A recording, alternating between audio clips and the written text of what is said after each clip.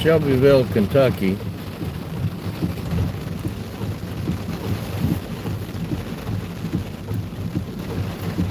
Just put under another tornado watch.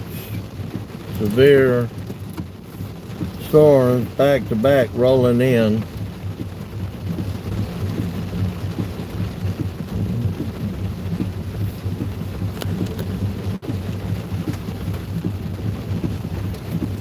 The last live stream we did coming through Indiana, we lost cell coverage just before we went into Kent, Indiana, where there was power lines down and trees down. We had to make a detour. There was no internet service, no cell phone service, so we had to shut that stream down until we made it across the Ohio River at Madison, and was able to get back into Kentucky, where these storms continue to form and stream in towards the Shelbyville area here in central Kentucky.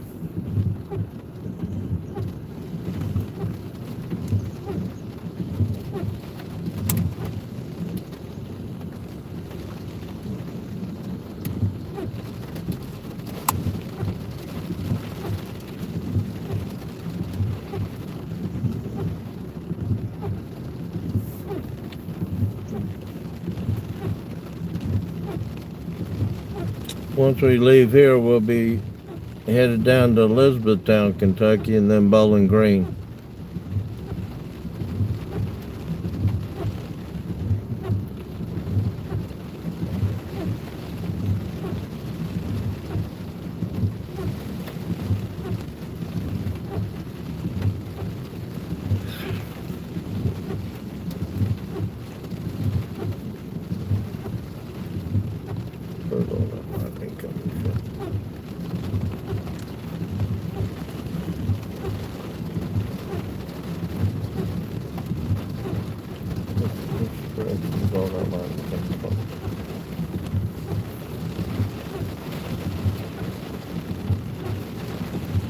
Behind us.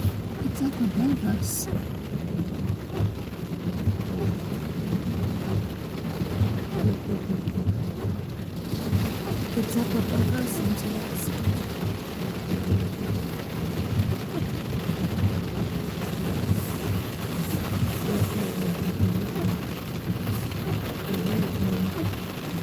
that set for Elizabethtown?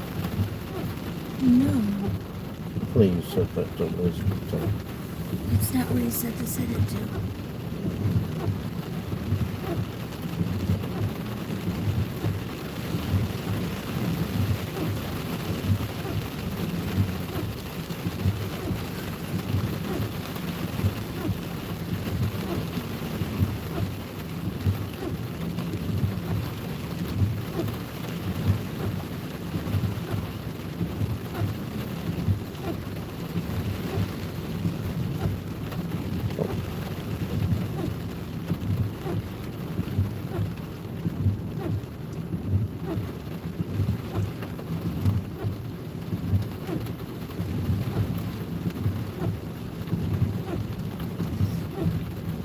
Elizabethtown.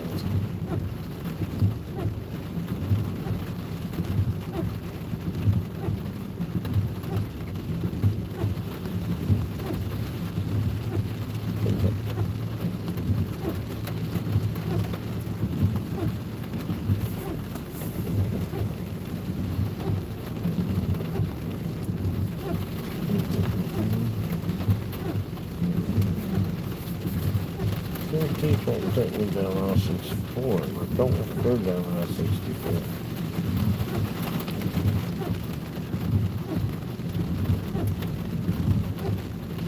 So that's going to take me over here and down and then around. So, put Bardstown on there. Is that where it was at before? No. I hit refer to recent. It was... Yeah.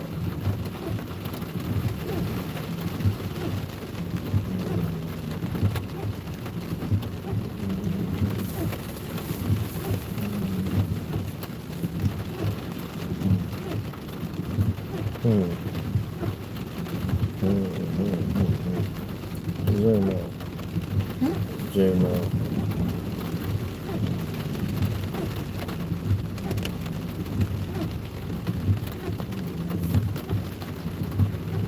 Okay, so it's not going to take me all the way and leave it. That's what I want to find out. Okay. No. So hit back. Yeah. Give that.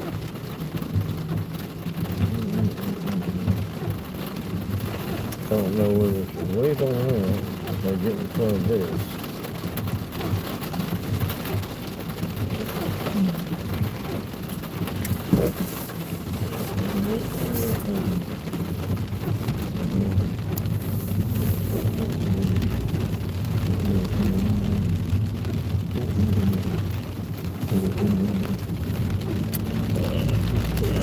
Bardstown to Elizabethtown.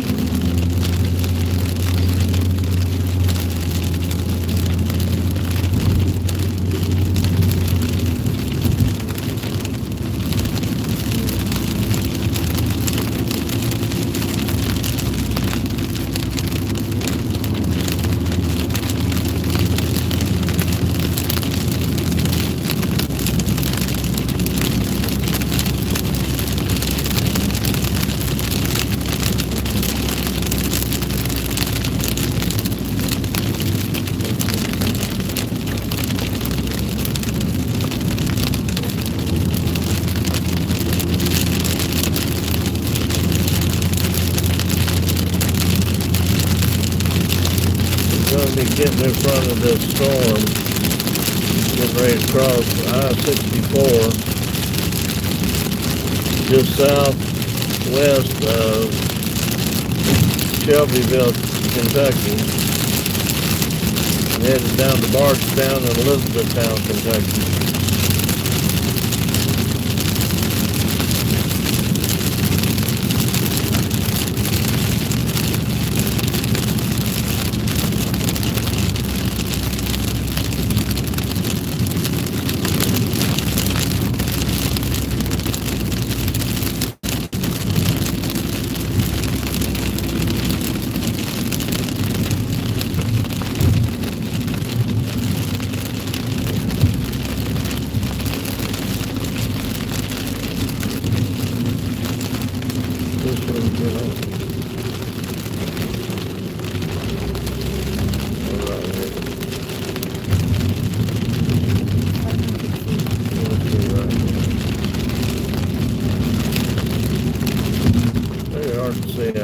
dark in the rain.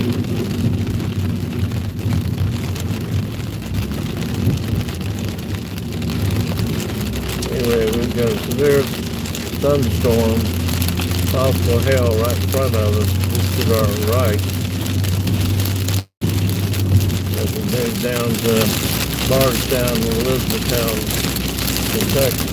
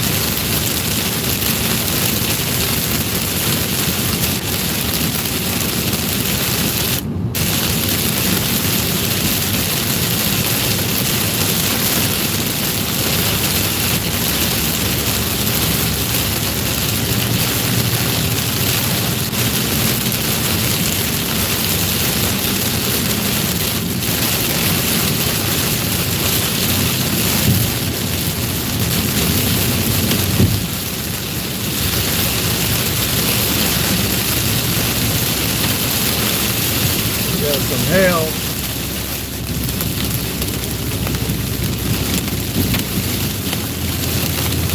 These size hail coming down.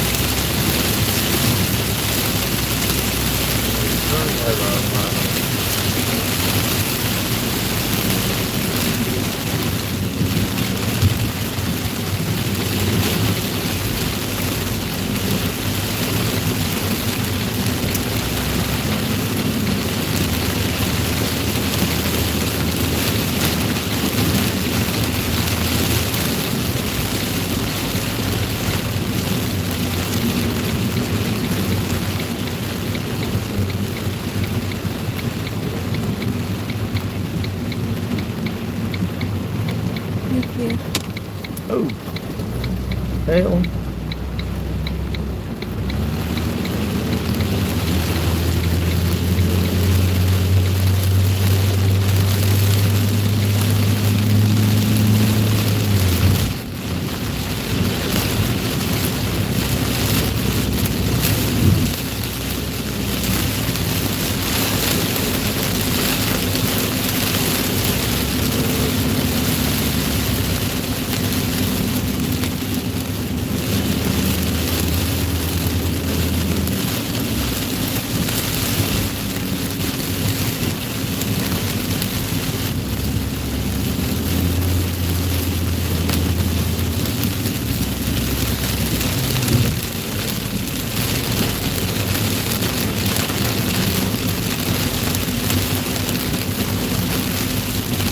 Get down to Bluegrass Parkway.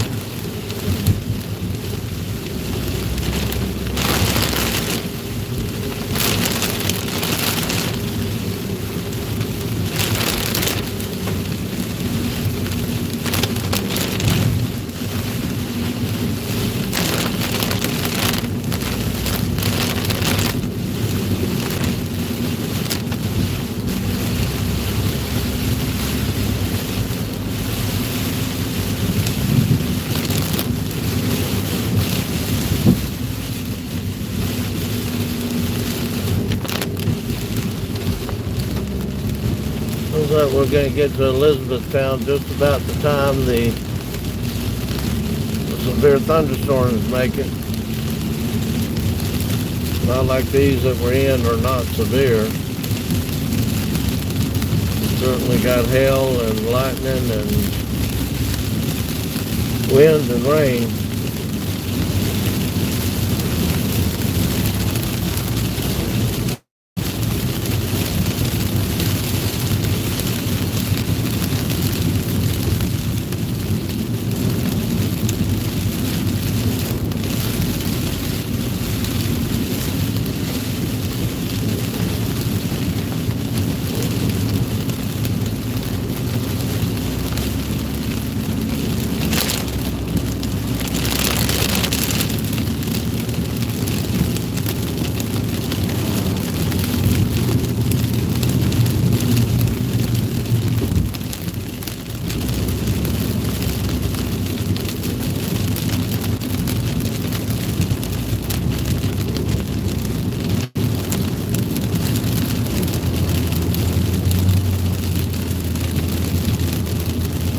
We're not even in the main core of this storm yet. Coming in from our right side, we're headed due south to catch Bluegrass Parkway.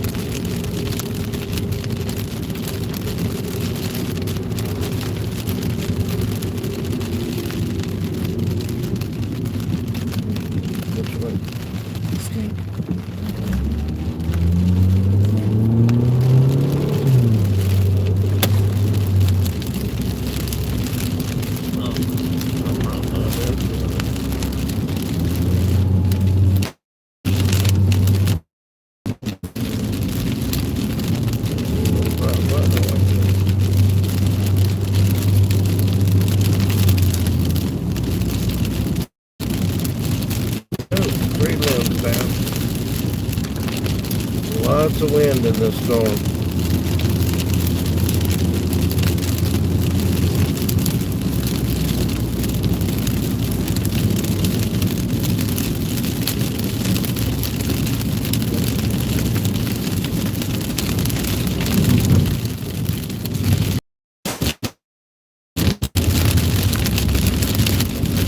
Lots of debris on the highway from the wind from this storm.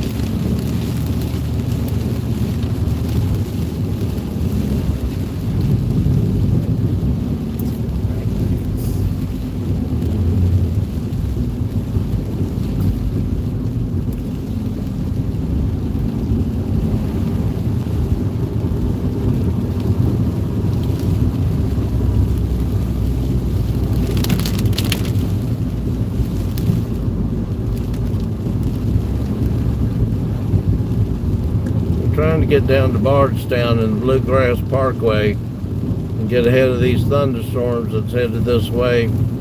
Severe thunderstorms headed this way from Louisville, just south of Louisville area. They put up a new tornado watch for this area.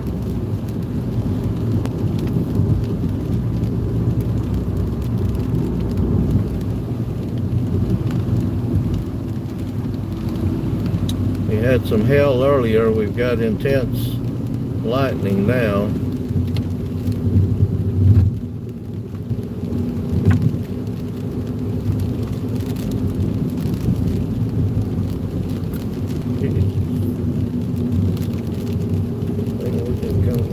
The wind is really blowing out there. We've had a lot of debris on the highway ever since leaving Shelbyville. Probably due to the extensive wind that was in the first storm that come through.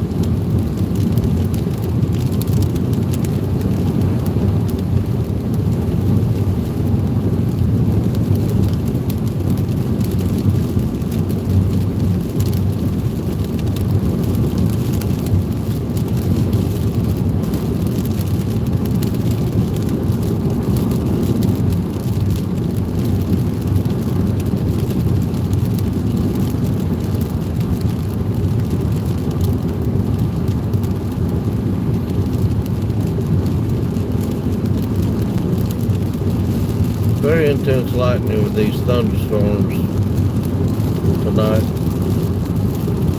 Here between Shelbyville and Bardstown, Kentucky.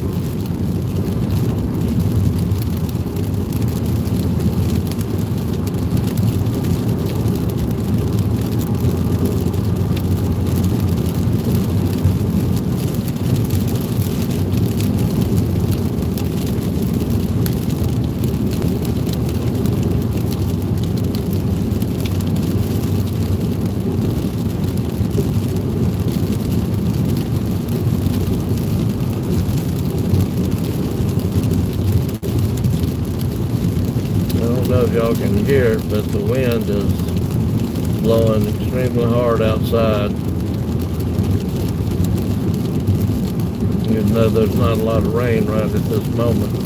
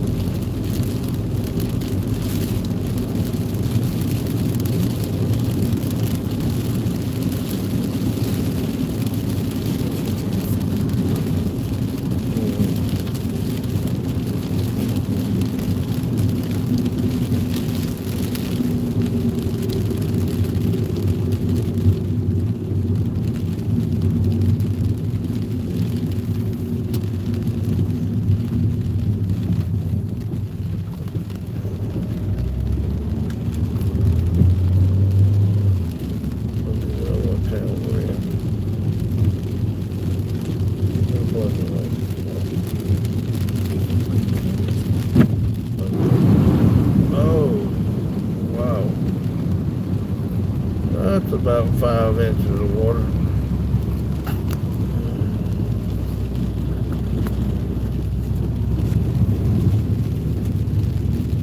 Now we're gonna go. So that's my time. What's that?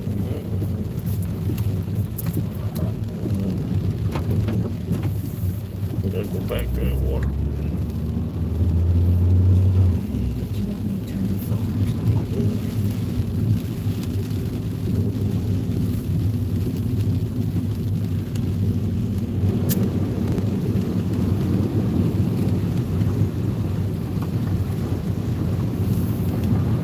Oh my God, that's about 5 inches of water. 5 inches of water in the middle of town.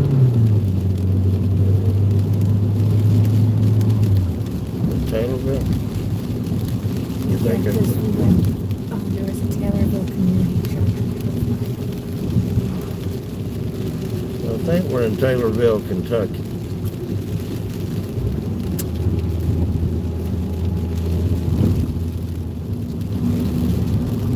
Bad when you don't know where you're at. Yeah, let's put some light on the subject.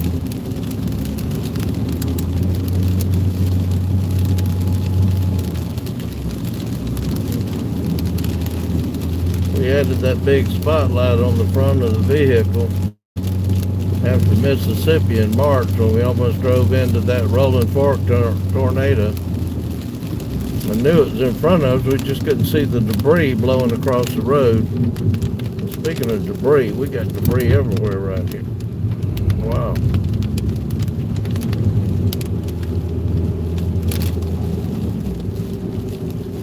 Wow. Lots of debris on the road.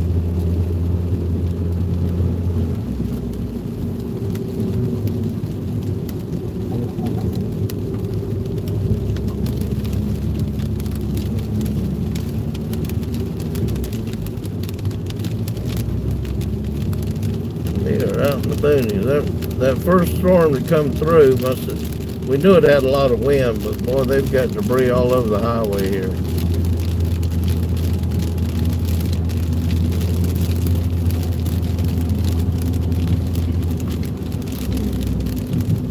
Kind of right in between large, severe thunderstorms right now. Got one in front of us, got one coming in behind us. Man, that was a lot of debris. I don't know if y'all can see it on the camera, but there's the tree limbs. There's a tree limb down right there. Well, that looks more like, that's not just wind right there. I wonder if they didn't have something come through here. Other than just straight line wind. Put the,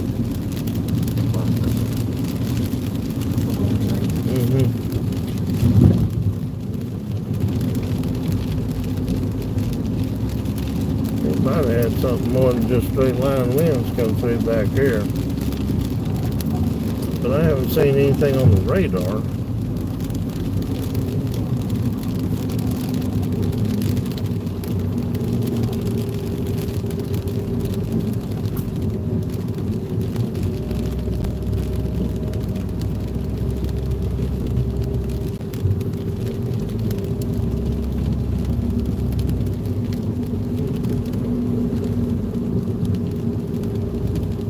Talking about lightning show. Still more debris all over the highway. Oh man. There's debris all over the highway here. I wonder.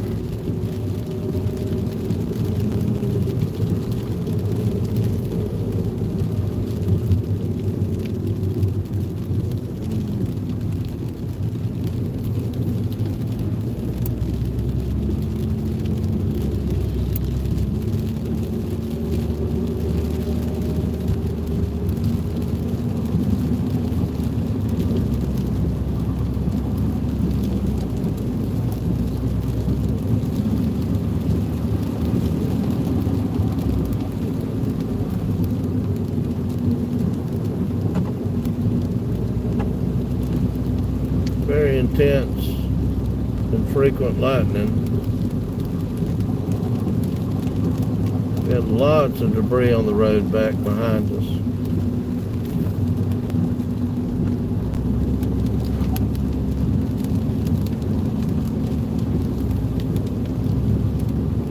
Definitely a supercell storm.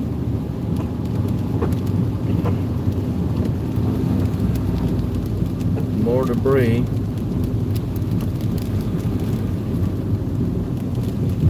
All over the road. We gotta be careful. There was a truck in Kent, Indiana that didn't see power lines before he drove into them.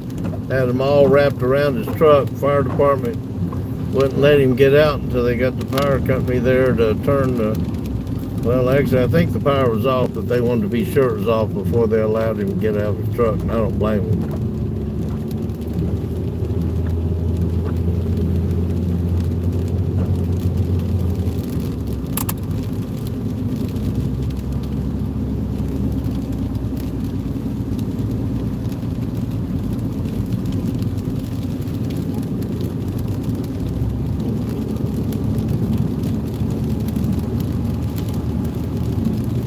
Severe thunderstorms coming through middle Kentucky tonight.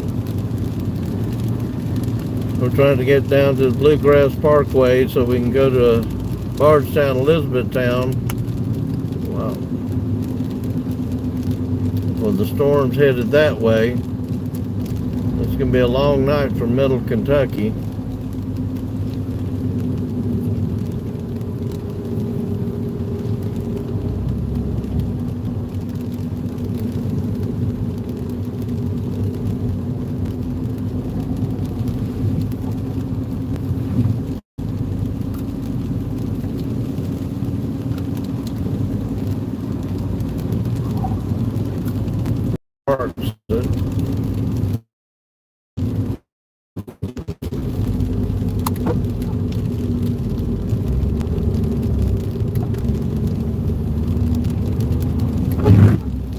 More debris back there.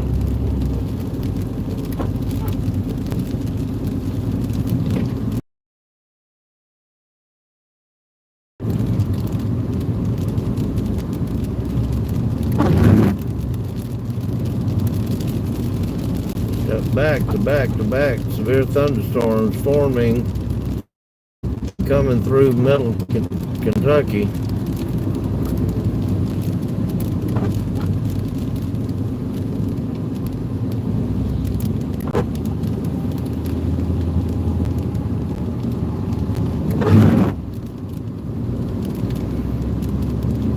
Lots of debris on the highway. We knew there was a lot of wind in it. We ran into some of it. In Indiana today, we had quarter-size hail.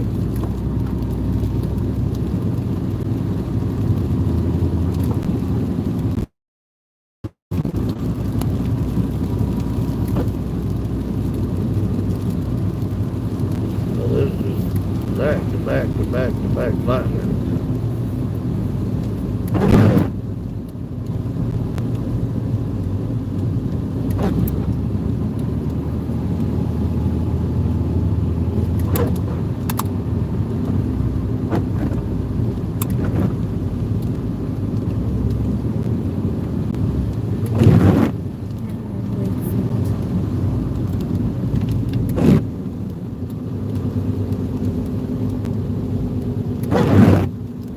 Think the lightning looks impressive on the video. You ought to be here.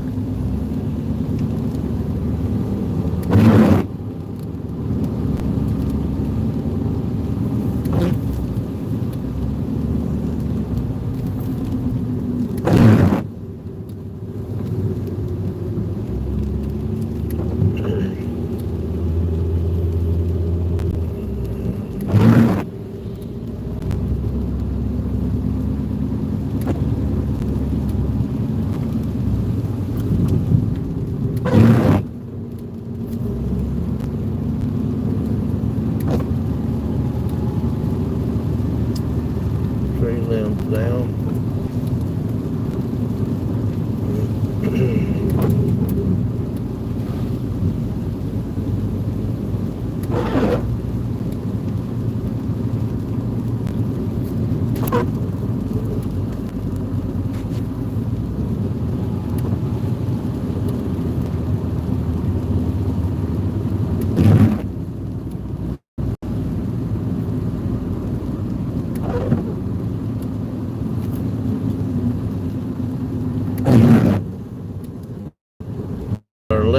of the camera. This time we're getting good shots with very few trees. Runs the whole length of the road we're on.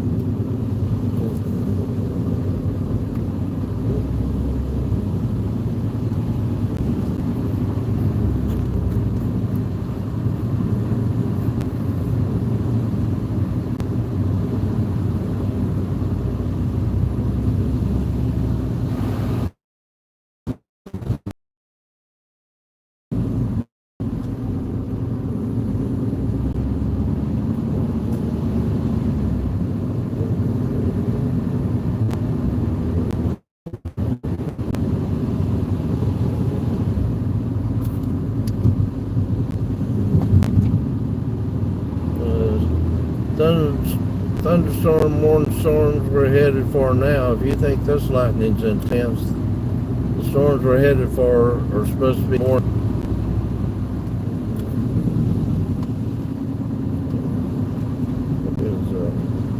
Is that set for March? Yes. Reset it for Elizabeth time. We got dams all over the road here.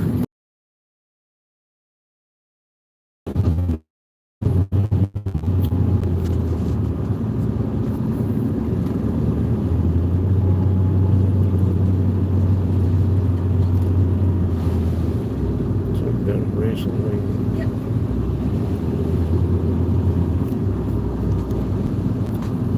It's saying to take a left in 4 miles.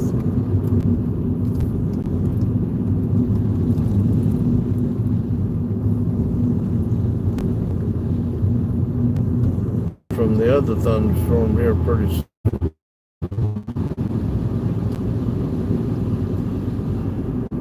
It's supposed to be more intense than the one that just come through.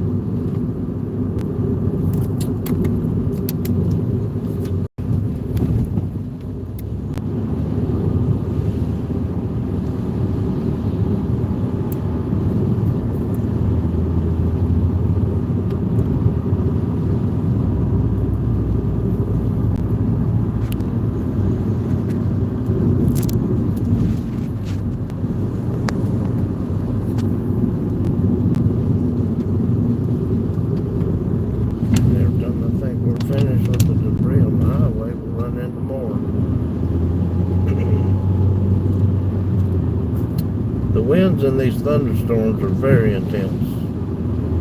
We've got lots of debris in the roads.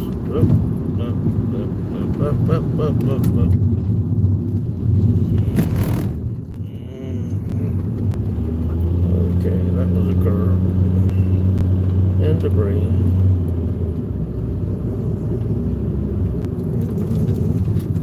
Darn.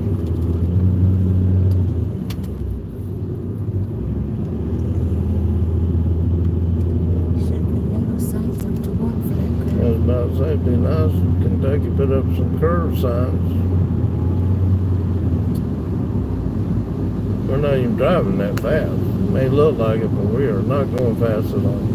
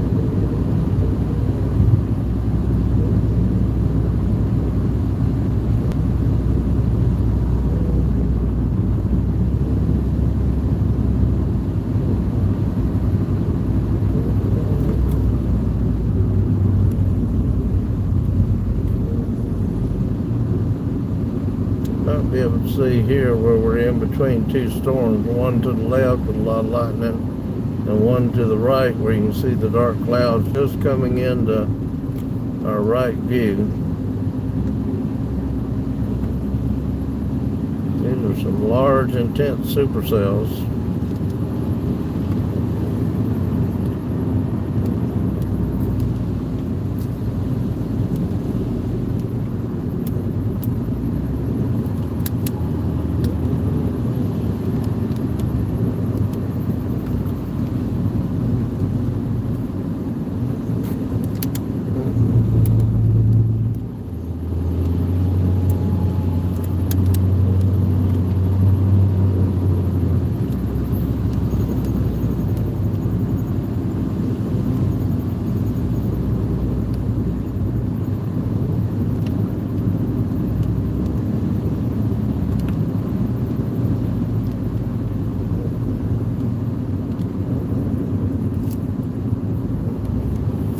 Be coming up on Bluegrass Parkway right here.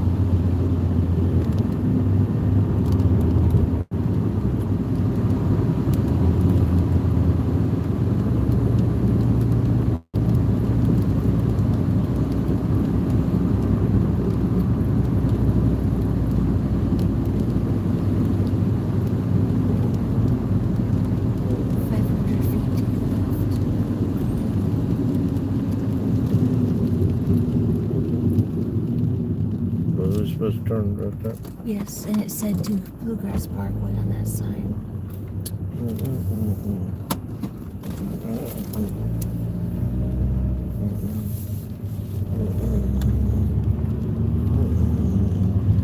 You sure?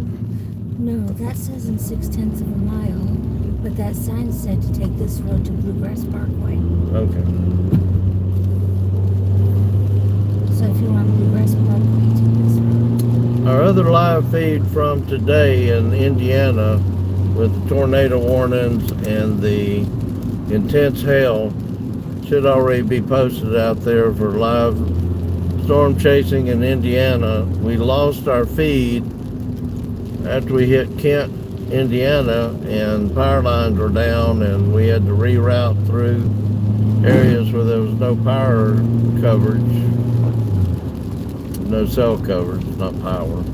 They didn't have power either, so maybe that's why they didn't have cell. I know those storms were very intense, quarter-size hail.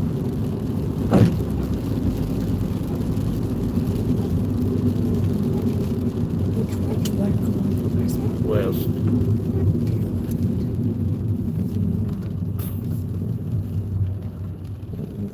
They're here. I don't know. We'll figure it out.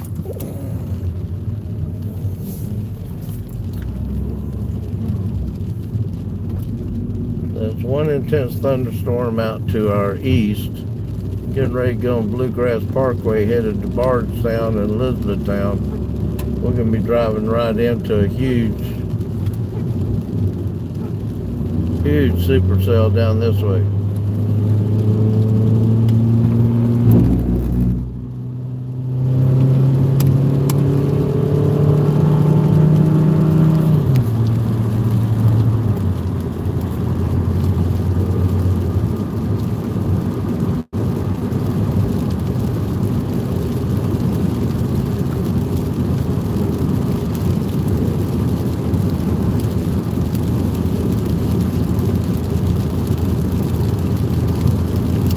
Seymour, Indiana today, there was tornado warnings for seemed like 10 minutes. The Indiana video will show you the wall clouds and the lowering in those supercells. There was a tornado about 15 miles out to our west that hit Kane, Indiana. I believe there's some videos out there already on YouTube of the Kane tornado.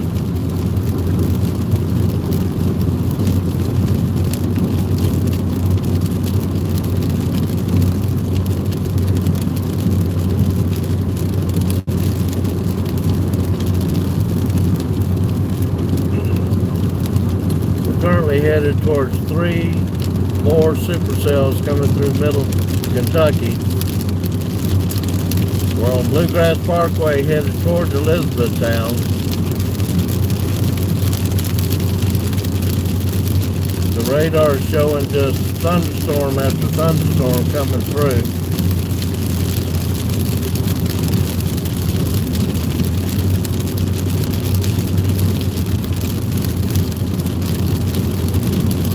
There we go. There's the one that we're headed to ahead of us with the lightning. This one's going to be pretty intense. Should be more intense than the last one.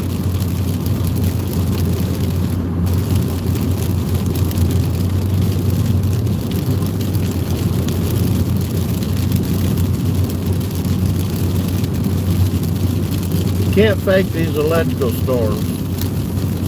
I mean, they look just like on the movies, just constant lightning. But we got 4 rubber tires, so we're okay.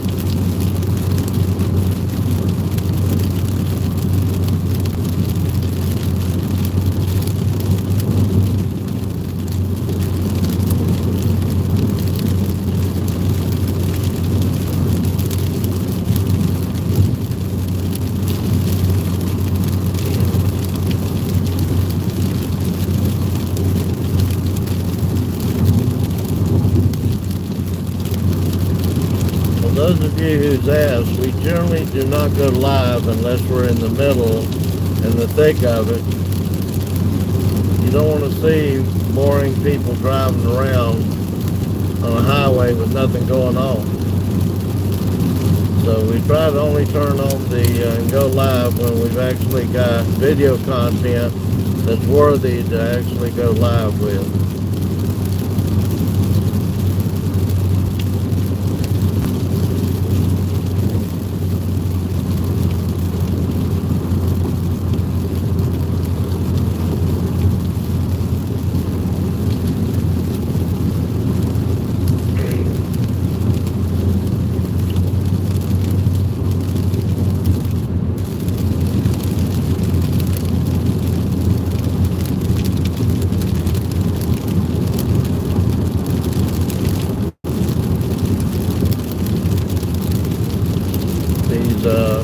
You have a radar you can look at.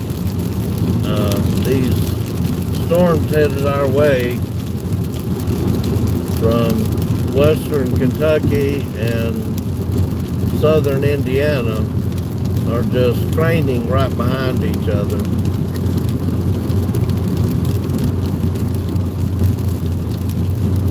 We should run into the first one here in about 10 minutes. And then there's 2 more right behind it.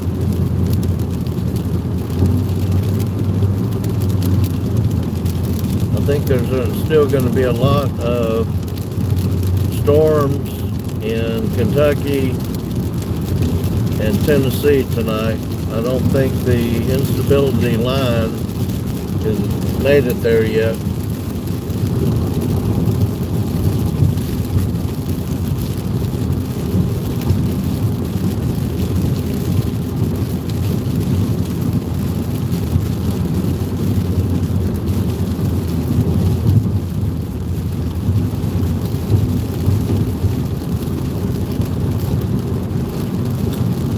Putting up new thunderstorm, severe thunderstorm watches in front of us.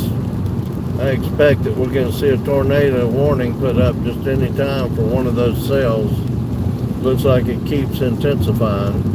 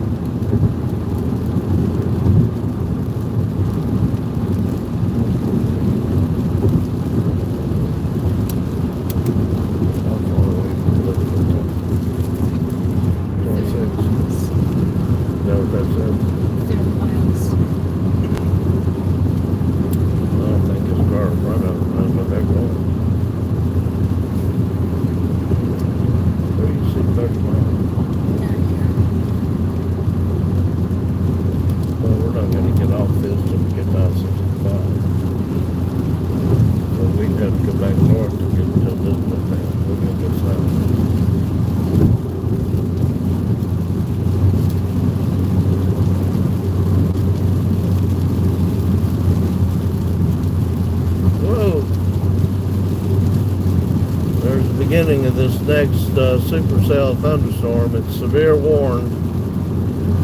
The one behind it is the one we think is going to have a tornado warning put out on it here shortly. It is really getting big, and it really has some form to it that doesn't look good.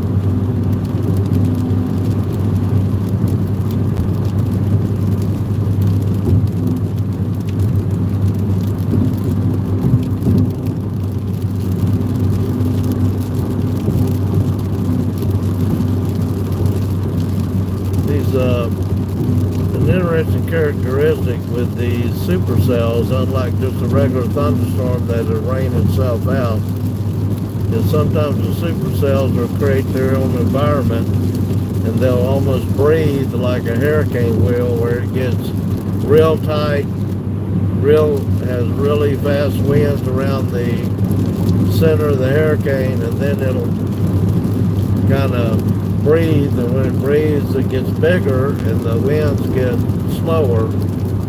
Same thing with supercells. Sometimes it looks like they're about to rain themselves out, and then next thing you know they've tightened up, re-intensified, and now they're just a big red round blob coming at you with a big hook echo off of it, and that's not when you want to get in front of them.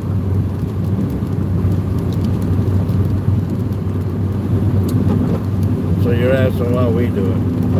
Well, if we didn't do it, everybody wouldn't get to see it. And one of the things we're trying to do is document enough on, wow, I only want to see the video after the fact. They don't want to work with storm chasers and storm spotters to be able to put the real-time video out there of where a tornado is, and in turn people die. And their comments to me was, well, we don't want to legitimize it, so every Tom, Dick, and Harry's out there chasing tornadoes and getting killed. But the thing is, very few times do people out chasing them get injured from the storms. It's the people sitting in their houses that don't know they're coming. So one of our purposes in life is to try to see what we can do to get more identification that there's tornadoes on the ground. Very little of the United States is covered by weather radio, and in some areas they don't even have cell coverage or TV coverage to be able to get the warnings when they're put out, even when they're put out on the cell phones. Like today, our cell phones went off at least a dozen times, either warning us of severe storms or possible tornadoes right off our cell phone in our car without any of the other media that we have. Everybody doesn't have that opportunity.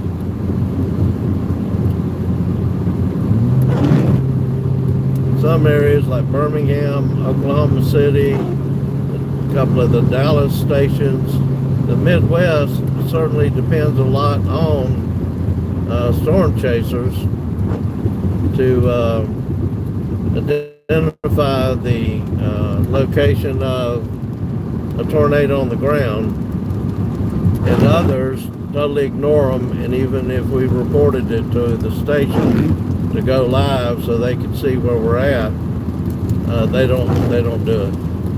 So, you know, radar is generally 3 to 5 minutes behind. So once they show it on TV, you're looking at something that happened 3 to 5 minutes ago, and if you're close to where that tornado is on the ground, it's already on top of you by then. I'll get off my soap opera on that one, but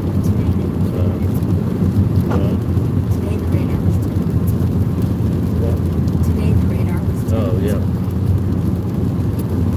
She was saying the radar today was running 10 minutes behind what we were seeing on our screens was 10 minutes old. 10 minutes could mean 5 to 10 miles, depending on how fast the storm's moving. 5 miles is a long way when you're talking about a potential tornado being on the ground. Getting pretty close to the supercell in front of us now. Lightning's intensified.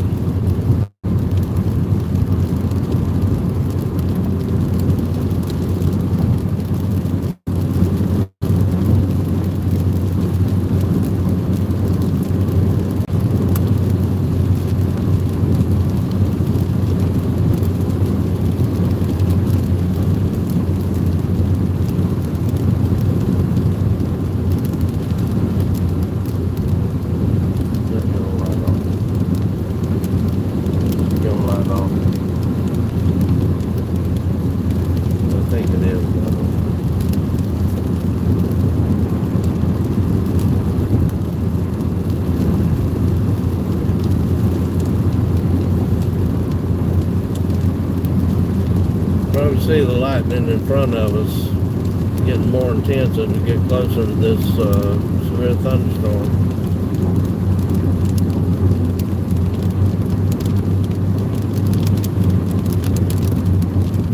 We're coming up on Elizabethtown, Kentucky.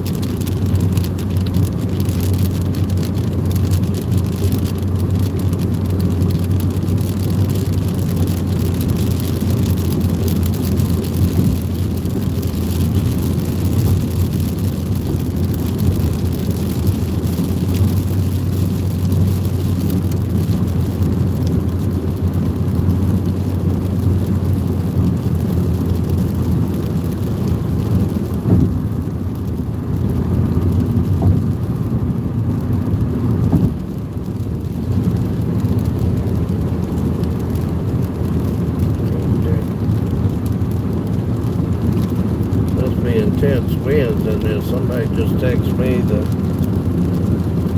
there's intense winds with this thunderstorm we're headed into. They put up 2 more severe thunderstorm warnings now, just west of Elizabethtown.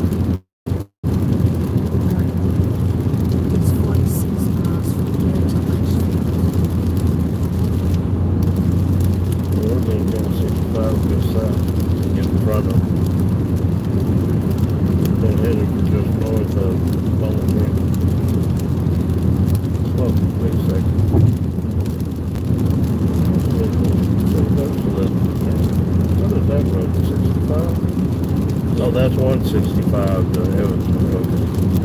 What did that say? Thought I was in the wrong place.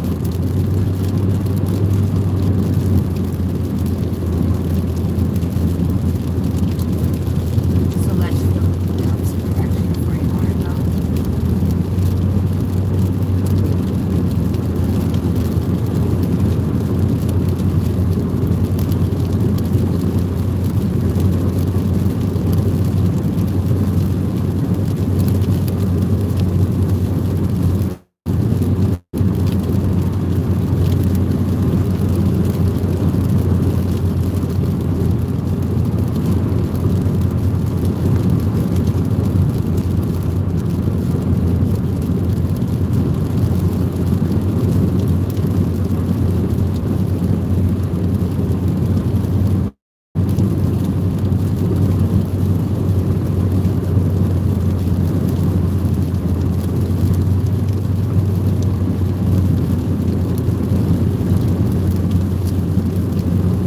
we go again. We're coming into this severe supercell thunderstorm that's moving into Elizabethtown, Kentucky.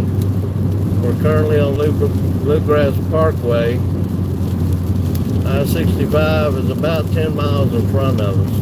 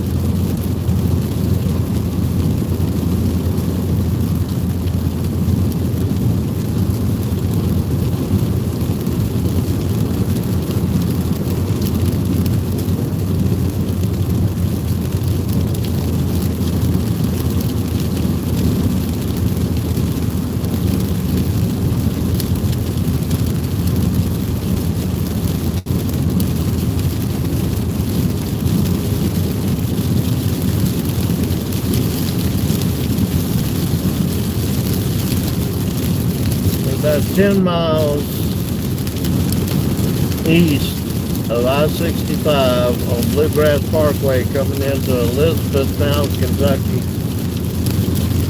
We have one severe thunderstorm warned storm directly in front of us. There's two more right behind it that are also severe warned. And one of them looks like they may have to put a tornado warning out with it here shortly.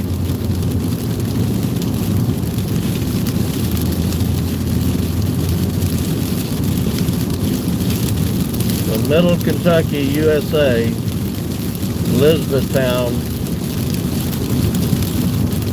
about 8 minutes we'll be at I-65 and Bluegrass Parkway. And the wind is really intense.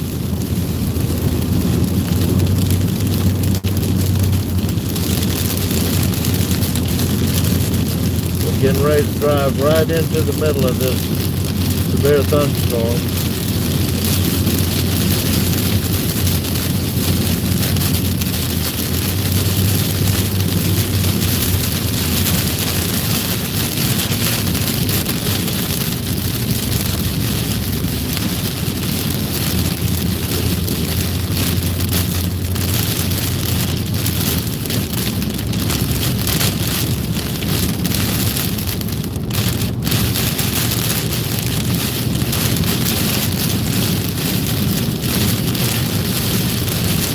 Put that bright front car light on the vehicle. Mississippi back in March when we almost drove into the big rolling fork tornado that killed 23. So we couldn't see the debris being blown across the road. We stopped just in time to be able to catch the tornado on video in between lightning flashes. Whoa! Road's out there somewhere.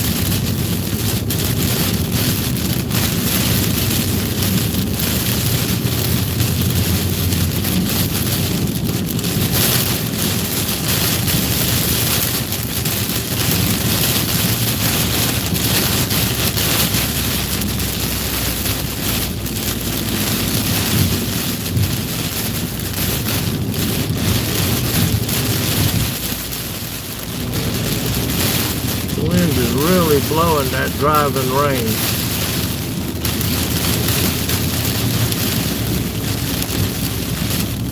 The camera looks different than what we're seeing out the window because I can barely see the highway.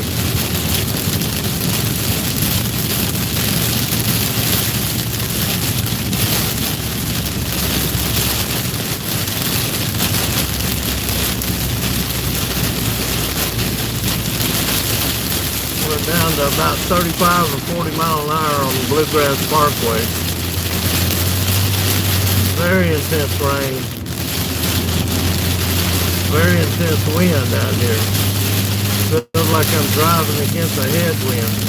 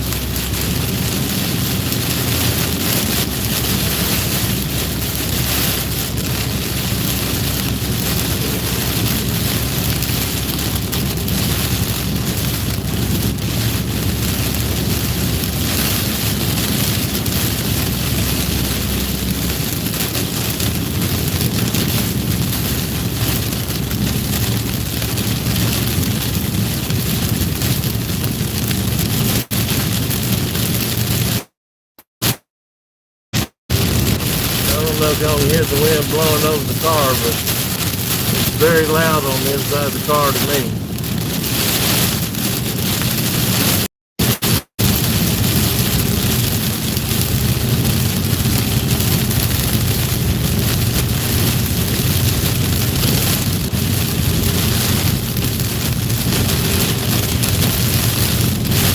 By the way, we just don't drive along here. We're wearing our safety gear, our helmets. We do have a orange safety light that we use on top of the car when it's raining like this to give us a little bit more visibility to the cars around us.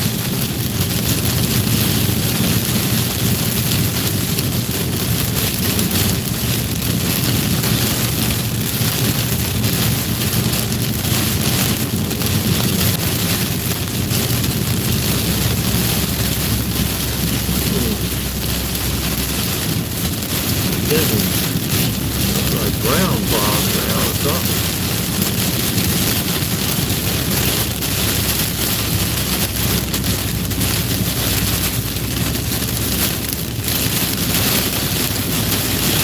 We may be the only ones crazy enough to be out here right now. I don't see another car in front or behind us.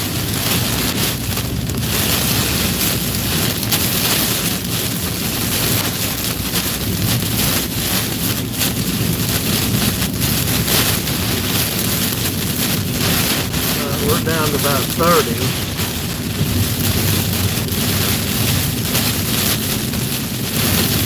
It's driving rain and wind.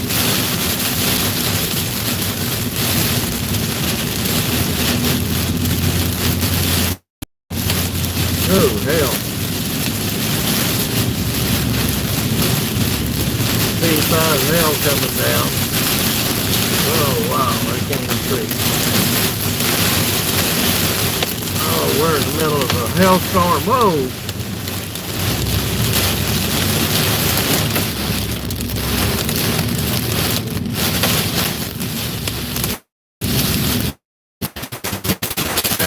I have to pull over. I can't see out the windshield.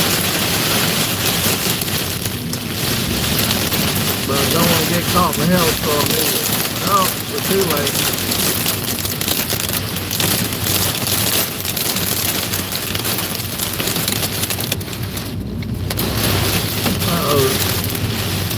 Leaves and tree limbs coming across the highway.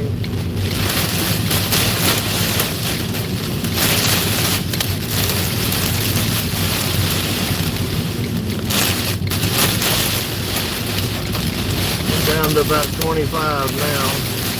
Still got some hail coming down. Oh no, now we got a lot of hail coming down. smell a hailstorm and a half.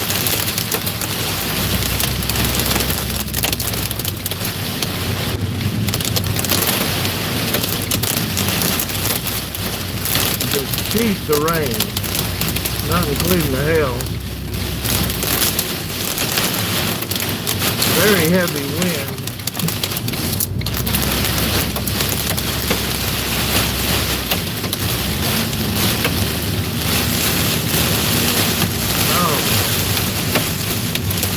Lots of hail.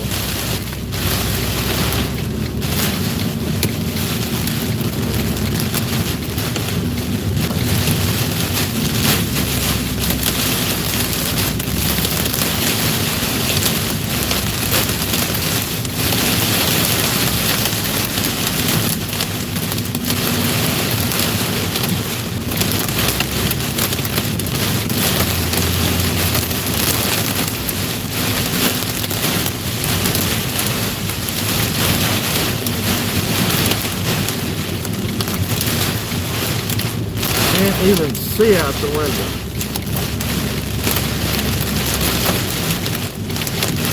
Tree limbs and leaves.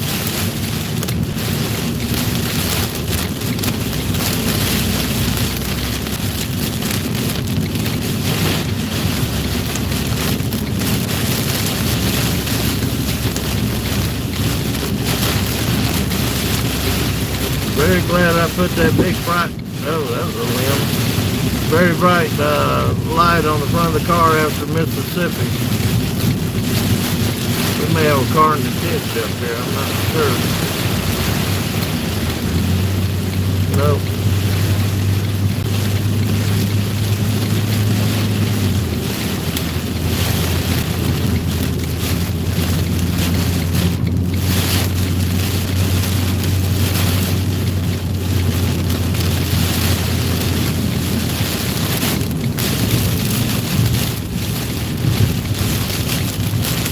We've got another seat, the back seat's gonna come right with us.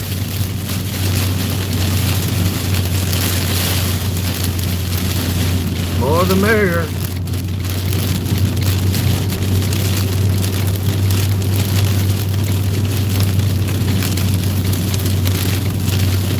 Whew, that might have been the worst we've been through today.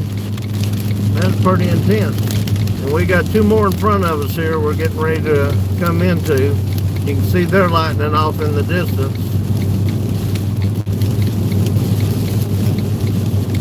I'm pretty sure they're more intense than the one we just come through. Like I said, we don't do this haphazardly. We are wearing safety equipment, seatbelt in, helmets on. We've got a safety light on top to help identify us, and of course emergency flashers, and then we've got this big spotlight on the front. If we didn't have it, I wouldn't have been able to see, even drive through that back there. But the light off in the distance is two more headed this way.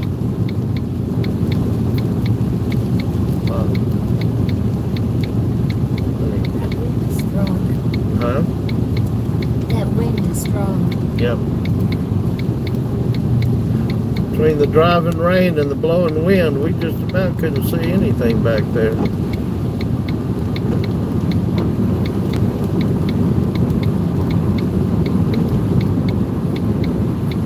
Alright, we're on Bluegrass Parkway coming into Elizabethtown. We're going to get on 65 and go slightly south to intercept these other two supercell severe warning storms.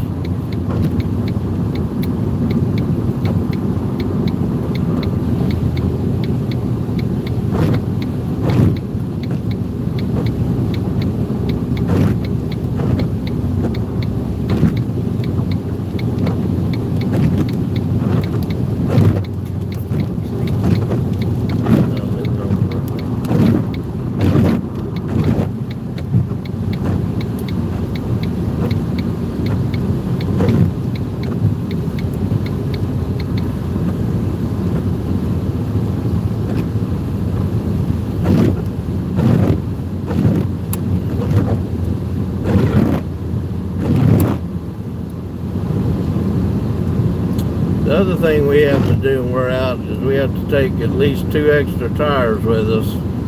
I have changed up to 4 tires on the trip due to running over debris.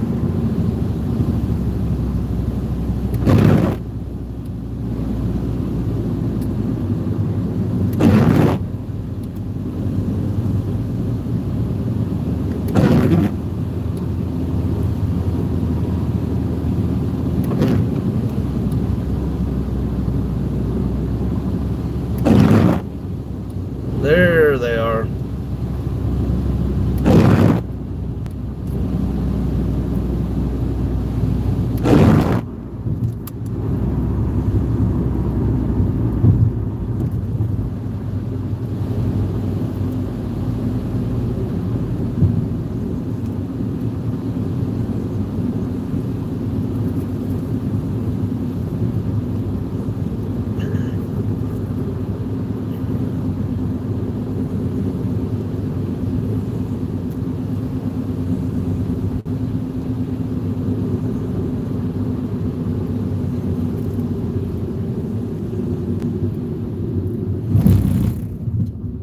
Pull over just a second, let you see what the back side of that storm we just come through looks like.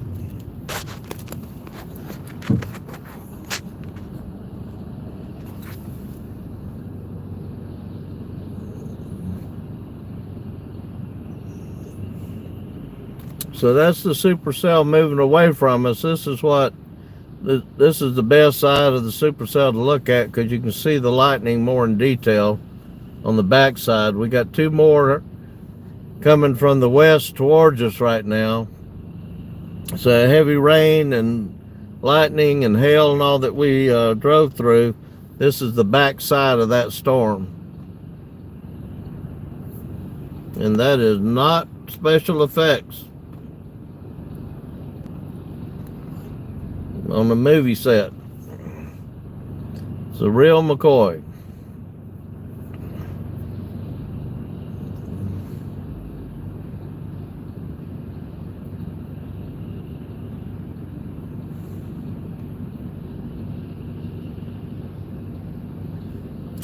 So we're sitting on the side of I-65 right now. We're getting ready to head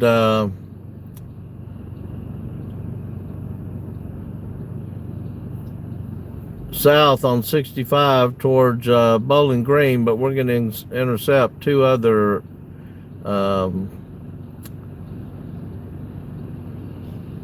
supercells.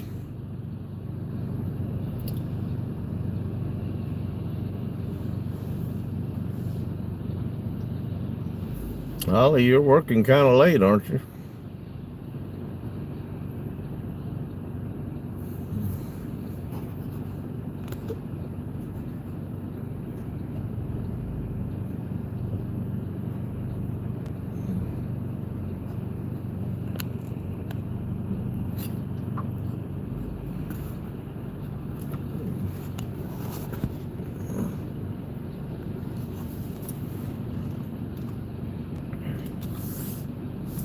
So the backside of these supercells are pretty intense. The lightning that you see when they come towards you and the lightning you see when you're in it is nothing like what you see on the backside of a supercell severe thunderstorm as they're moving away from you, and you can see the lightning flashes, almost continuous lightning flashes.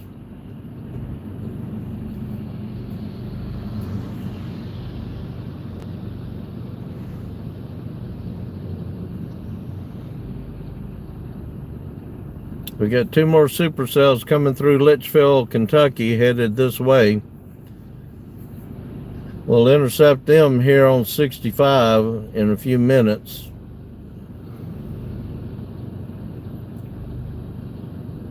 Looks like they're intensifying again.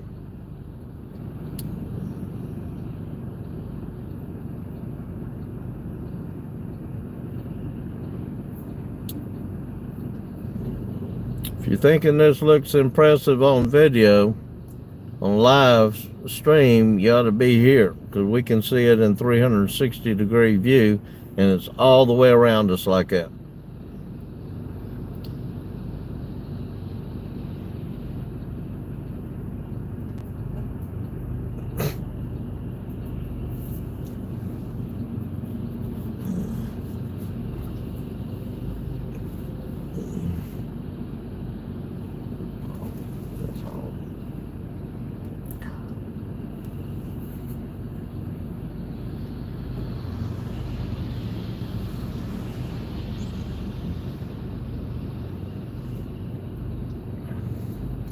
This is the kind of stuff you can't see watching at home unless you're watching a storm chaser video. The ones out west are even more intense than this.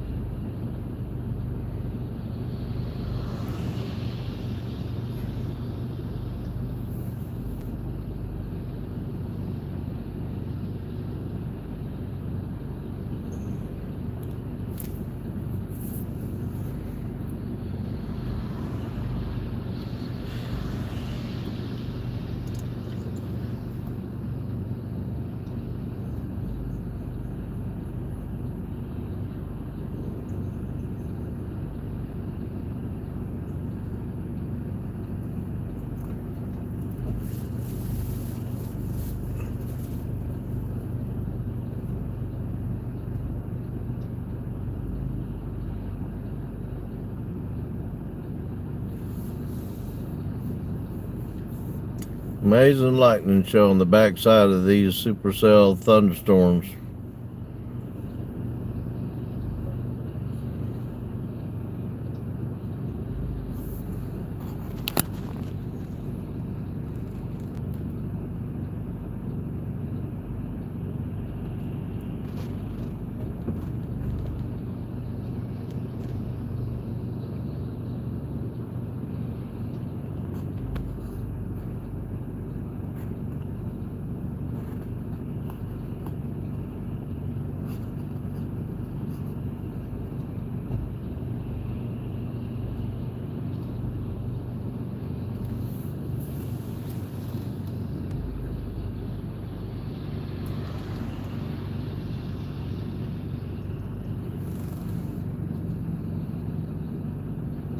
It almost looks like that supercell is re-intensifying. Seems like lightning is getting more intense as it goes away from us. It's actually looking like it's reforming into a round cylinder-shaped supercell. If that's the case, it could be developing a tornado inside of it.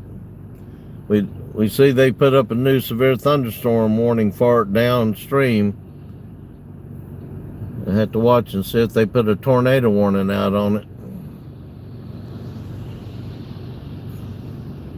Generally, when you see lightning intensifying, that's generally where you're going to find the tornadoes, right in the middle of it.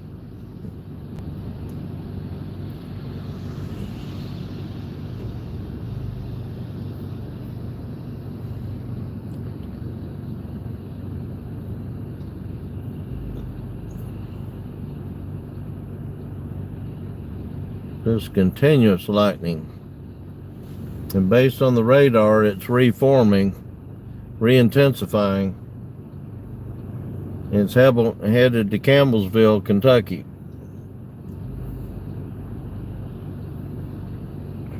So if anybody in Campbellsville is watching us, as this storm gets closer, you need to know it's got a lot of wind, a lot of hail, and a lot of rain associated with it, not including this lightning that we're filming and streaming on YouTube right now.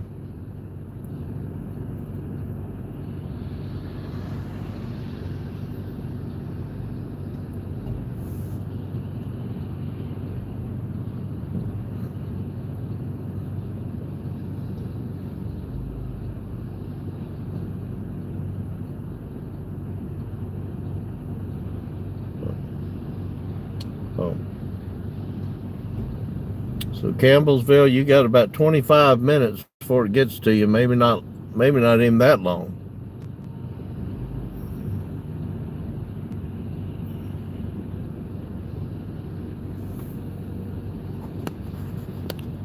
This thing is a nasty, nasty storm.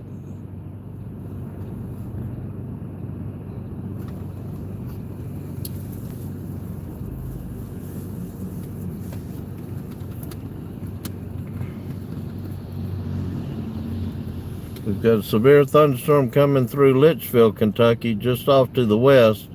That's the one we'll intercept down on I-65, a little below where we're at right now. It looks like it's intensifying as well. They've got a severe thunderstorm warning out on it.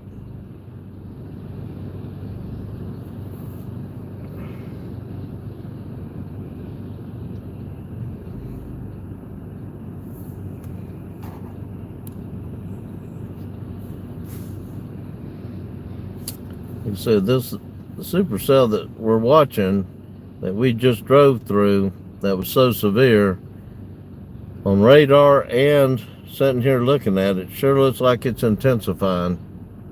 So Campbellsville, Kentucky, watch out. Lots of wind, lots of hail, a lot of lightning, not including the rain.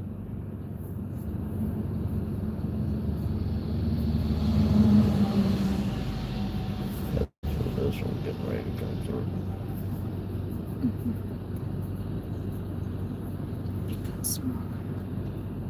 No, I made the screen smaller. Oh. See?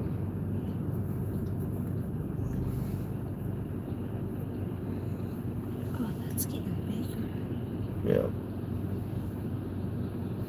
So Litchfield, Kentucky's getting hammered right now. They're about 10 or 15 miles out to the west of us. And that storm's headed this way, and it's going to be just as intense as the one we just drove through.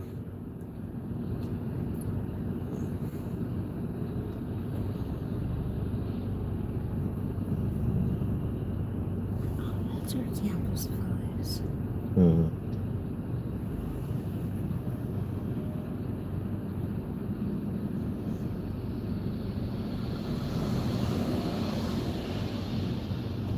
They've just put up 2 new severe thunderstorms warnings here along I-65 between Elizabethtown and Bowling Green.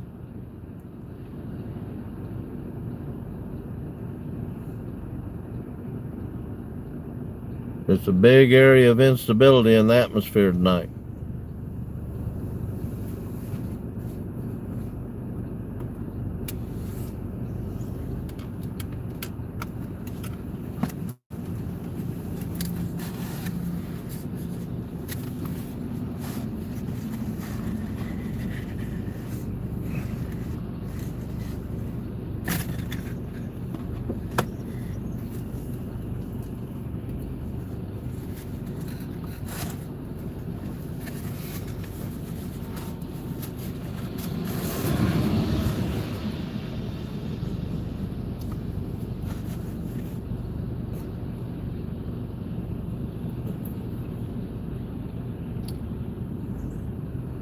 All right, we're getting ready to move down 65. We're going to intercept this next big storm coming out of Litchfield, Kentucky.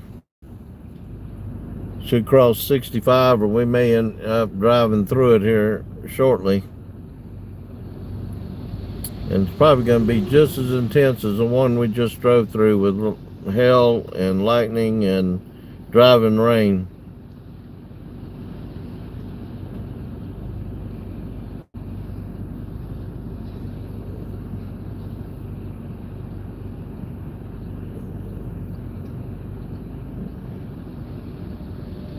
How far is it to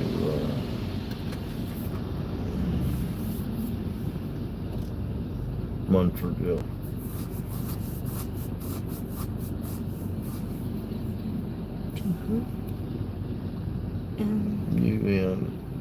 UNFORD. 30. 32 miles. Better get going. All right, we're going to head towards this next supercell. Just south of us here, Campbellsville, Kentucky. You better watch out for this one that just came past us. It's headed directly for you. It's pretty intense, and it looks like it's intensifying.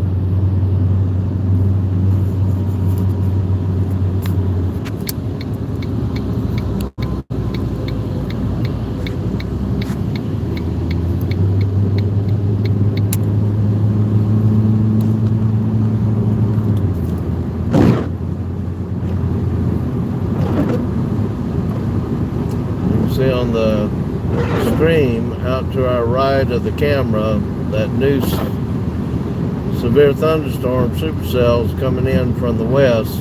We're going to be driving right into it here shortly.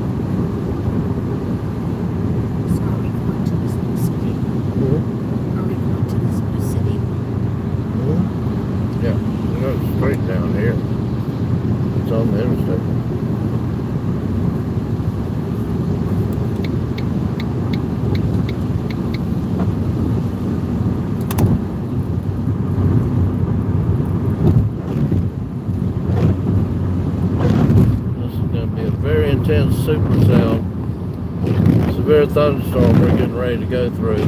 We're going to intercept it around Mumfordville, Kentucky, right here on 65.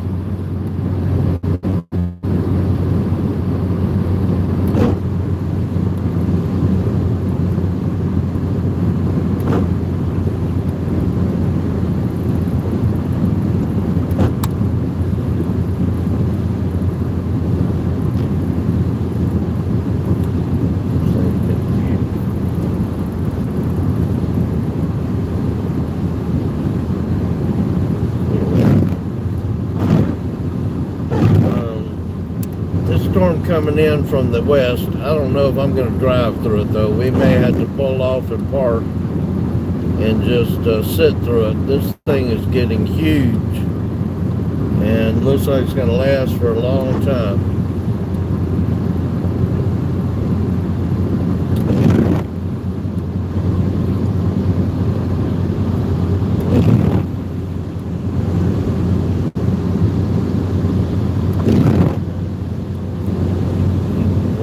Seeing the lightning as you can on the stream out from the west to the right. We're traveling south. It's coming in from the right side of the stream from the west.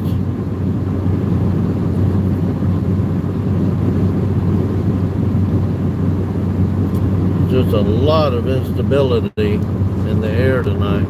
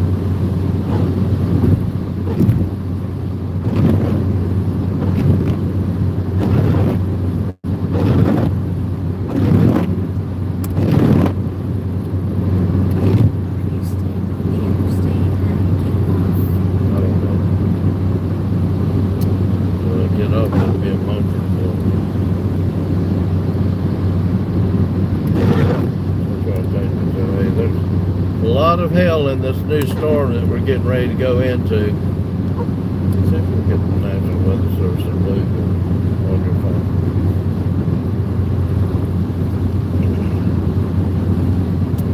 Or radio, either one, but it's probably going to be on your phone. This next storm, we're going to have to see if we can get some information from the Weather Service. This thing is just so big with so much lightning, and now it's showing up large hail. We've got to see just how big this hail is going to get. There's only Frankfurt and Wellington. Yeah, there. Wellington. Try Frankfurt.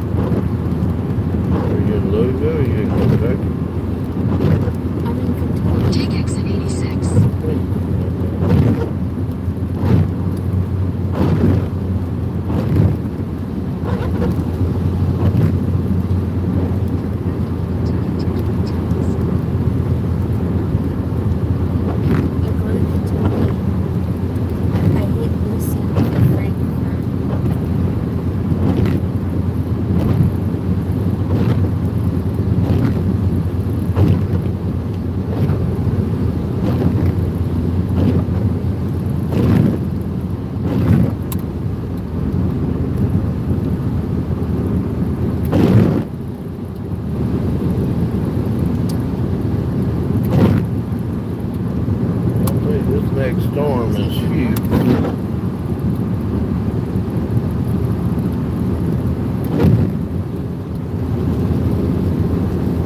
We can see it out to the west. Lots of lightning. The radar's showing lots of hail too. I'm more worried about the hail than I am the lightning. Just for a minute, if you'll turn that off. I don't need the map.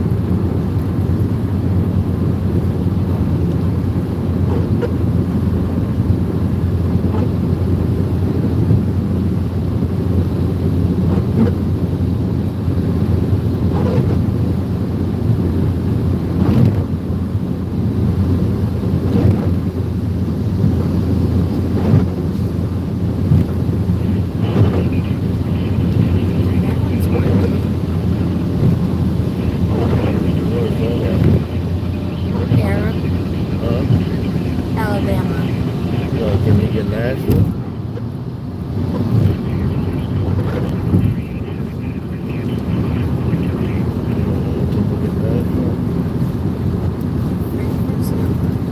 Can you get Nashville? Hold on.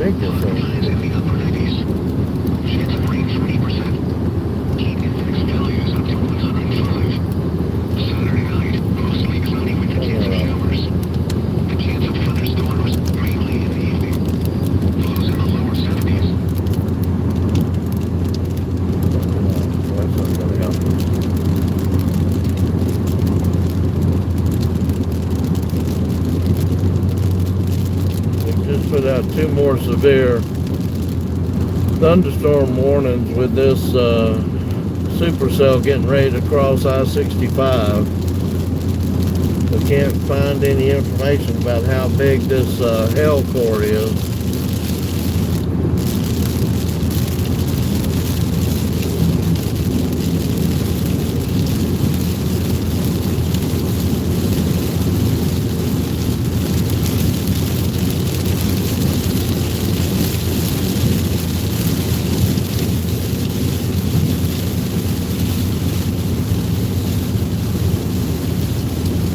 Just entering the rain, but the hail is what I'm really worried about, even more so than the lightning.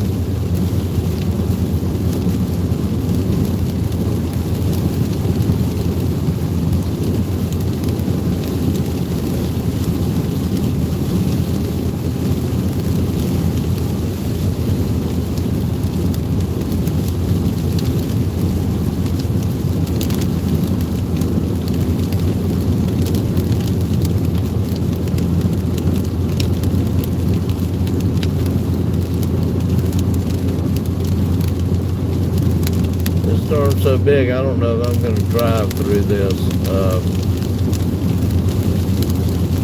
We may pull off at Munfordville, Kentucky, and just sit this one out as it comes by. It's so big.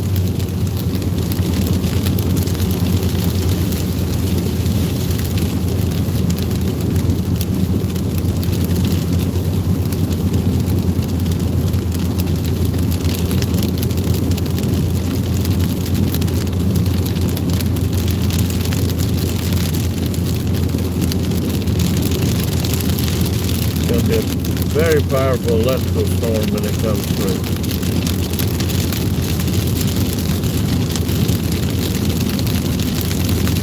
You can already feel the wind hitting the car.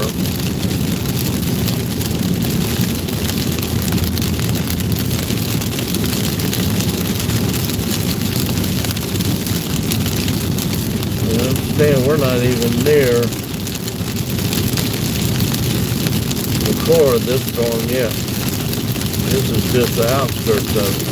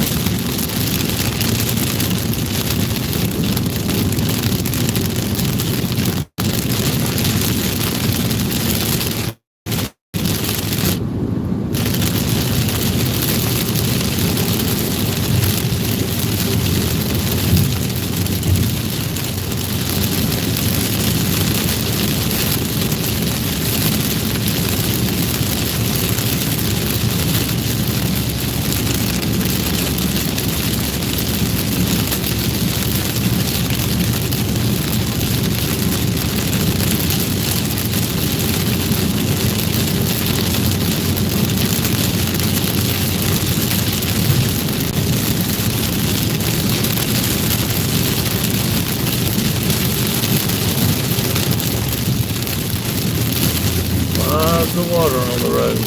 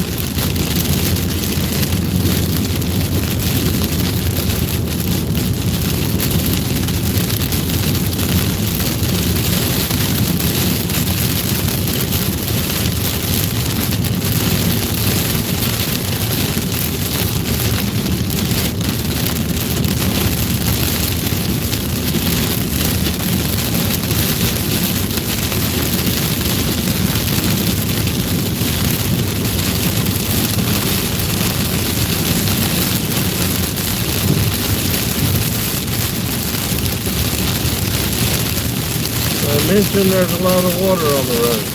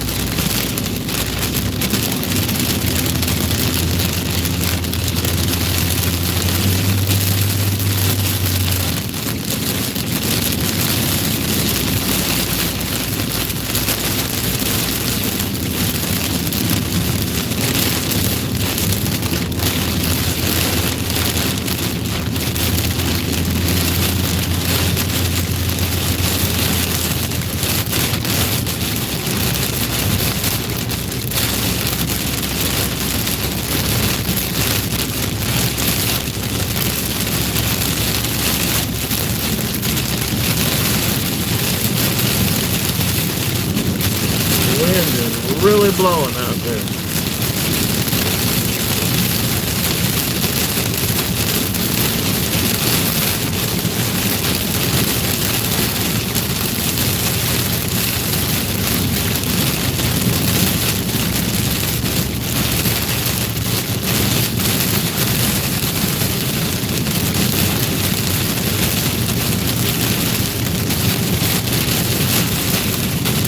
To mention there's a lot of water on the road. No, a lot of lightning and storm. A lot of wind. The wind, I don't know if you can tell, is just blowing the rain across the road in sheets.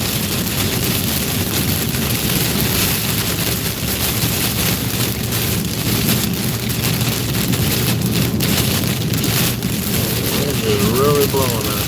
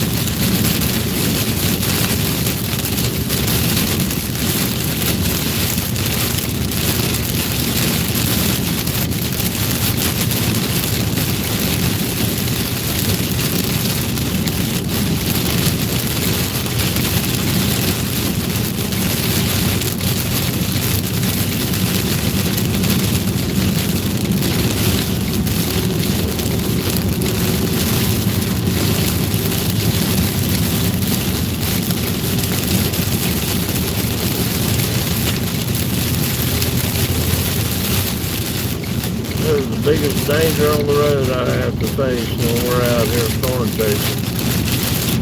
I can't hardly see out the window. I know he can't.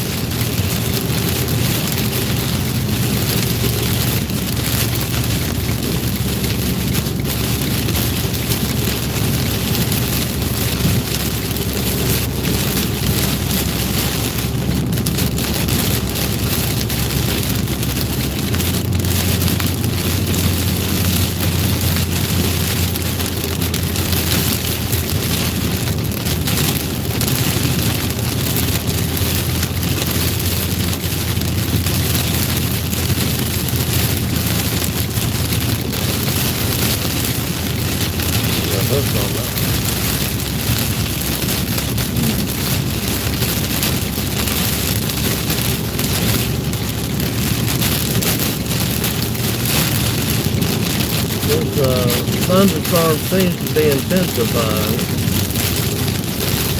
That's what the radar indicates as well.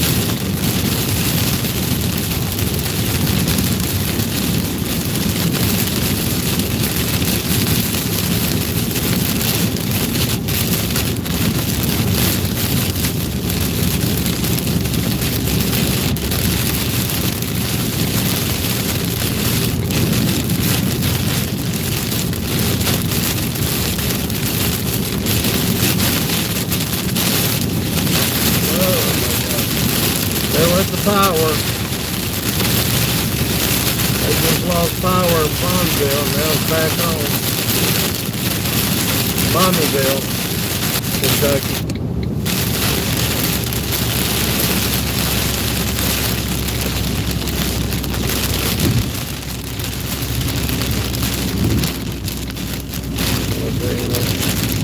You see these trucks that actually start slowing down, meaning there's something wrong.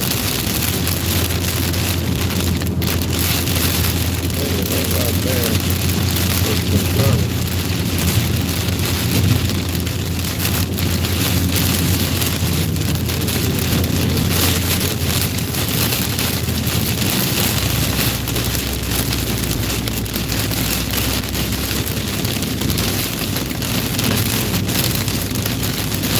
So between Bonneville and Munfordville, Kentucky on I-65, we're traveling south.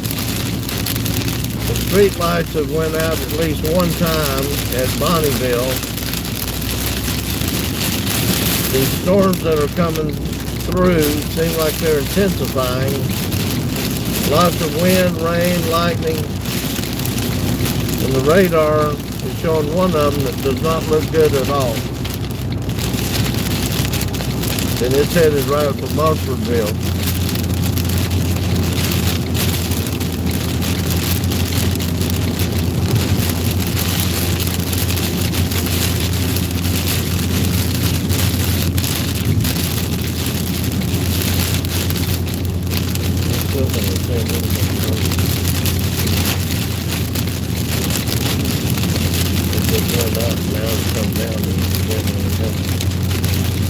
Actually headed for Horse Gate.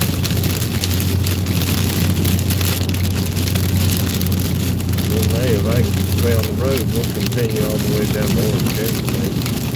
Get off down there.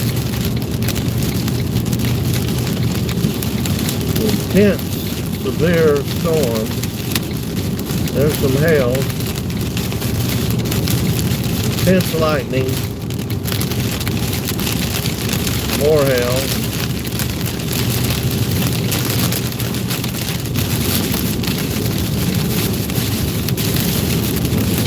Intense wind outside the car. Uh-oh. We're getting into a big hail of debris. Lots of hail.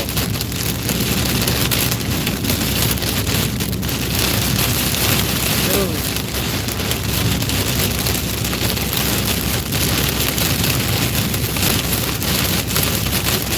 Lots of hail, driving rain, lots of wind.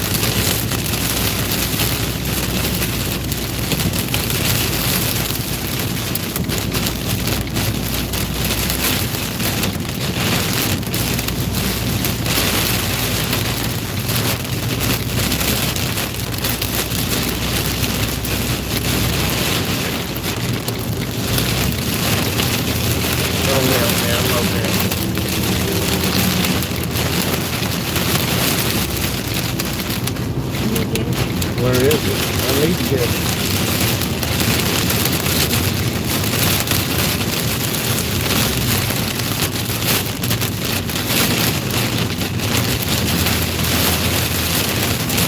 Can you get it? Is that it?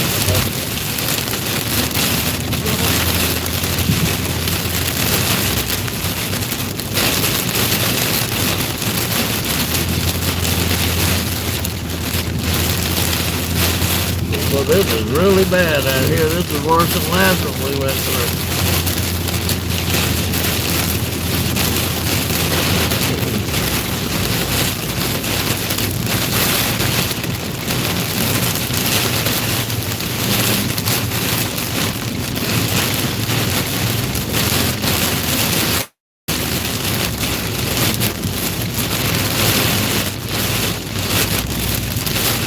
Lots of wind out here.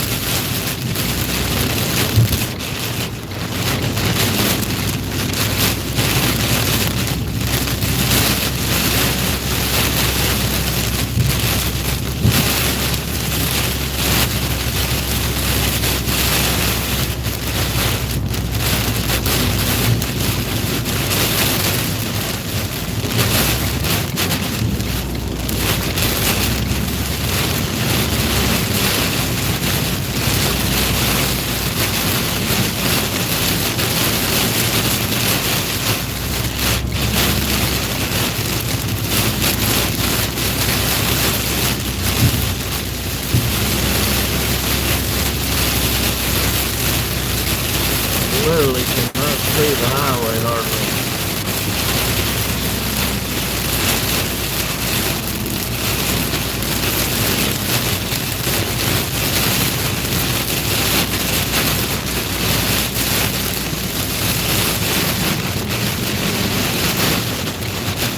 Lots of wind out here.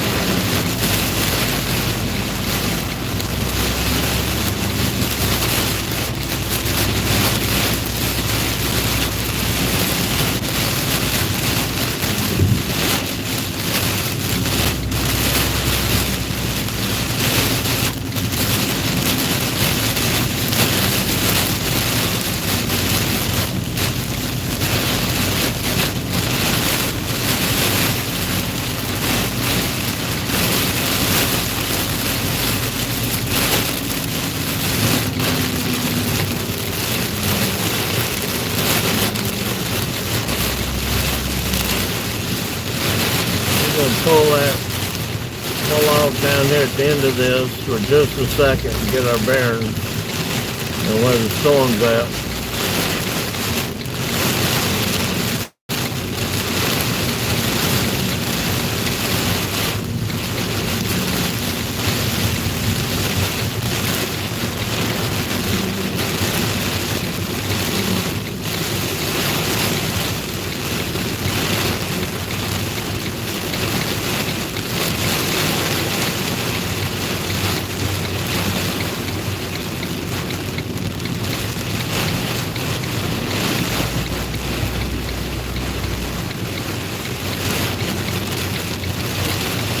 We're at Munfordville on I-65. It's driving rain.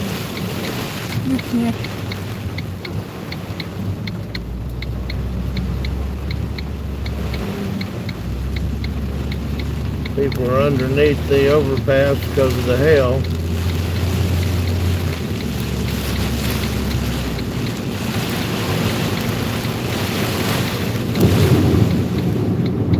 Lots of water on the road, I mentioned that.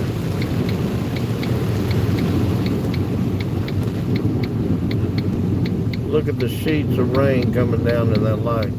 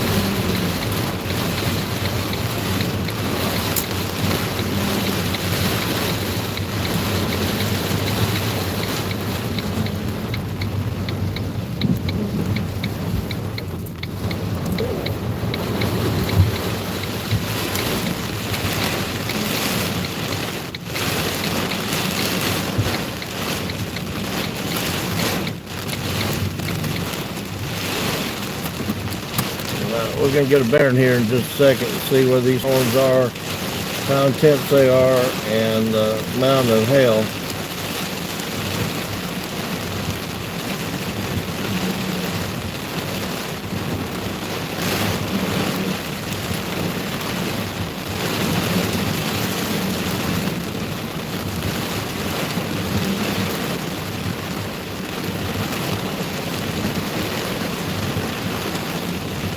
These storms are also headed down to Horse Cave and Park City area. That's just how big these intense thunderstorms are tonight. They cover a large area.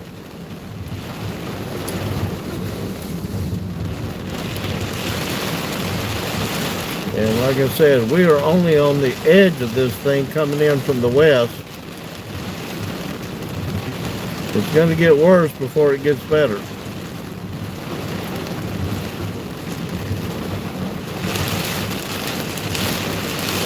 I'm very surprised they haven't put a tornado warning out on this storm.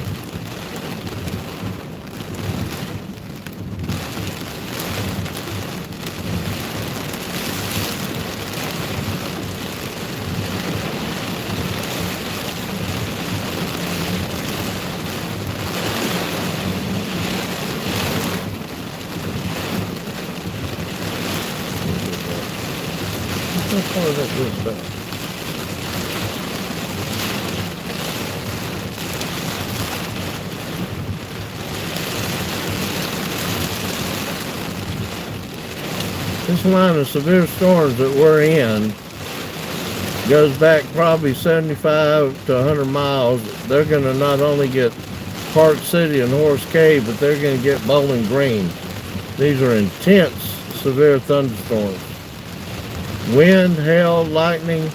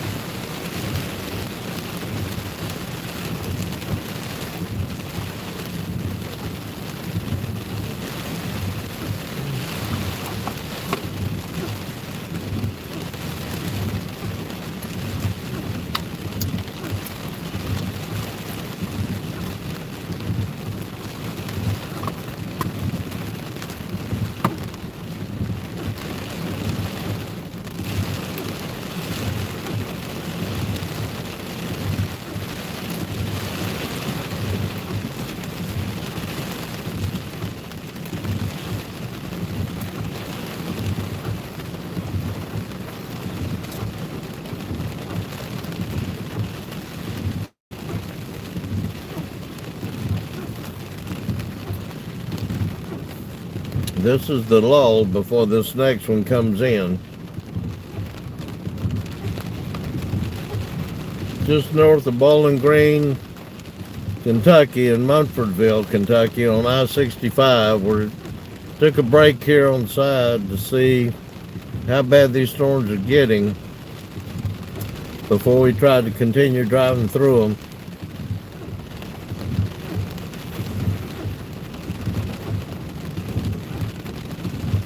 But these storms stretch all the way back to Paducah, Kentucky, and they're all moving east-southeast. Bowling Green and Hopkinsville for sure we get hit with them.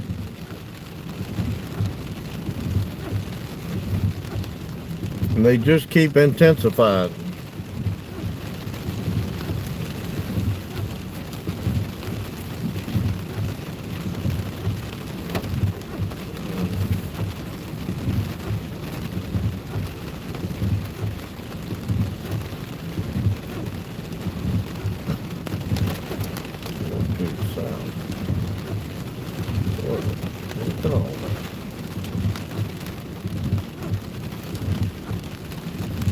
Coming out of Mississippi, or through Mississippi.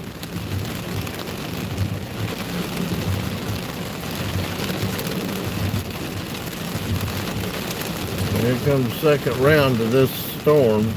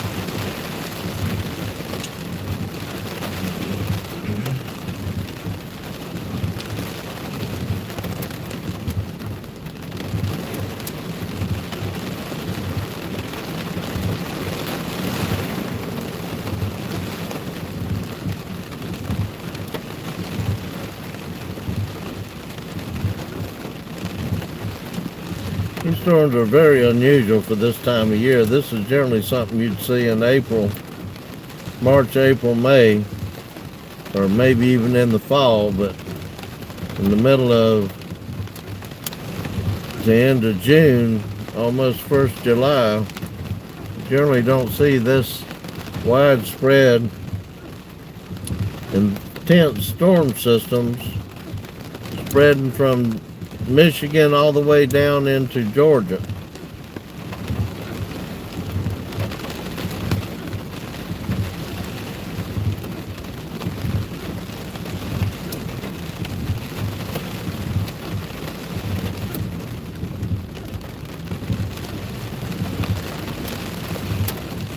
They've just put out a new severe thunderstorm warning for Glasgow, Columbia, and down into Tompkinsville. So I'm sure they're going to have to extend that over to Bowling Green and Scottsville before long.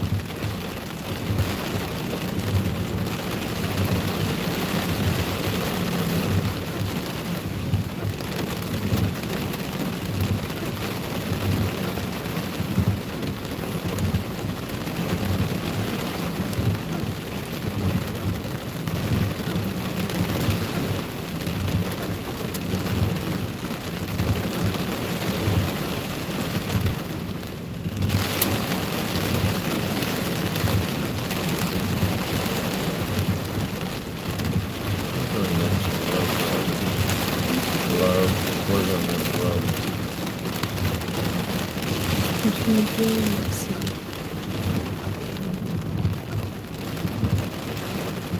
Well, this is actually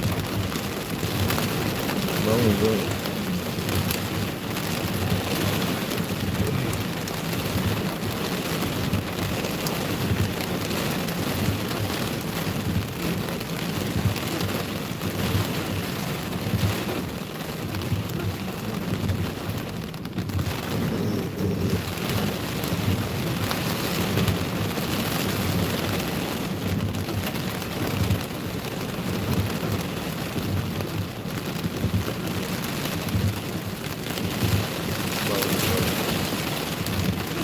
There's only one line. Probably right.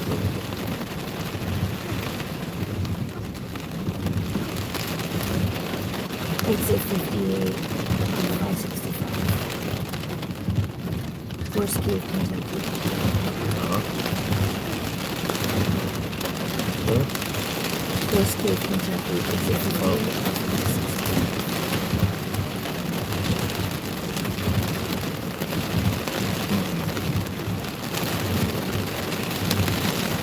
That's the only one. Yeah.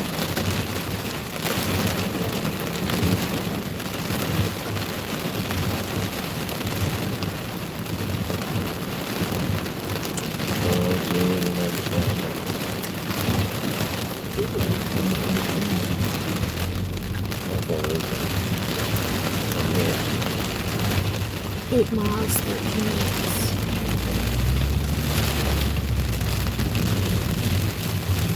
Go to Old Hills. How far? Take the left. How far? 8 miles. That's more than 8 miles from here.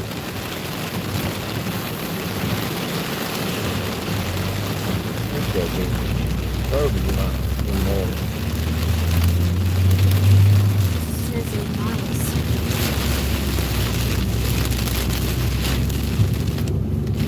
2/10 of a mile. They're running on 65.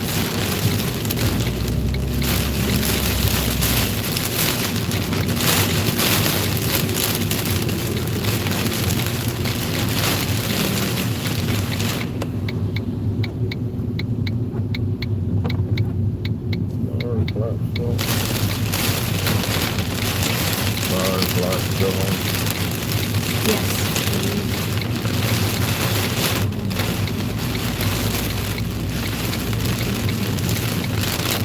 We're going to try to get down to Bowling Green.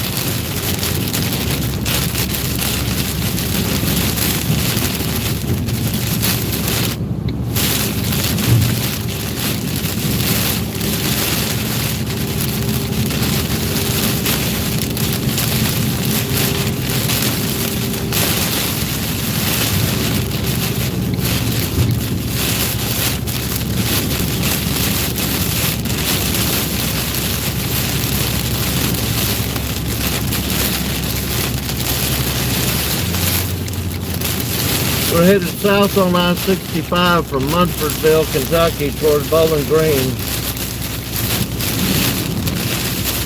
This is probably as bad as it's not worse than the other storms we drove through today. Driving rain, heavy wind, lots of lightning.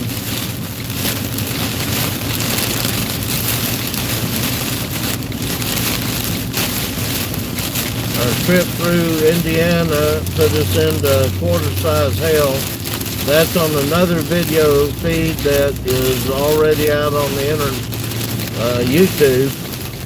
It was our live chase in Indiana earlier today until we got rerouted through country to where there was no cell phone or internet coverage, and we had to shut the stream down.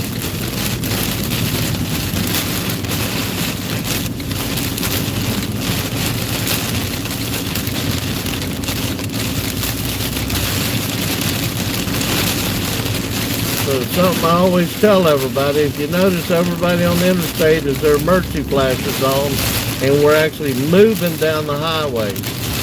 Should you pull off in a thunderstorm like this, on the side of the road, get off as far as you can, and turn your emergency flashers off, but leave your parking lights on. If you leave your emergency flashes on and all the cars on the interstate have their emergency flashes on, somebody's going to think you're still moving down the highway, get behind you and run right into the back of it, because they can't see. So you do just the reverse. If the cars on the interstate that are moving have their emergency flashes on, you turn yours off. If the cars it's daylight, no rain, and they're driving normally, then certainly turn your emergency flashes on the side. But I have, as a paramedic, seen many a person get rear-ended while sitting in the emergency lane because the car that hit them thought they were still in the interstate moving. And couldn't tell.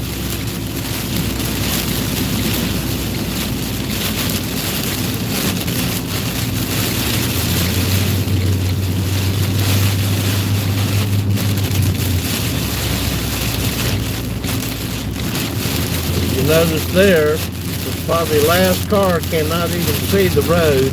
He's following the emergency flashes of the car immediate in front of him, and he wasn't even giving him a full car length between the two. Oh, the wind's strong.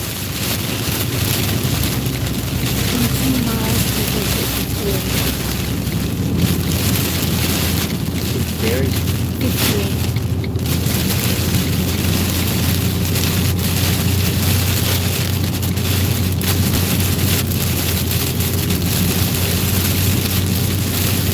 These are the severe thunderstorms currently going through Kentucky. All of them are severe warned. All of them have high winds, frequent lightning, and driving rain.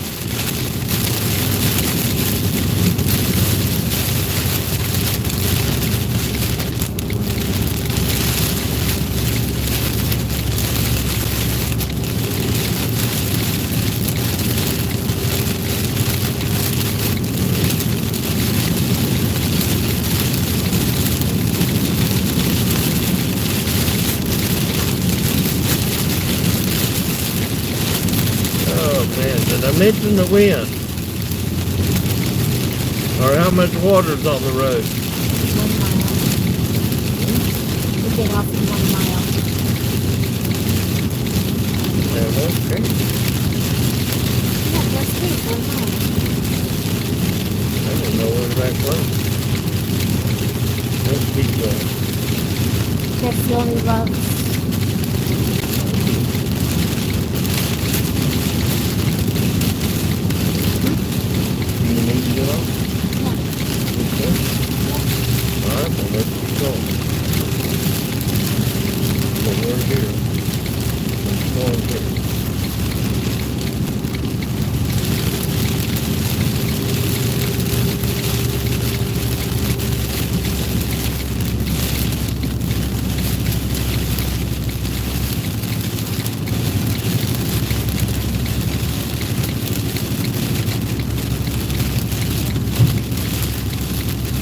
Just passing Horse Cave, Kentucky, going south on 65.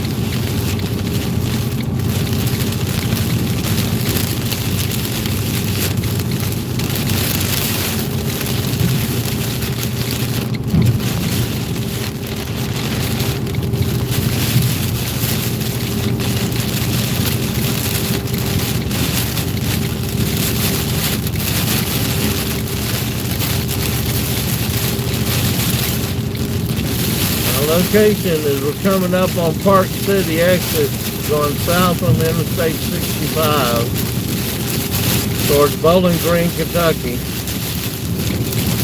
These storms have been intense like this for over 30 minutes, all the way down 65.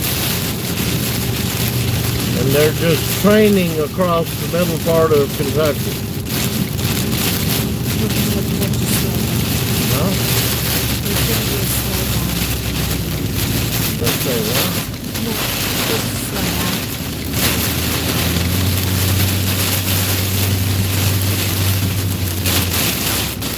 Well, probably starting to storm.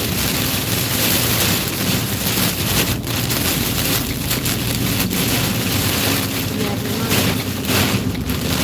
Somebody said it's because of the storm. It cleared up. Did it go away? Yeah. Somebody put it on, somebody took it off.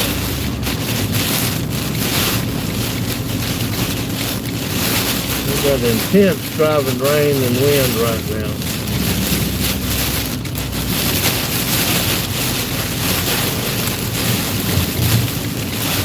Lots of water on the road.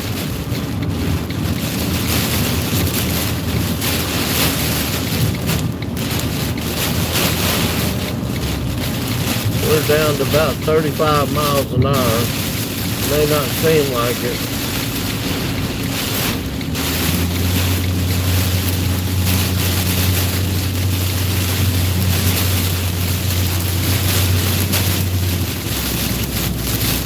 Very intense storm.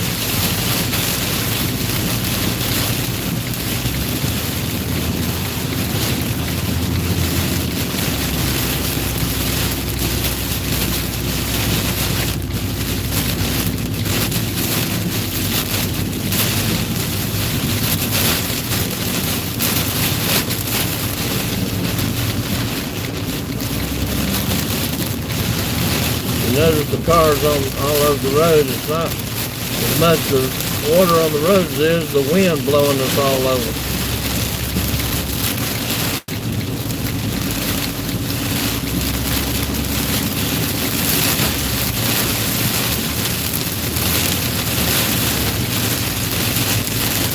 The camera actually looks a lot better than what my windshield does.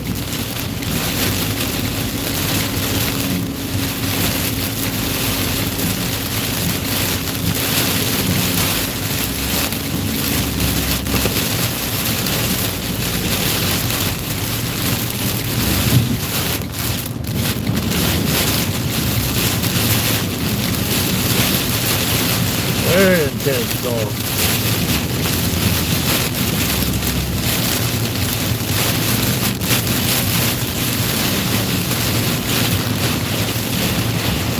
I can see the road a little bit better than most because we put this big spotlight on the front of the vehicle after that tornado outbreak in Mississippi, and we almost drove into that Rolling Fork tornado that killed 23 because we couldn't see the debris blowing across the road in front of us. But we stopped anyway, and the video caught the tornado crossing the road right in front of us.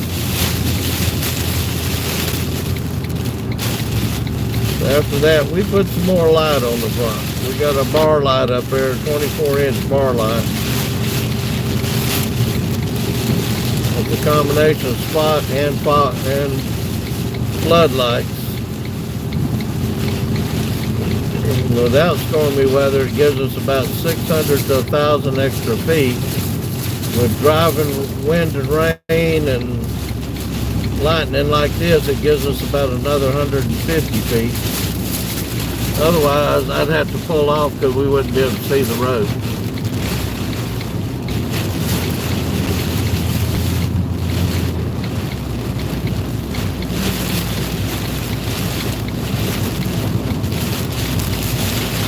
I mentioned the water on the road. Oh my God. Or the wind.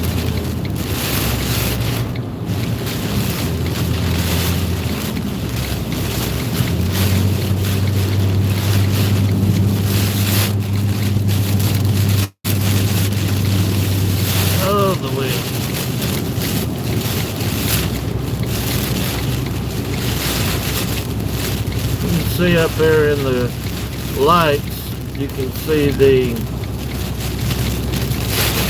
oh man, I don't know what that was. Something just fell out of the sky and hit the top of the car. You begin to wonder whether or not we had a tornado. I saw a bunch of tops going the other direction.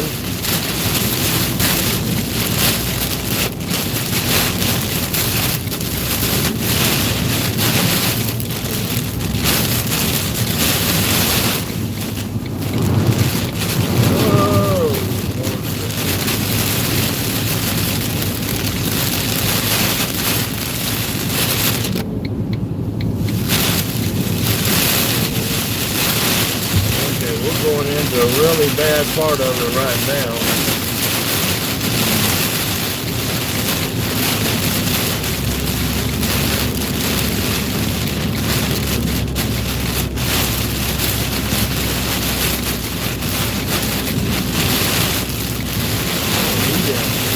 You don't have scanner radio, do you? Scanner radio? No. The power is out. I can tell just by looking around. We see no lights anywhere around us. There could be power outages here.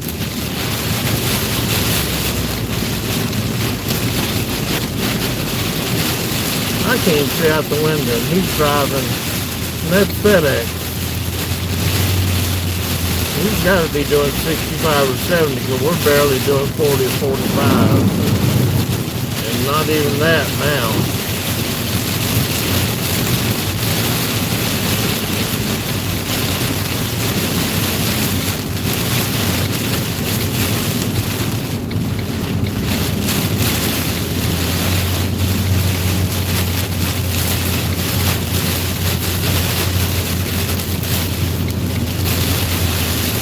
Don't try this at home. We do have safety gear on board, including the helmet. We have a safety orange light on top to help for visibility. And we've got this huge spotlight mounted on the front of the vehicle. Otherwise, we wouldn't be able to see the road at all.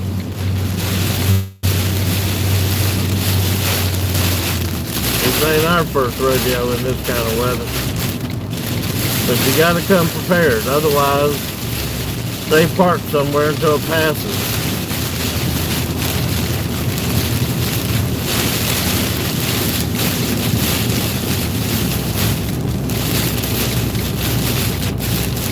Very intense thunderstorms. We're at Park City, Kentucky, headed into Bowling Green.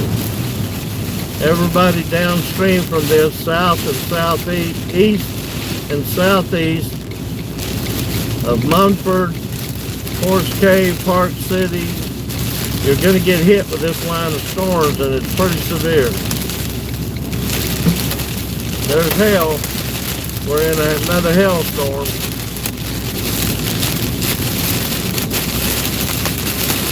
Major hail.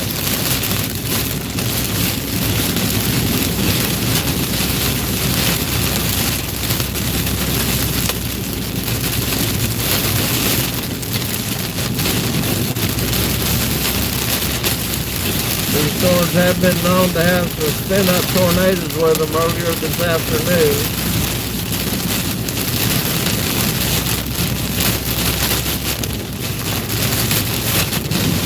I don't know how much of the hell you can hear, but if you look in the headlights, you can see some of it.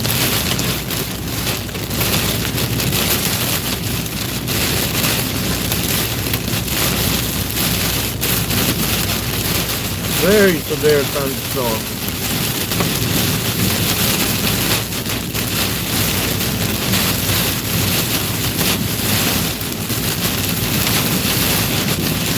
Oh!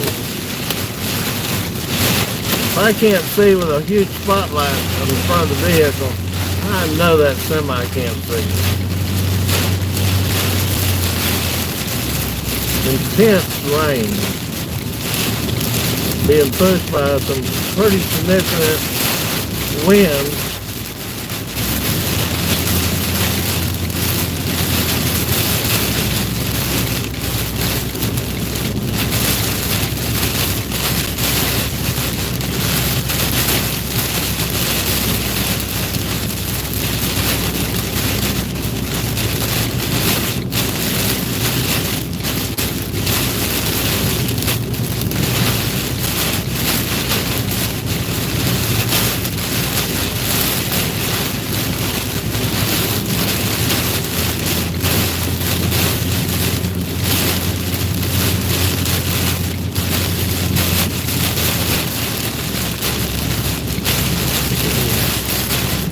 Downstream from this line of storms, if you're seeing them on TV or on your radar on your phone, you can fully expect power outages with it. Severe wind, rain. We were in hail back there just a mile or two. Several of these storms we drove through tonight have had some hail. This afternoon we were in quarter-size hail.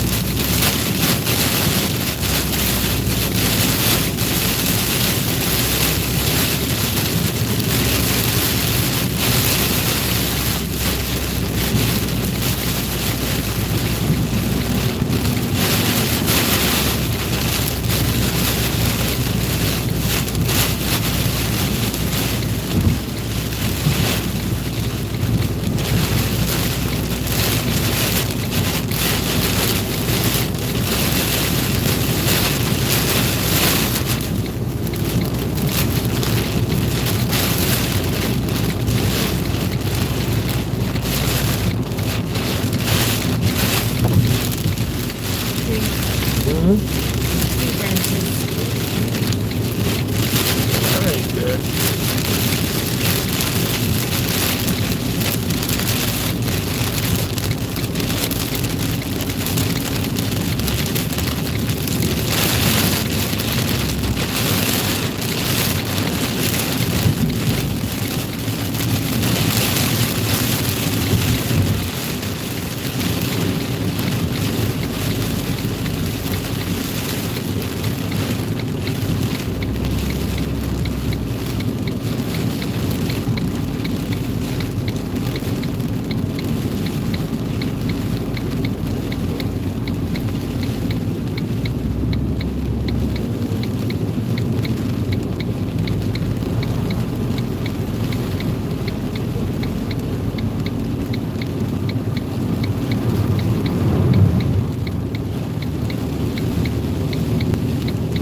Got debris in the highway here at Park City area. We've got debris on the interstate.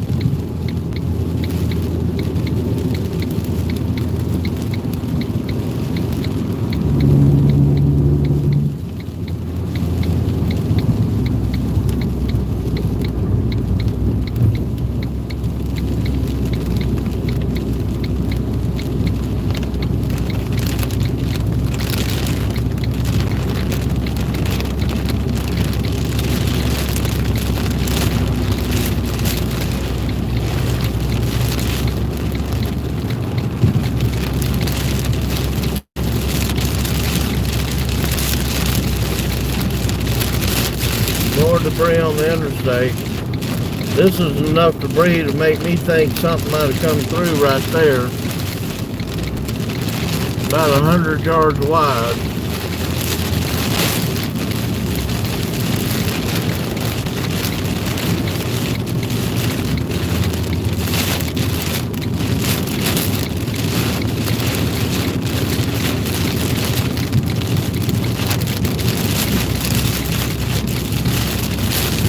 More debris on the highway, tree limbs. Not good. That is not a good sign.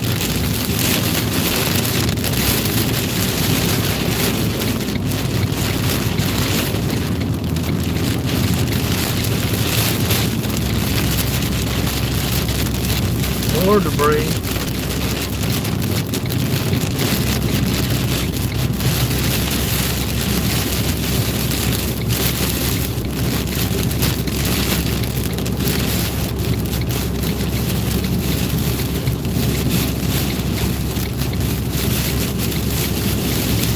Coming up on the Glasgow exit here in about 2 miles. We may pull off and see if there was a small, oh my gosh, at the debris on the road. All kinds of tree limbs, leaves.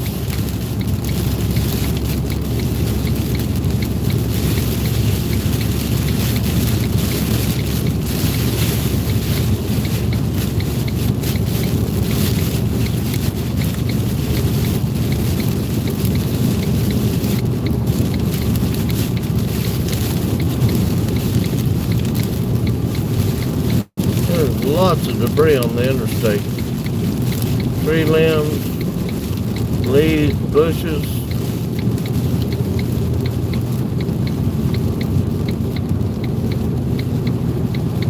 The storm appears to be intensifying again. I thought it was getting ready to rain itself out maybe, and the radar is showing it intensifying again.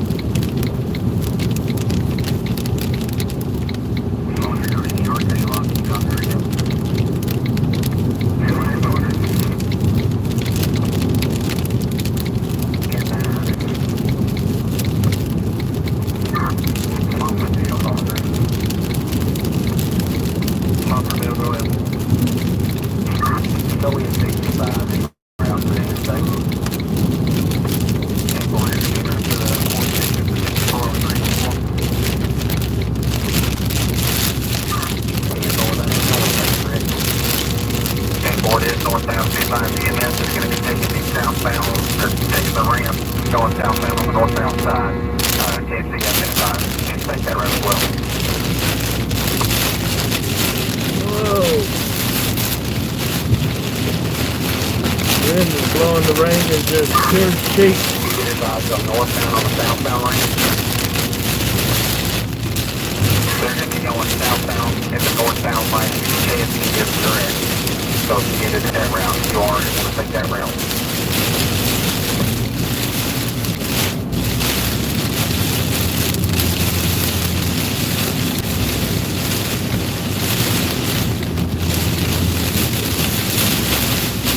That wreck back there mountain there.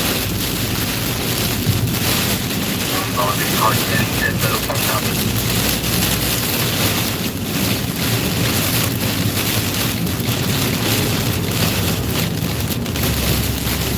373 Lower, can you copy me? 372 loud and clear, you can hit on that. Alright, after we get 15 before we take, you're after the drill. We're following 401, can you copy right now?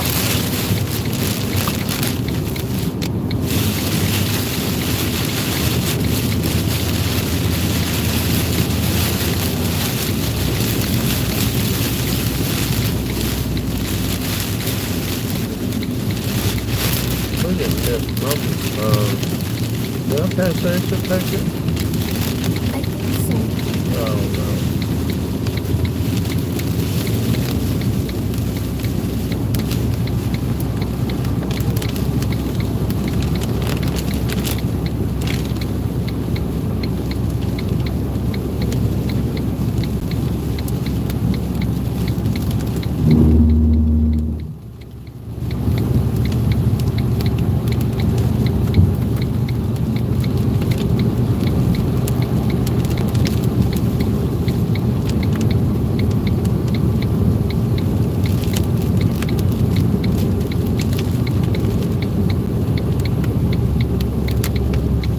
Storms are intensifying out to our right to the west.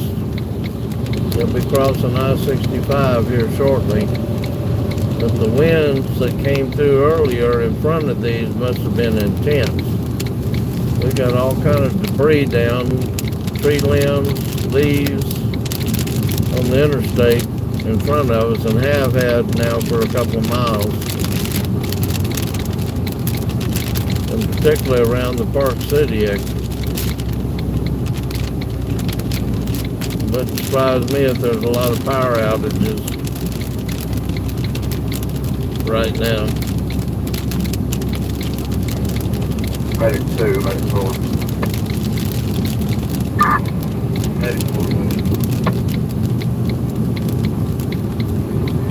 Just doing a radio check. I'm out driving roads with several small limbs.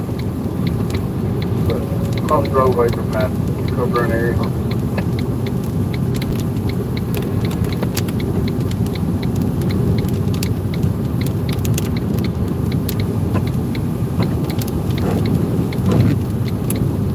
There's another exit. Miles. Smith Grove. Smith Grove.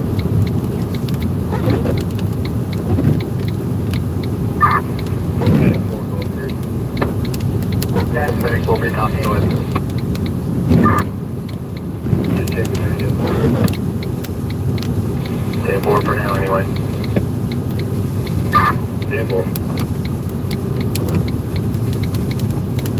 Last year on fire going. That's a 900. If you all the way up here to the tower site, there's about 6 straight trips down across Primary Road. If you contact the state highway department, ignore the bigger field. They come and try to clear them out and go to people's yards and so forth. That's it.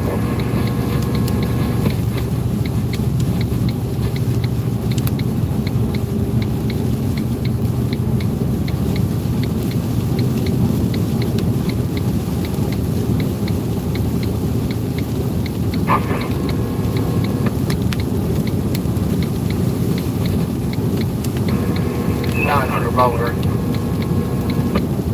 Go ahead. I forgot to advise you, buddy. Your EMS channel should be back today. That's it for I believe I have talked to him now. Thank you. Thank you. 37 volunteer. 372.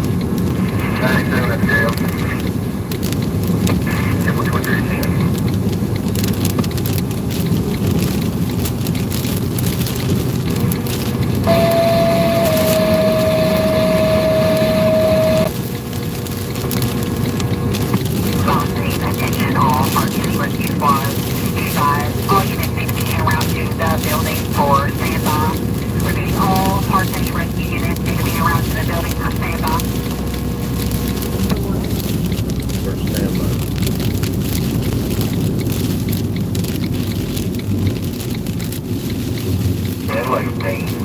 Linwood responding unit.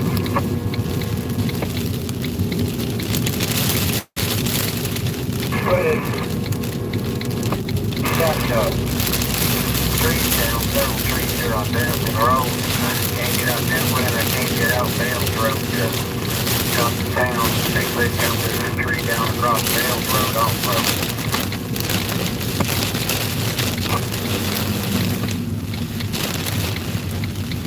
You got the public safety radio on for Hardin County, Kentucky, and they've had major tree damage across roads.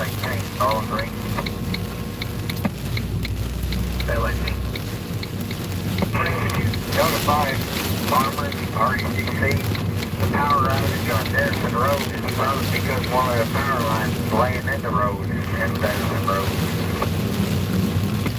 I need gas, but everybody's parked under the gas pumps to get out of the hell, I reckon.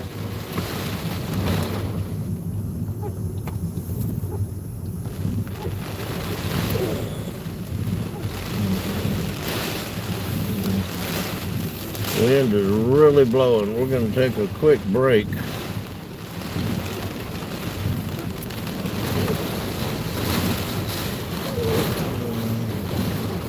Maybe we will, maybe we won't.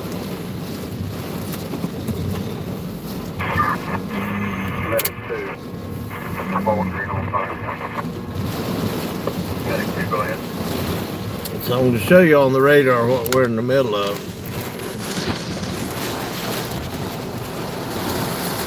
Well, this is what we're in the middle of in Kentucky.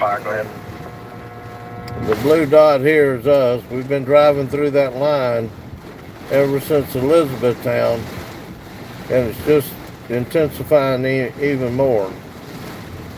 So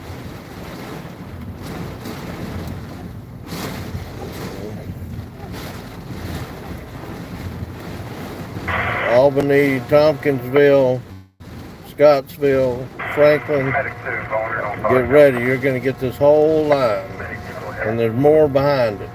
It just keeps on coming.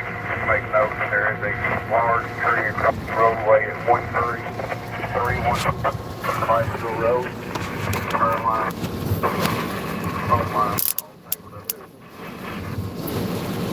We're not even going to be able to get out here. Huh?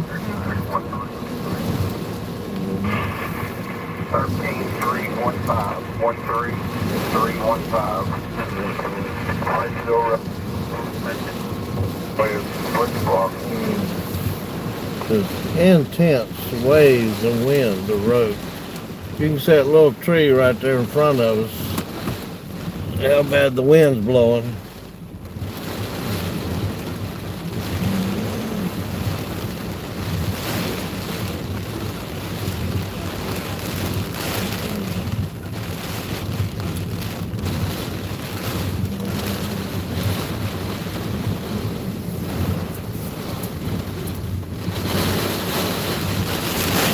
Oh, man.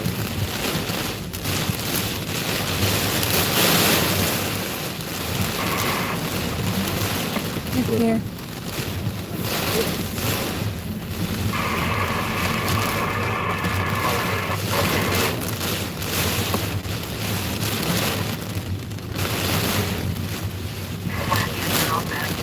It's here.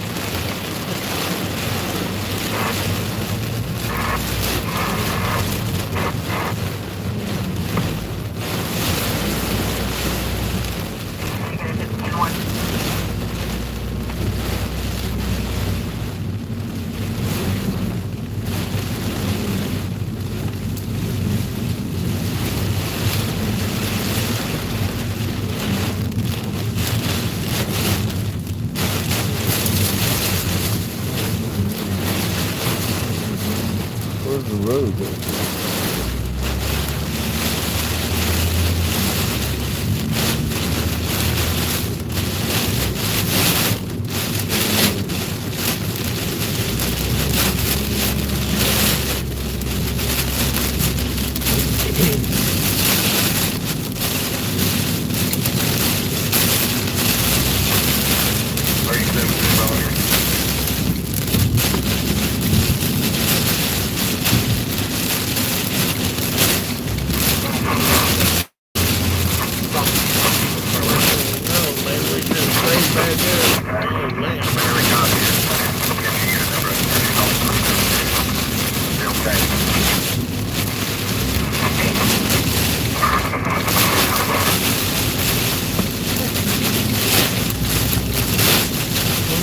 somebody's just taking buckets of water and throwing them right in front of the windshield. Look at that.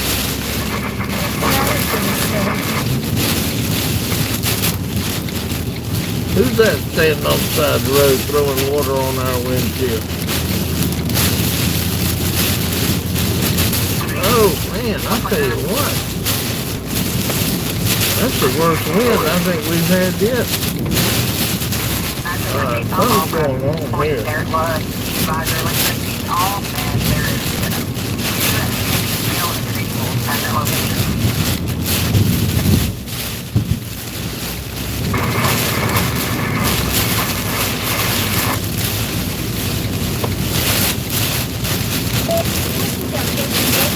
I know that person can't possibly. Whoa! 3665 Hammondsville Road, 3655 Hammondsville Road, 3112 Lane, 2325. That wind is blowing. I don't know what this is.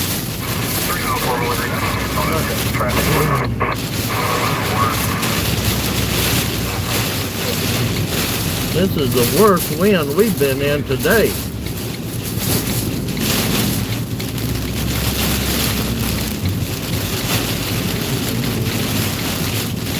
Oh, tree limbs. Oh, hell. Oh, what in the world are we in the middle of? Look at that. What in hell? No, trees. That might be a small tornado coming through. Oh, my God. There wasn't hell back there. There's tree limbs hitting cars. What was that blue flash? That blue flash is ground flash, fire flash. Fire line flashes are blue. Was there another one? Yeah. Oh, that ain't good. Let me know if you see any more. So if y'all listening, blue fire flashes mean that those are power lines going off or transformers exploding on the ground. That is not lightning cloud to cloud or cloud to ground. This is the worst wind we've been in today, and we were pounded by limbs back there about a half a mile. And there's debris all over the highway if you can see it.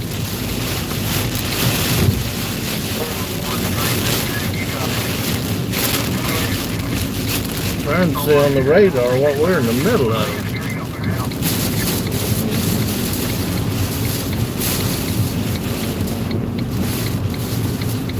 That might have been a small.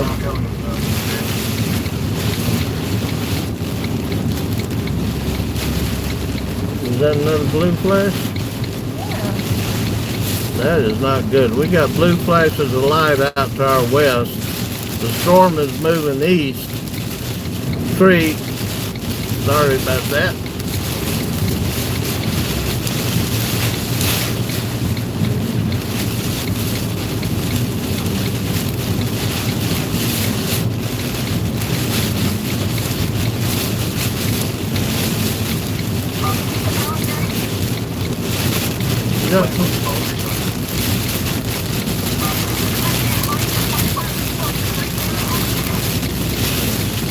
Trying to listen to the police scanners and EMS here in this area.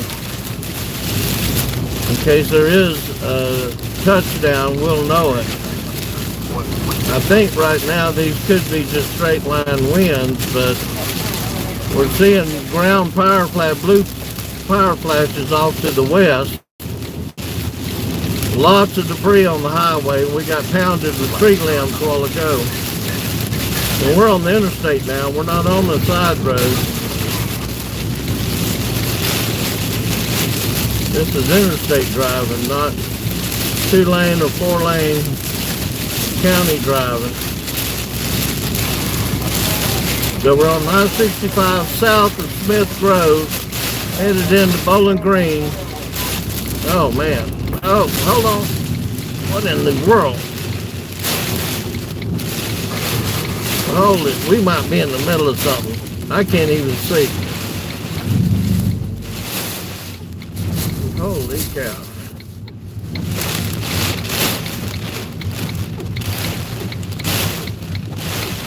I think one of those cars back here got blown off the road.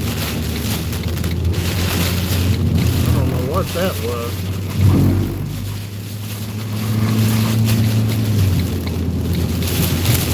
We have got debris all over. Oh,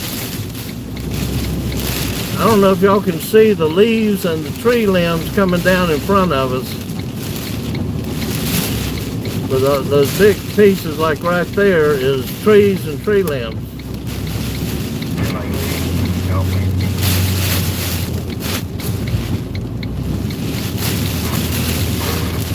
Let me know if you see more blue ground flashes. I believe these are straight line winds, but you just can't tell when it gets to the point you can't see out your windshield. And There's another big one. oh my gosh. We got tree limbs. I'm going to have to slow down. We're actually doing about 25 miles an hour on the interstate. We're seeing blue ground power flashes from power lines exploding out to our right. We're just north of Bowling Green, coming into the two exits north of town.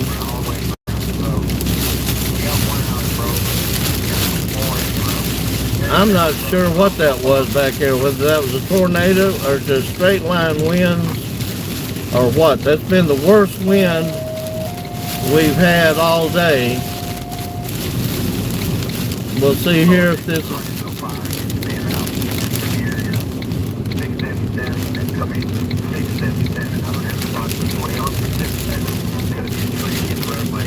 There's a tree limb down right there. We're on the interstate, by the way, I-65 South. We have got tree limbs all over the highway. I'm not sure what that was that come through now.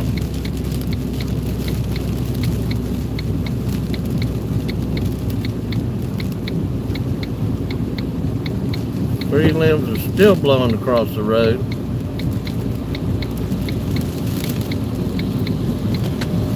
We wouldn't have been able to see it with all the rain if it was a tornado. Bowling Green needs to be ready. It is getting ready to come through Bowling Green right now.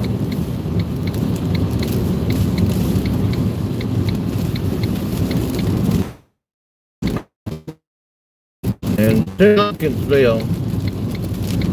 There's been power outages with this for sure. Bowling Green in front of us and to the right of the camera. We're on I-65 southbound. That was pretty intense back there for a few minutes.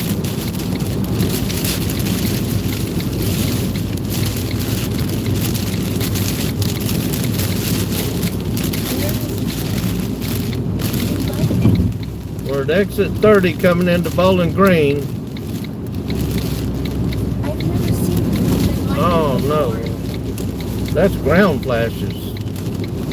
We can see ground flashes off to our right. We're getting ready to go into this again.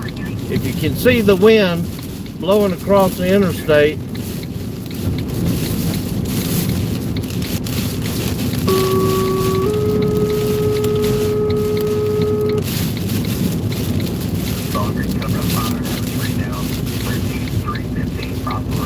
Multiple trees are down everywhere.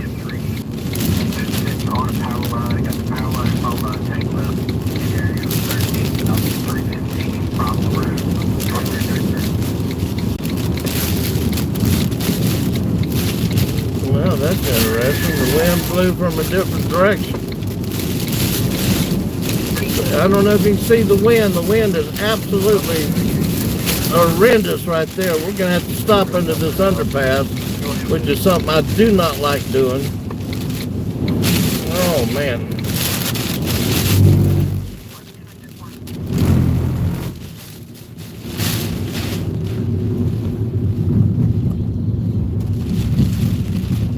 This is is not what everybody recommends doing, but we're going to do this coming through.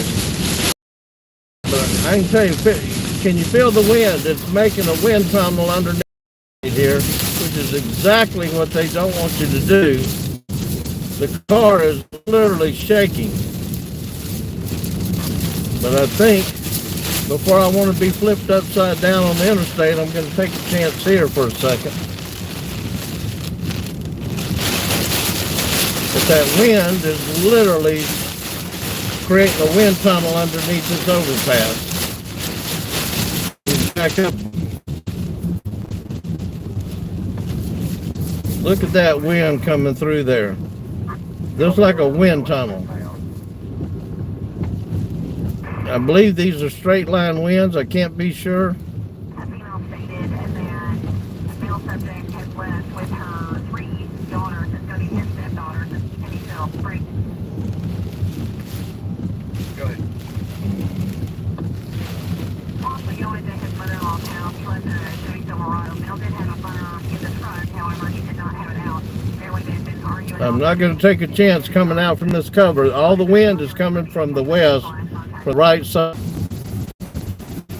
Listen to this wind coming through under the interstate like wind tunnel.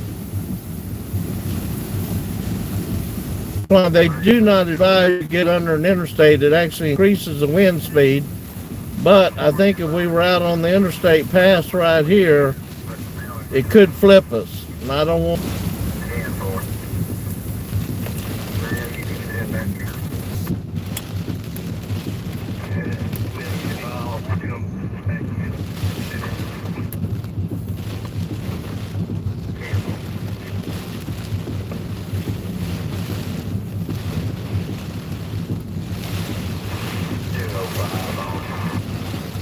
This wind is absolutely horrendous out here. But I'm not going to take a chance. Let me see if I can get you a better view of that.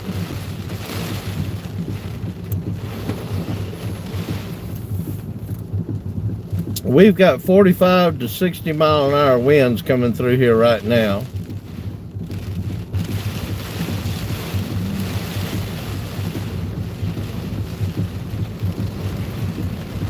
Again, when cars on the interstate or on any road are having their flashers on and they're still moving, you should not have your flashers on parked on the side of the road, because they'll think you're still on the highway and run right into the back of it.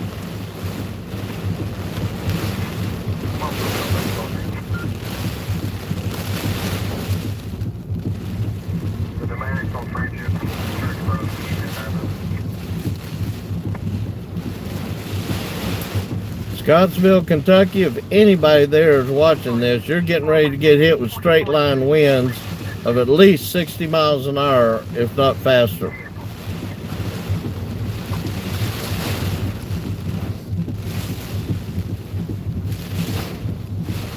What you see in front of the camera is actually wind blowing rain. You see a car ran into it and immediately had to slow down. You can't see outside of this.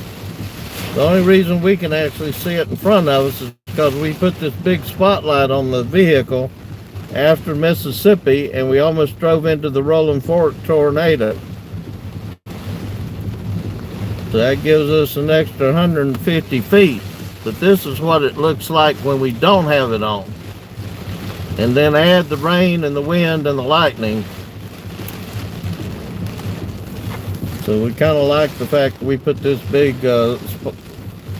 it's a bar light's what it is on the front of the vehicle.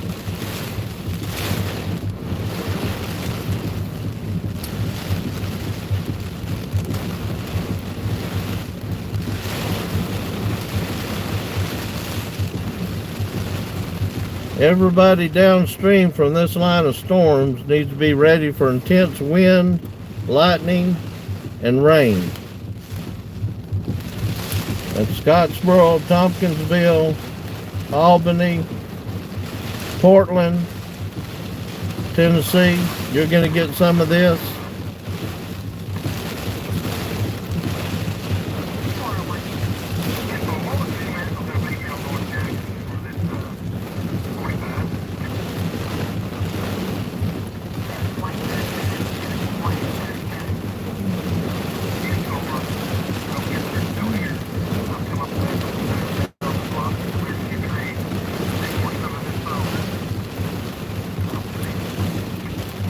Public safety in this area's got trees down all over the place across highways.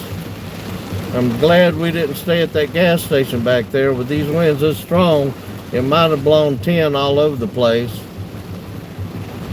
And people don't realize that when they park under the gas pumps to try to get out of the hail and storm, they'll end up getting their vehicles damaged from blowing pieces of the building.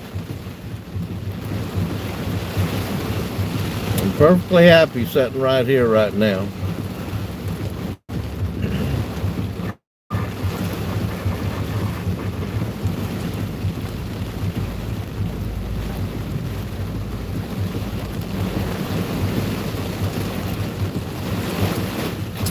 I will post a video this week from about 2 weeks ago when we were storm chasing in Tennessee, where the wind literally lifted the car up off the interstate, and we went about 200 feet before going in the ditch and making 4.5 turns in the median.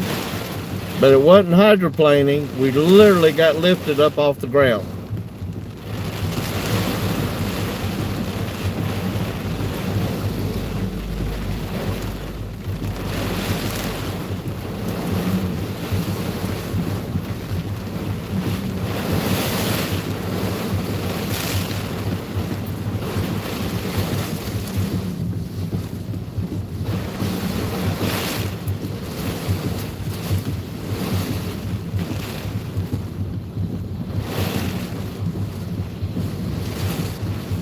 We can literally feel the car moving.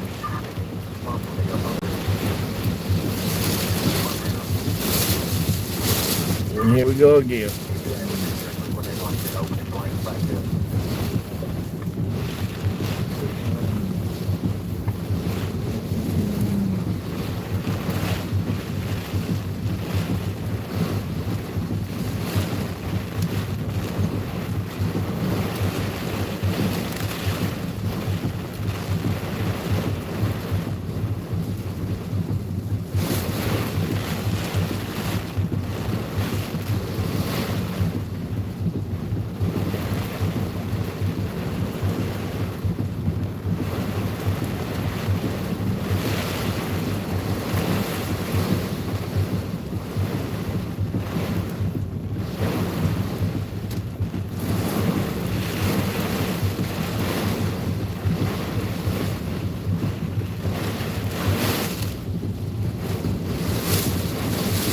Oh my goodness.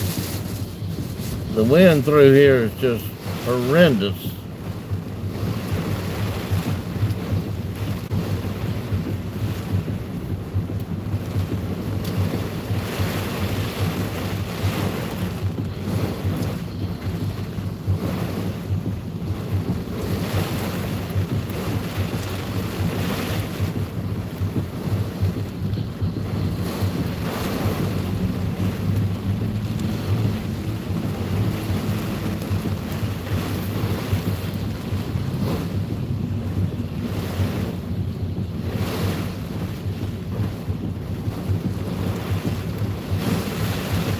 See, they can't even see. All those cars are almost slowing down to a crawl because they can't see. I'll sit here and wait it out myself. This is the worst we've seen today, and we've been in some pretty bad storms with up to quarter-size hail, but this is absolutely worse than what we've seen today so far.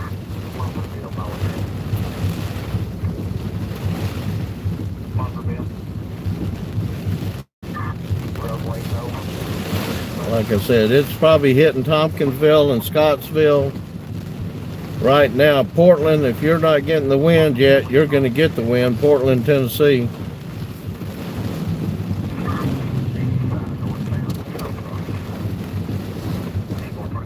There's going to be lots of power outages with this wind.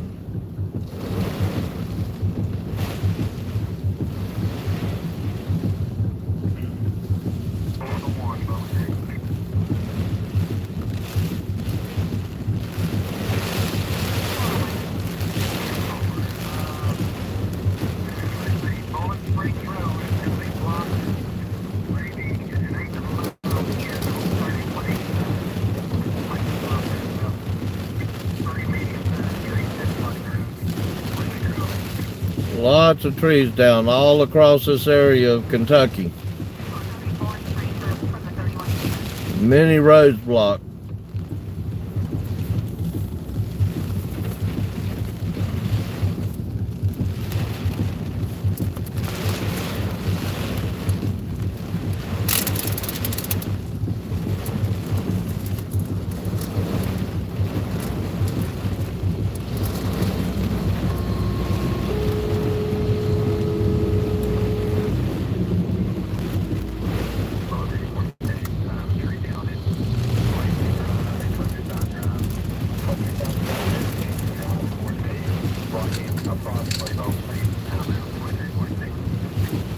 The stationary front is almost parallel with I-65 right now, all the way down into Tennessee. All these storms and the wind are lining up right down the stationary front. I mean, this is an April, May, March type weather, not into June weather in the middle of the summer.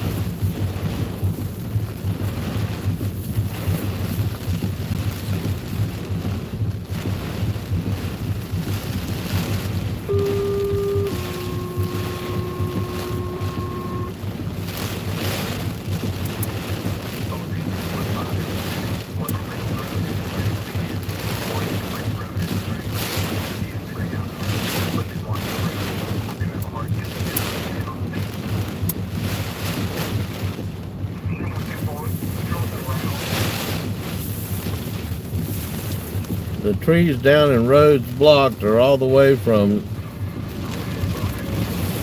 Elizabethtown south, and I believe there's some even north of Elizabethtown.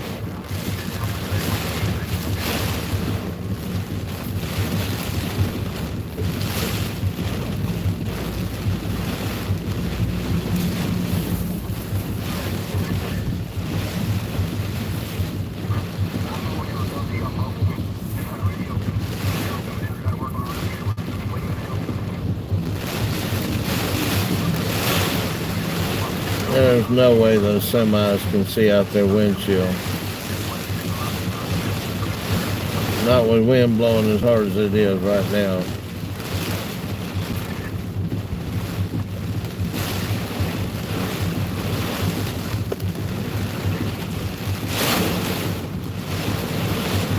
Like I said, this is some of the worst weather we've drove through all day. And we had quarter-size hail earlier in Indiana.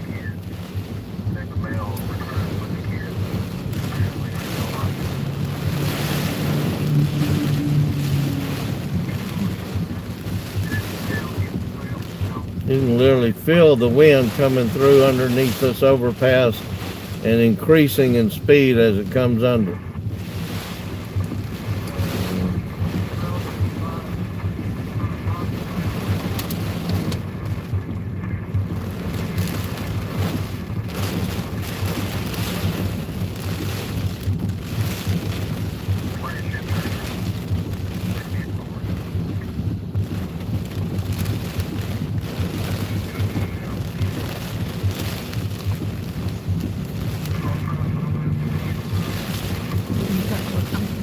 I know, we've got about 3 or 4 cars pulled off on the side of the interstate on the opposite side of where we're at. Not the best place to pull off. And they've got their emergency flashers going. But being on the inside lane, emergency lane, underneath this overpass with your emergency flashers going, leaves you wide open to get rear-ended. Even if you're going to pull over there, turn your emergency flashers off, because all the cars on the interstate have their emergency flashes on, and they're moving. Anybody that can't see out of their window is going to assume you're on the interstate and run right in the back of it.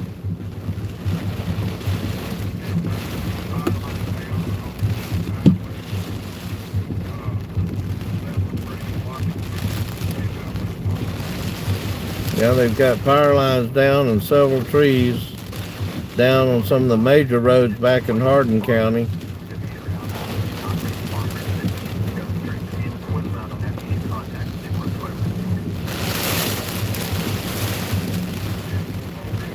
Just when you think it's going to lighten up a little bit, here it comes again.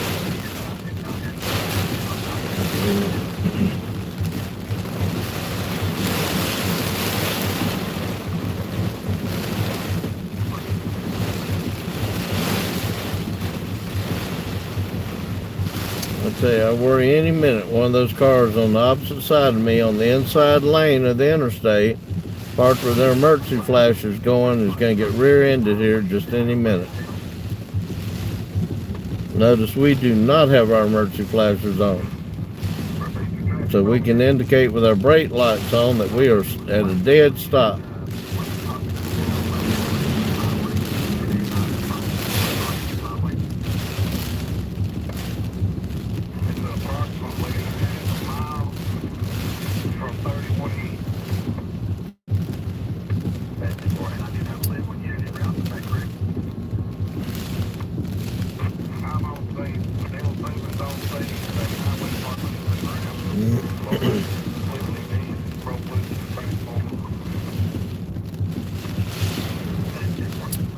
Earlier in Indiana, we had a road blocked because the truck didn't see the power lines down and ran into it, and the power line literally wrapped around his truck.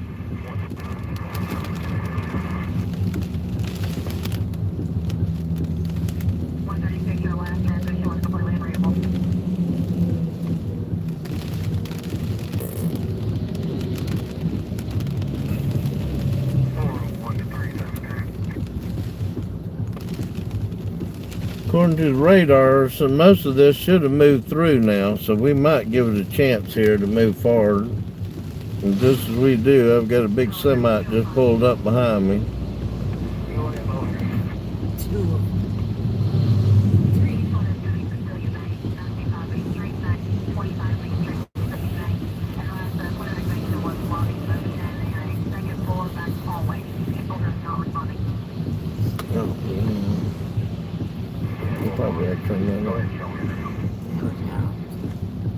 We got another couple of minutes according to the X-ray radar. A couple more minutes before this is through.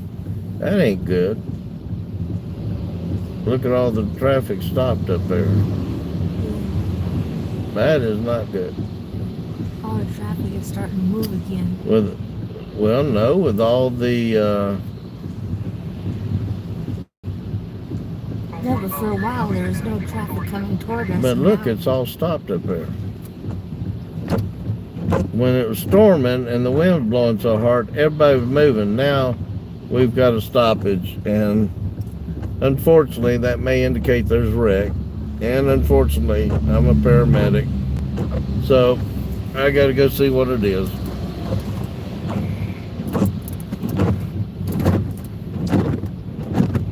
There's too many vehicles stopping up here now in front of us. May indicate somebody wrecked that came by.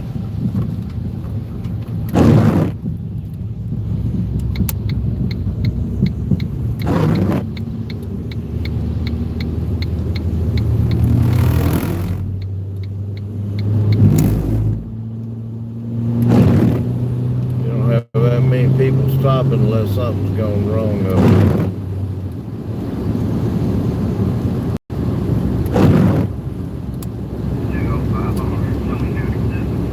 And I can pretty much tell that most of the storms passed because we can see the lightning on the back side of the storm. When you can see the lightning bolts, it generally means that most of it's passed by you at this point in time.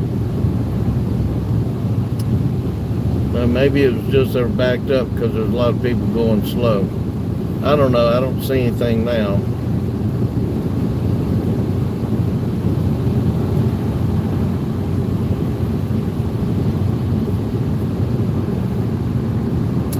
There's towns downstream from the I-65 that are getting totally bombarded by this wind and rain and thunderstorms. A lot of power outages tonight.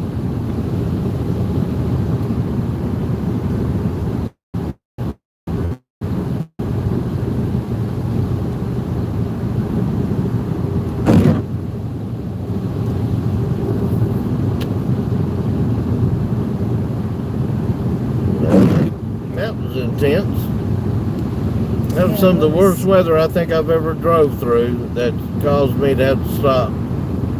But we couldn't see it all, and the wind was blowing so hard, I couldn't take a chance on it flipping us on here on the interstate. And we were only going 25 or 30 miles an hour. And I'm a professional driver. I've drove emergency vehicles for 20 or 30 years. And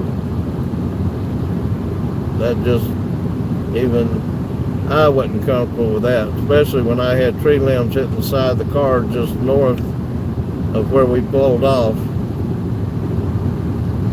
Never seen so much debris on the interstate from the storm before.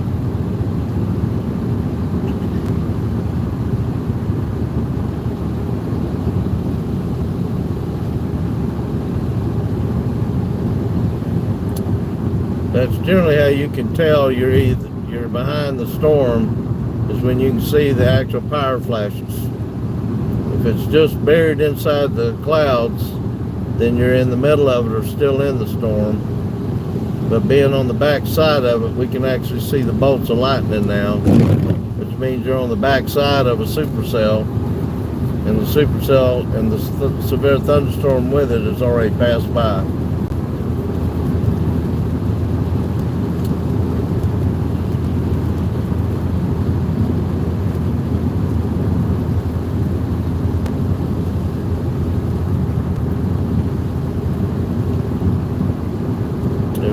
Kind of debris. Maybe you can see it, tree limbs all over the interstate here. May have to get in the inside lane to get away from all this debris. But there's all kind of leaves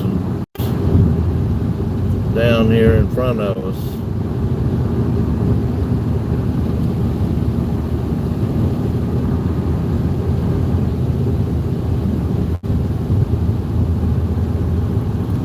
Now we're going to get to see the intense lightning on the back side of this serious thunderstorm, part of that supercell system that come through.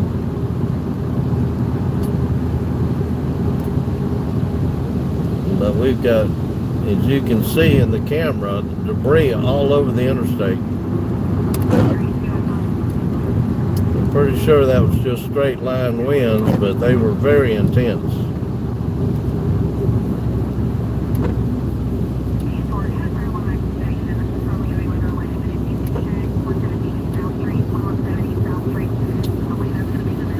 Called all the law enforcement in. The highway patrol's checking the interstate out for debris to be sure the interstates are clear.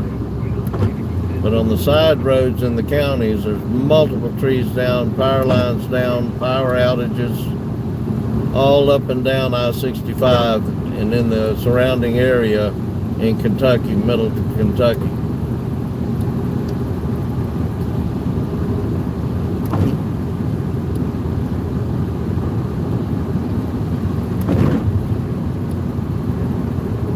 Now the stationary front is literally almost just lined up straight down I-65.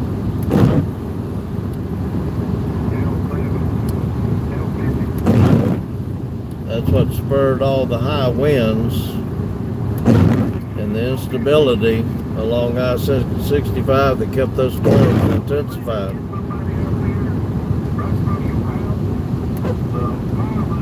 Well, Russellville, if it's coming through there now, get ready, because it's going to last a long time. Look for about 30-45 minutes of intense wind and lightning.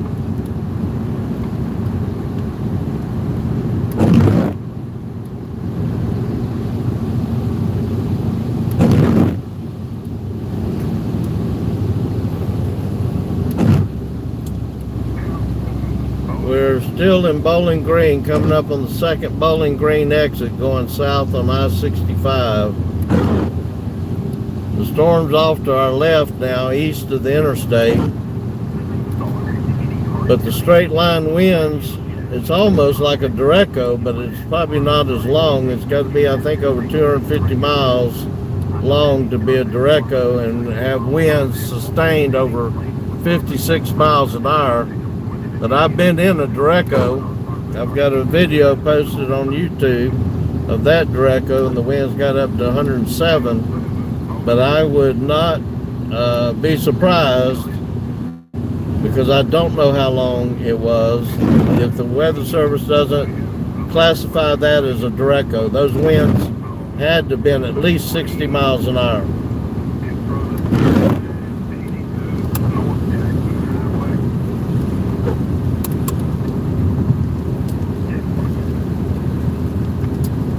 So we're at 231 in Bowling Green, I-65 and 231. 62 miles. Yeah, but we could have went further than that. We don't know.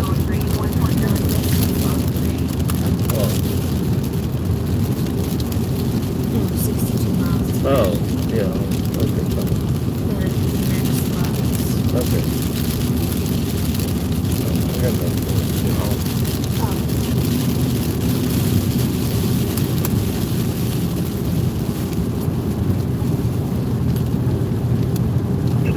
Well, if you're just getting the winds and the lightning from this storm, Russell Springs, it's going to be a while. This thing's going to last 30, 45 minutes.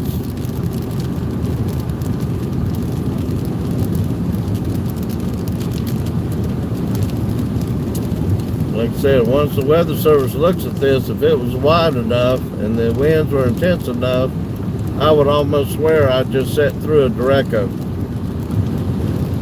Very intense straight line winds. Tree limbs coming across the interstate. We saw ground blue fire flashes of transformers exploding.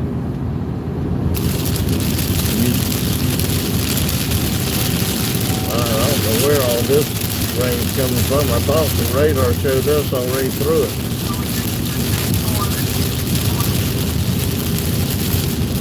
Where's this come from? I don't either. I don't see it on the radar. Radar's indicating we don't have any rain around us, but we're sure getting hit with it.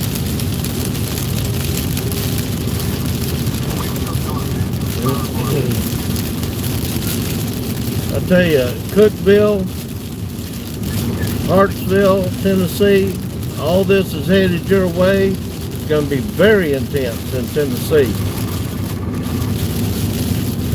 I'm surprised that this line of severe thunderstorms will stand together as long as it has. But I won't be surprised that the Weather Service considers it a Derecho.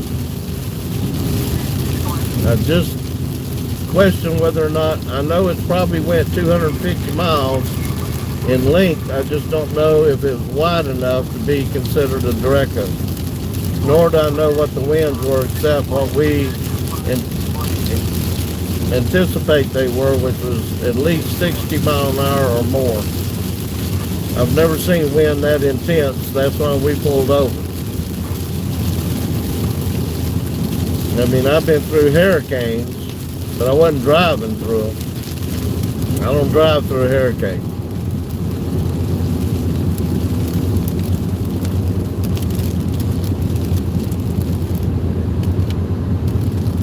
Cookville, Hartsville, Lebanon, Tennessee, that whole northern Tennessee part above I-40, get ready for this line of severe thunderstorms as it comes your way.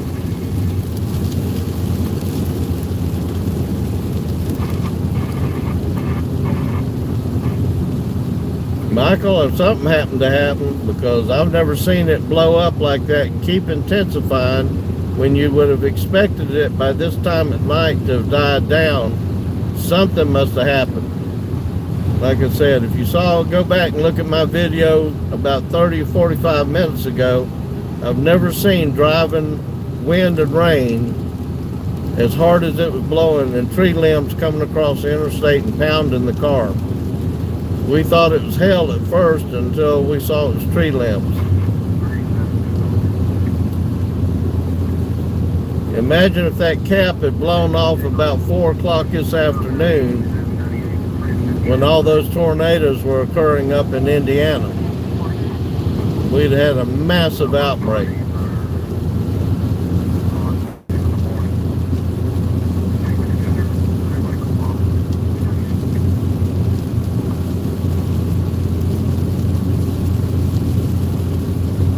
Even though storm, whoa, well, that wind got me wrong. Even those storms that were producing the tornadoes up in Indiana that we were in the middle of today didn't have the wind and the rain as hard as it was back there a while ago, north of Horse Cave and from Horse Cave down to Park City. And we were in the middle of those tornadoes up in Indiana. Well, we were in Seymour when the tornado warnings were going off, and we were watching for that one when there was 2 more tornado warnings just south of us.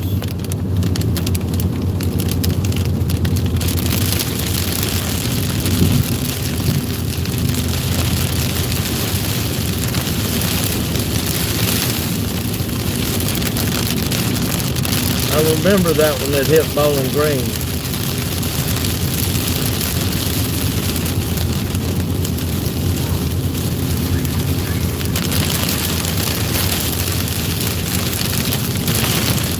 I don't know where all this rain comes from. It popped up. Apparently this is re-intensifying behind us or on top of us, because I thought we had already moved past it. But it ain't nowhere as bad as it was 45 minutes ago.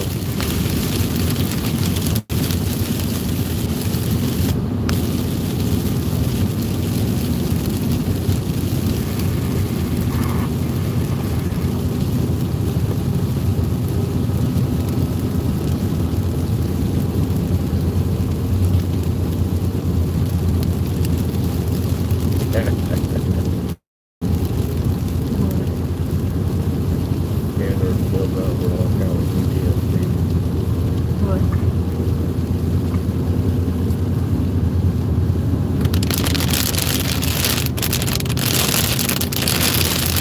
Really, Hart County communication, it wouldn't surprise me. It's down everywhere. We saw brown, blue fire flashes all over the place coming down from Munford, and particularly from Park City, Cave City area, and Smith Grove. We actually got off at Smith Grove, and from Smith Grove to Park City was all kind of blue fire flashes going off out to the west of I-65. I know they've got dozens and dozens of trees down and power lines down.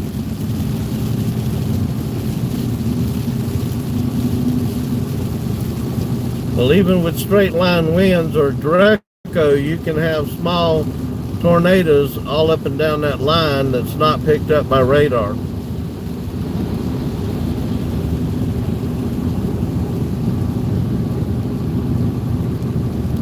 In the Derecho I was in last May 13th in South Dakota, which was the largest storm that ever hit South Dakota in its history,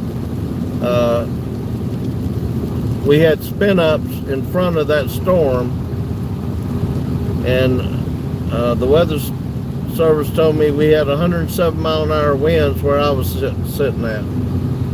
And I can believe that. It looked like a Category 2 or Category 3 hurricane. The sky at 5:30 in the afternoon turned pitch black. I couldn't even see in front of the car with the headlights on. Alright, we got something new developing right on top of us. We got something developing out to, we're going south on 65. We're south of Bowling Green. The wind is picking up on the interstate.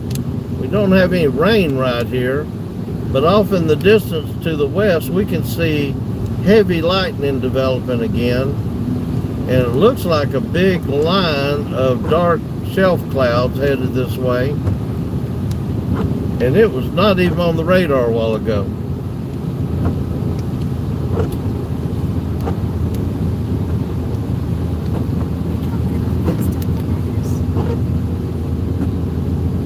Where are we at?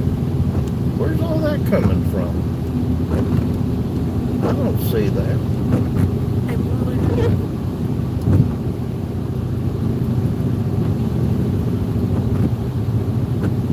We've had new storms develop out to the west of us. I don't know where they came from, but they're out west of I-65, right at the Tennessee-Kentucky border. We're not quite in Tennessee yet, but we're getting close to it. We're coming into Franklin, Kentucky area, and the wind is really strong out here on the interstate, and we see the lightning and storm clouds coming in from the west again. And we thought this was already done.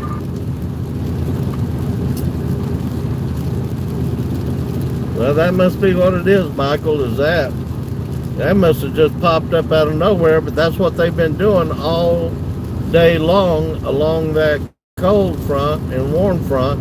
But now it's a stationary front set up just to the west of I-65 and all the way down 65 into Tennessee. That's going to cause more storms to fire up. There's so much instability in the air and the atmosphere today. Wow, look at that. I see it now. The whole line of storms setting up to the west of I-65, coming into Portland and Springfield and Gallatin area. We're going to end up driving right through that because I can see it as we drive south on I-65.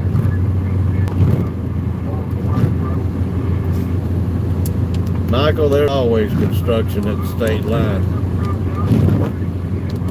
I tell you, it's awful. I think there's like 5 miles of it today when we come through to go north. So we're based out of the Nashville area.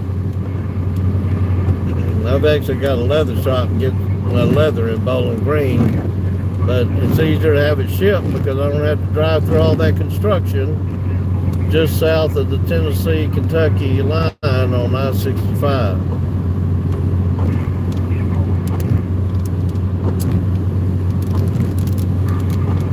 But these storms developing out to the west, I mean, they're just popping up.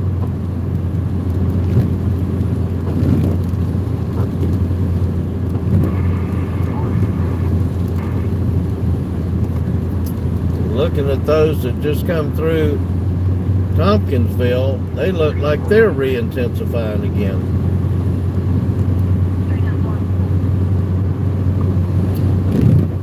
This has been the strangest year for weather I've ever seen.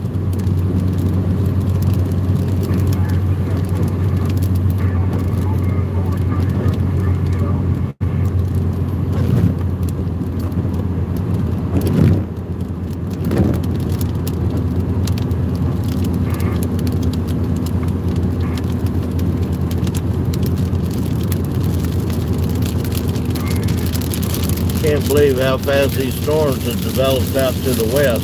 We're getting ready to go right through another storm. It wasn't even there 30 minutes ago.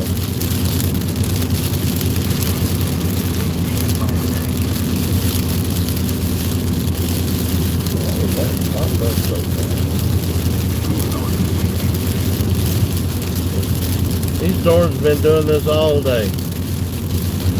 1 minute they're not there, and the next minute they're there, and they intensify so fast.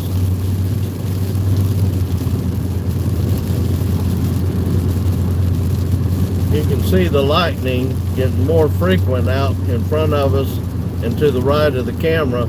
That's a storm that wasn't even there 30 minutes ago.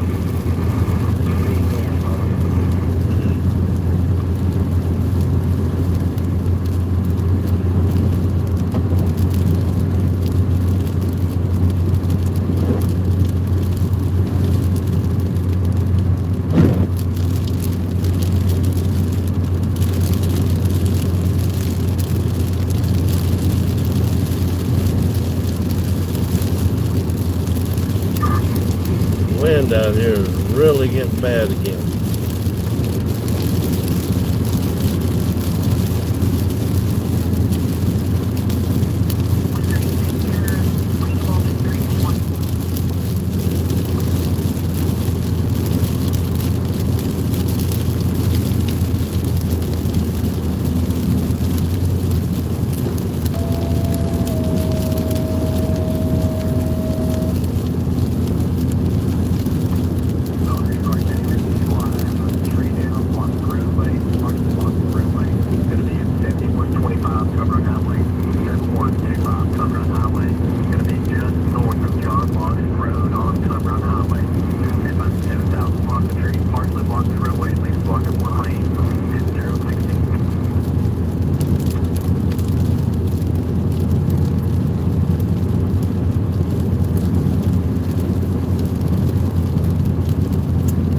we're on I-65 southbound, south of Bowling Green, north of Nashville, Tennessee.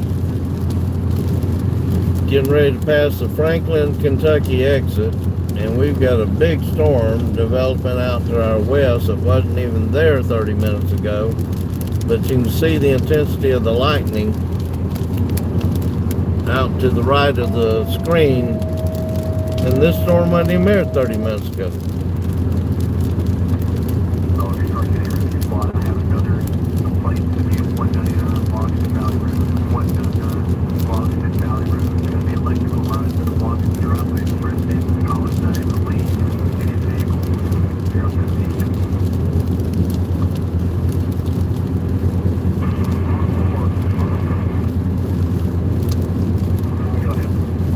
I believe these storms are popping up this quick.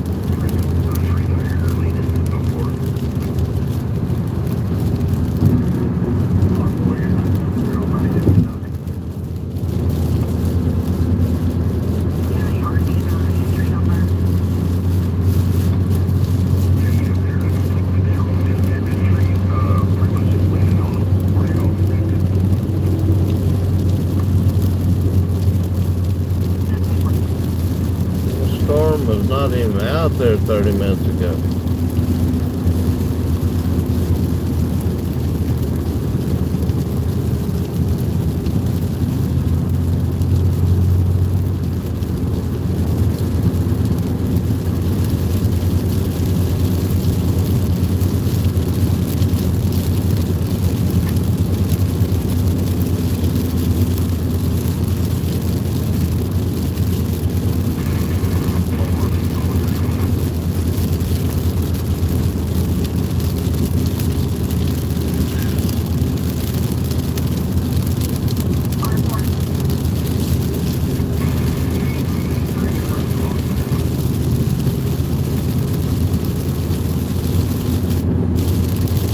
Crazy weather.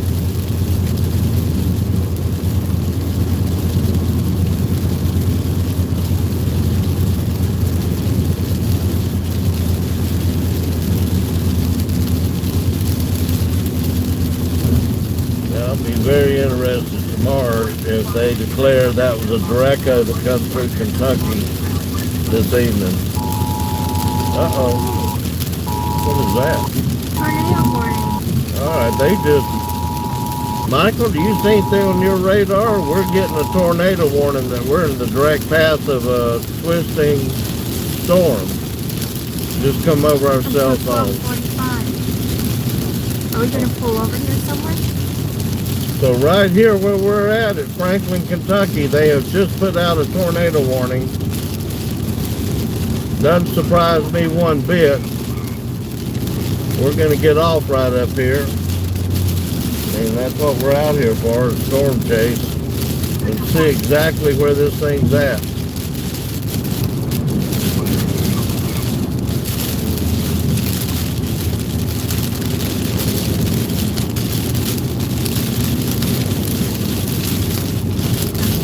Oh man, here comes that wind again. Woo.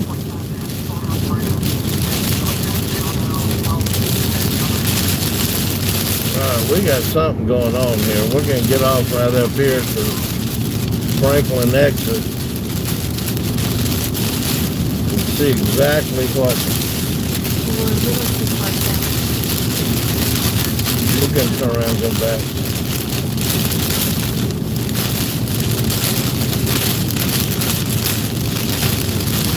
What's that road? That's the state line.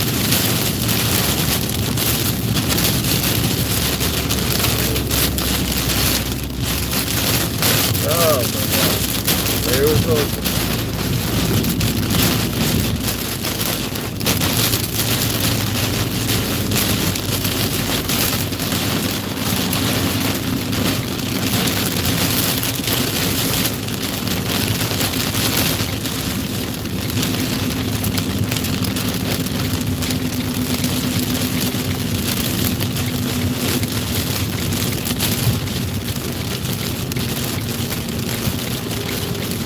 I see what they're putting the tornado warning out for.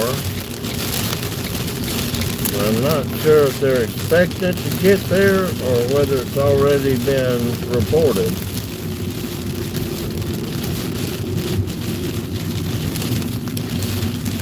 Gotta find out what road I'm on.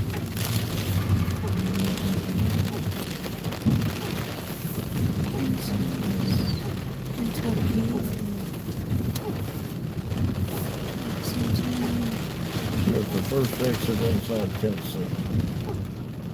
Oh, I see what they put it out for. But it's too far north. They need to put it out further south. That tornado warning's too far north. Based on where we're at.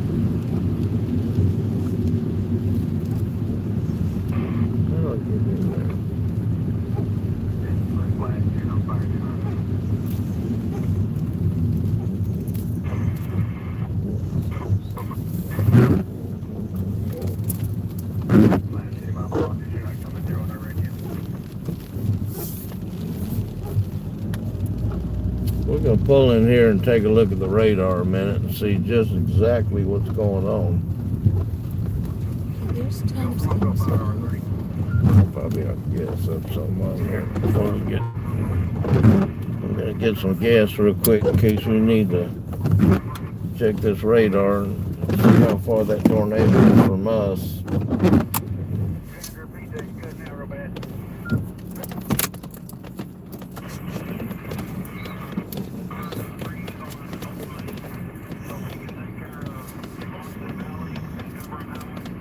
I don't know which one they've called it on. Get some gas.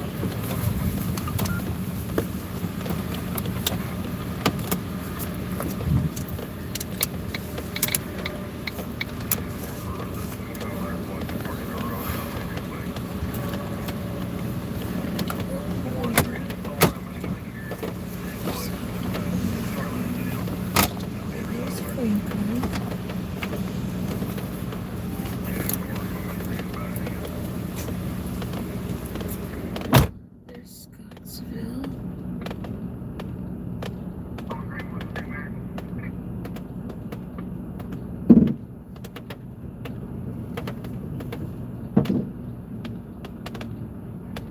Highway 100.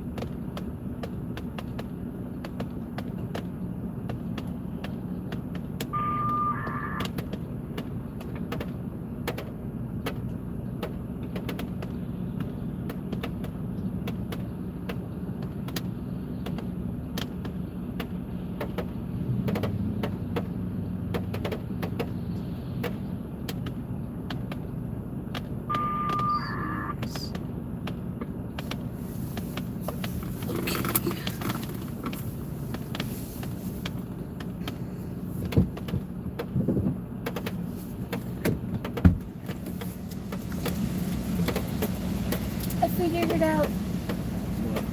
You need to take exit 6 off of 65 to get to off of Interstate 65. You take exit 6 to Highway 100 to get to Scottsville. We're way below that.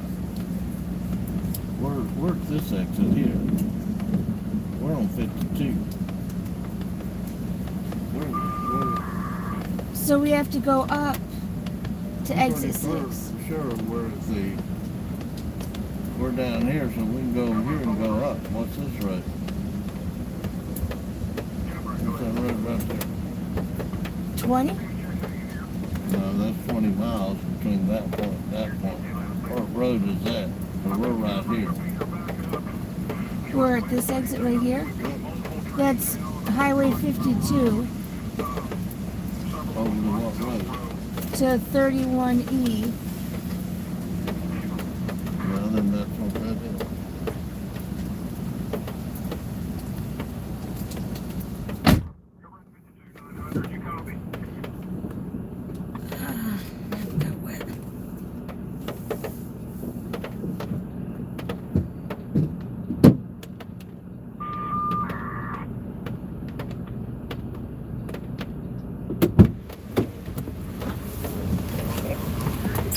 So that's correct, right?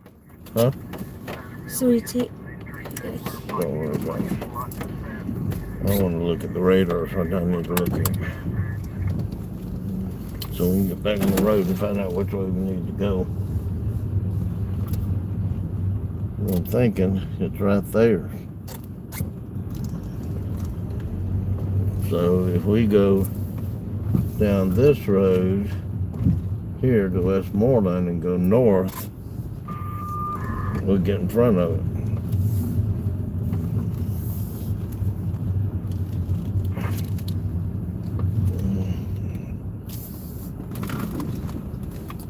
Right?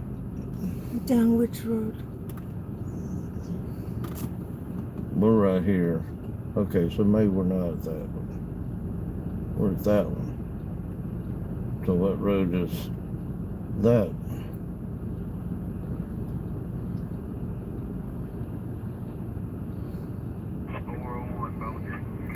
So we need to go. I don't know what road this is.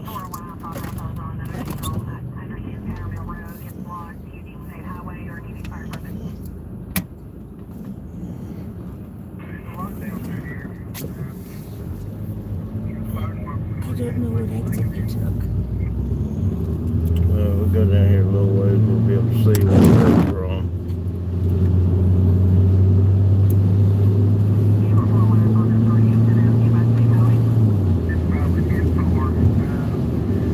We're trying to make it to Scottsville. We're on. I'll tell you what we're on in a second. There'll be a sign right up here.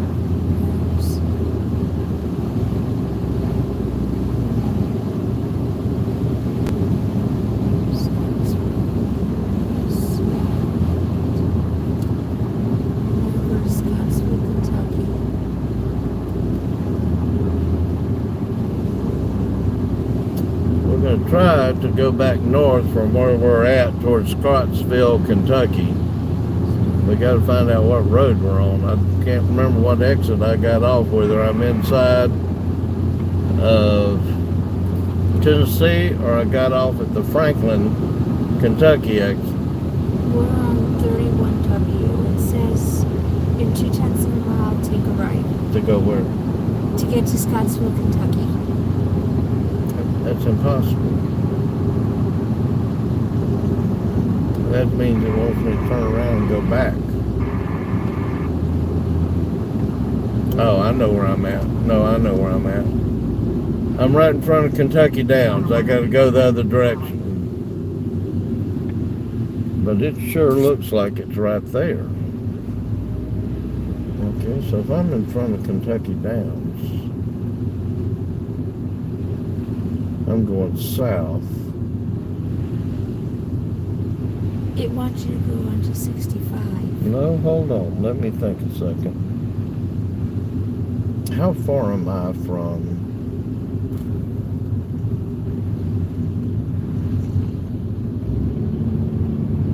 there? Getting on that road right there. Michaelsville. From Mitchell? Michaelsville. Mitchell. Whatever that. Mitchellville. Put that in. Mitchellville?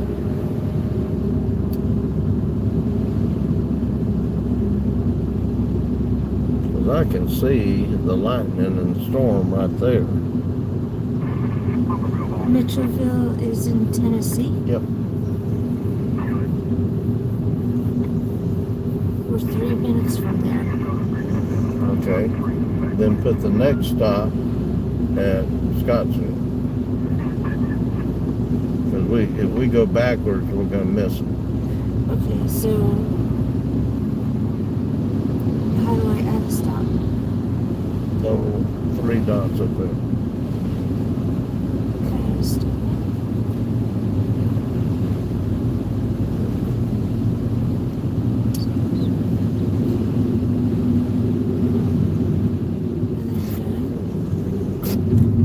Whoop, hold on. U-turn. Okay, stop. Now we're headed to Portland. But that storm's right there in front of us. Okay, it's still saying to go to Nashville first. Okay, change all of it and go to Scottsville. Storm when it gets your way. This thing's got straight line winds that's pushing EF0 tornado strength. I-65 all up and down Kentucky is littered with tree limbs. And we're now on top of this tornado-warned storm. We're moving off to the east to intercept it north of Westmoreland. In 2/10 of a mile, I'll take a right onto Highway 109. I thought we were on 109. Or which direction are we going? I don't know. But take a right here. No. Next question.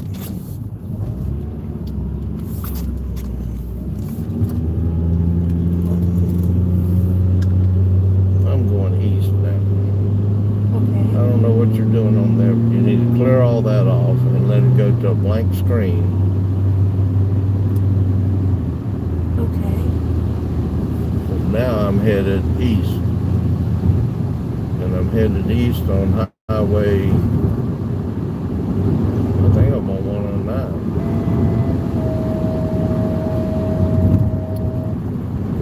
And we want to go to Scottsville, Kentucky, right? Yeah. Scottsville, Kentucky. Oh, Do we want to what take road am I on? I'm on this road. I don't want to be on that road. So, Okay, and we want to take the shortest route, which is 36. put Westmoreland in. Westmoreland, yeah. Yep.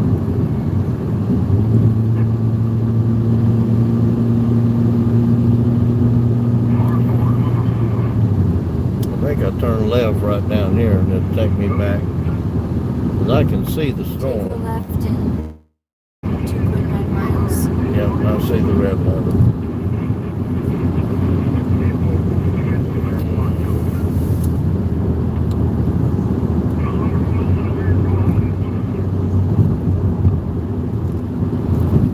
We're headed down to Westmoreland, then we're going to move to the north to get in front of this tornado-warned storm.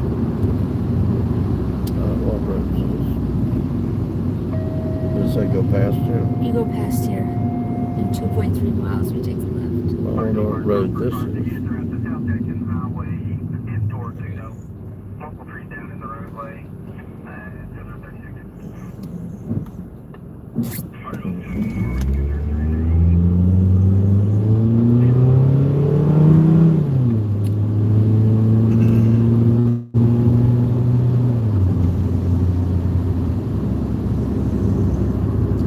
Jamestown, I assume you're getting hit right now with this storm. It's going to last about 30 or 45 minutes before it's over with, but the problem is you got another one coming right in behind it. These have been very intense, severe thunderstorms.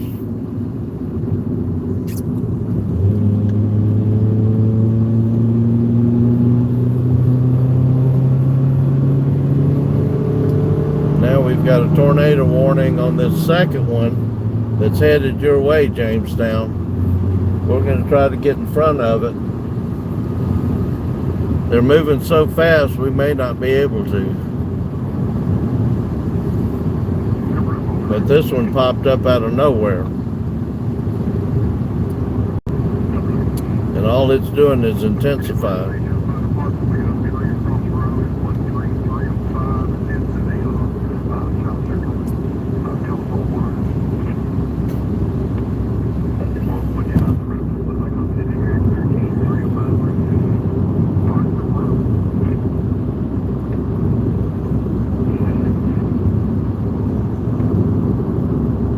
Man, I can't believe how intense these storms are getting.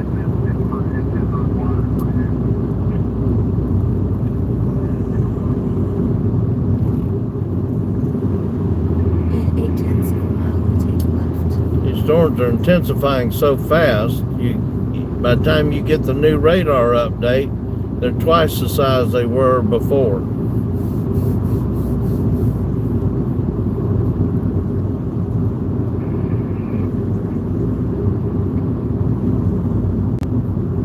Half a mile.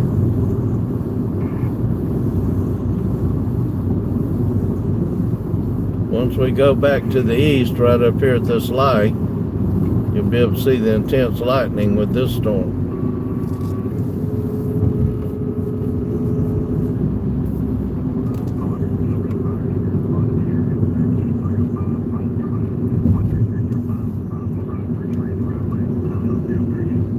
Two-tenths of a mile. You turn on a 52.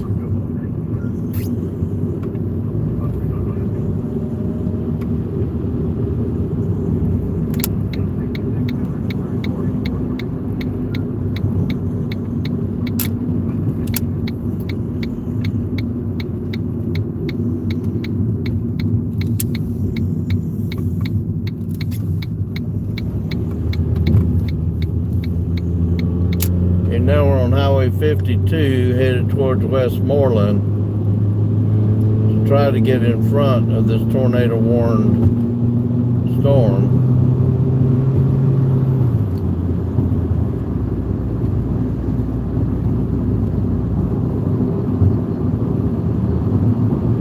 If this thing does come down, it's going to be intense. I can't believe how fast this storm popped up and is intensifying. Every time we get a radar update, it's twice as big as it was the last time.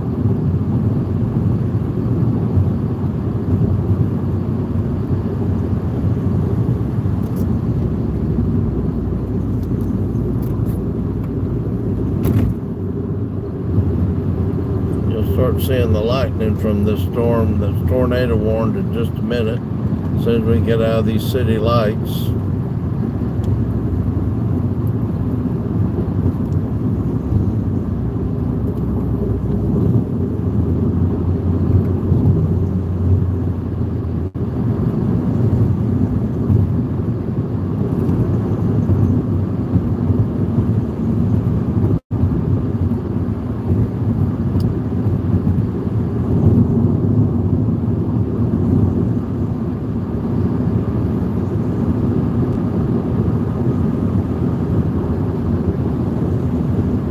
Man, I can't believe how big this storm's getting.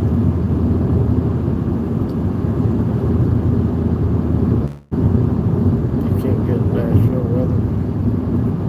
Go with my Nashville weather. Nashville Weather Radio?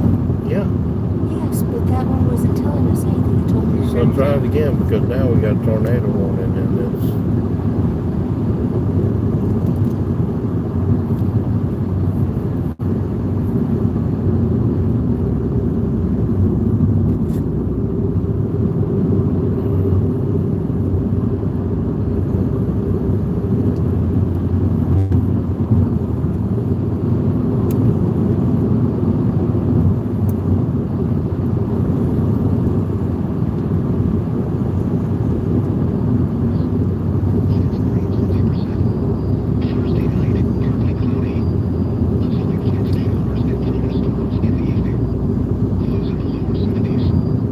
Thanks, Brandon.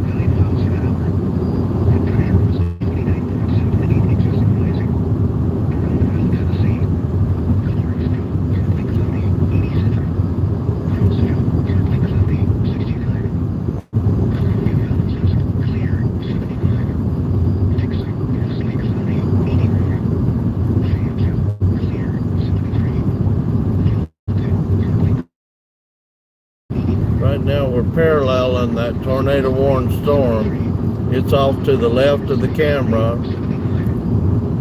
We're paralleling it. We're on Highway 52 eastbound, east of I-65, headed towards Westmoreland, Tennessee.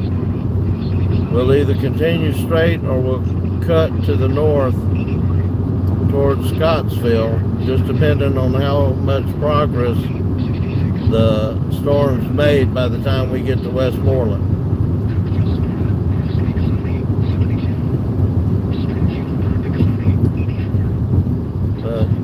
Hartsville, Jamestown, that whole area that got hit with this first line, this is right behind that first line of storms.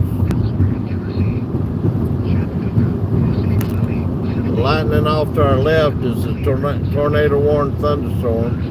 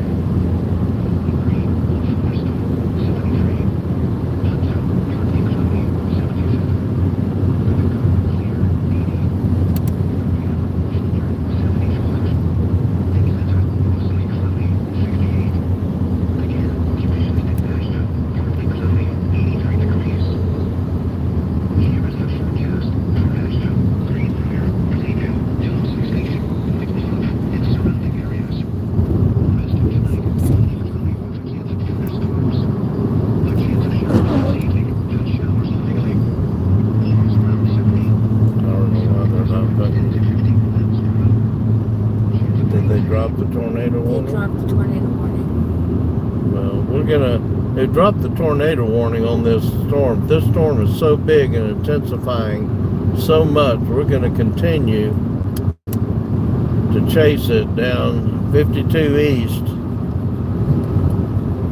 52 carats. What's on the other side of Westmoreland?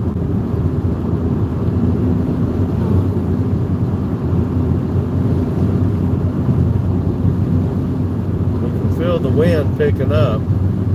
These thunderstorms are getting intense.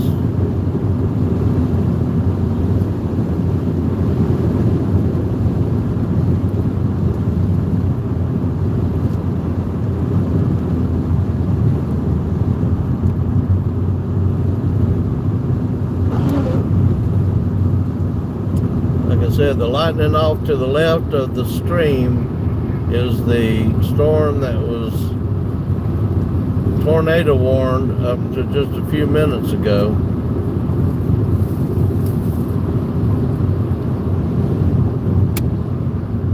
Cookeville, you're about to get hit if you're not already with this storm. The straight line winds are very intense, over 60 miles an hour.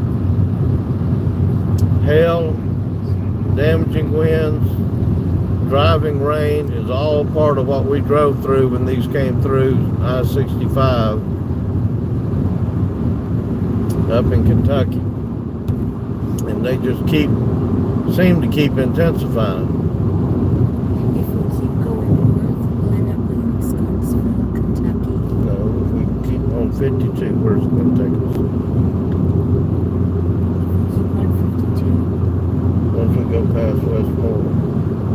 What's that city right over there? Going to be? To the... So we're past Portland. We're going to Westmoreland right there. The next city after Westmoreland will be Lafayette. It's on the other side of Westmoreland? Yes. Okay. To the right. What's on the other side of it? Is that north of Hartsville? Yeah, it's north of Hartsville. Lafayette is. And that's the last one on this page. Right now, these roads are pretty dry down here. I'm surprised. But it seems like everything's moving to the east-southeast. And Portland and Westmoreland may get spared. So we're going to go through Westmoreland and keep going to Lafayette. And make a decision then on whether we're able to catch up with them or we're going to be too far behind. Then I'm guessing the next one on 52 will be Red Boiling Springs. Okay, I may go as far as Red Bowling Springs. Well, I don't know.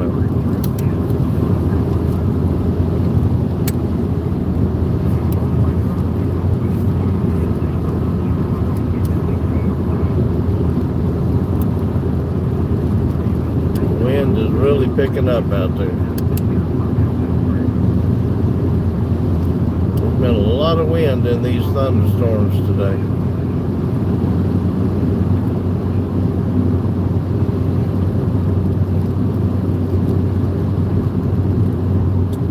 I can't believe that these storms keep developing.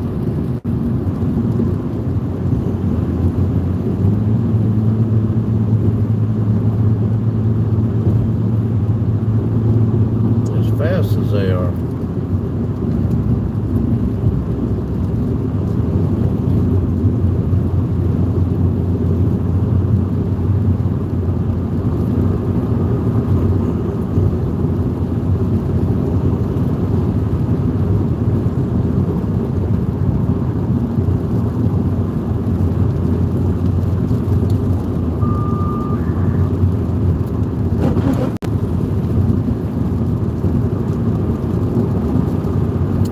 Somebody asked earlier what radar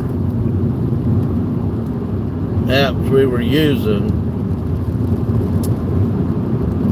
and we're using Radar Now and My Radar are the two main ones.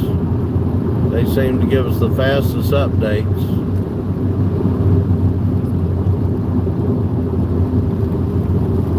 And all of a sudden the lightning started developing right in front of us.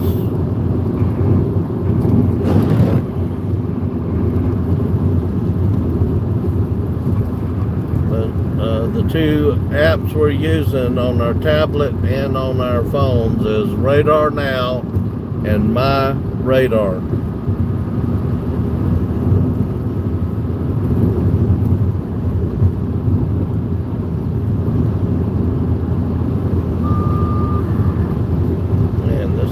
Storm is intense in front of us. Holy cow.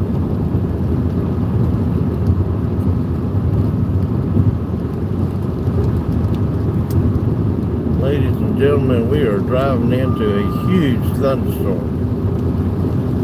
And it is still severe warning. You can see it now in the lightning flashes.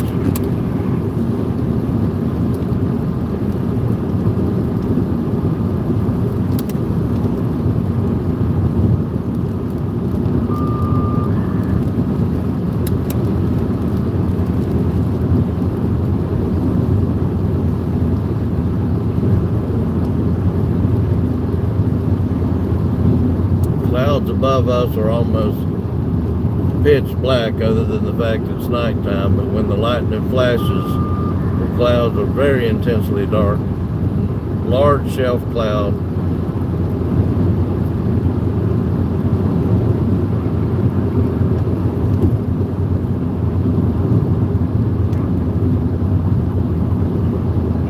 The storm continues to intensify.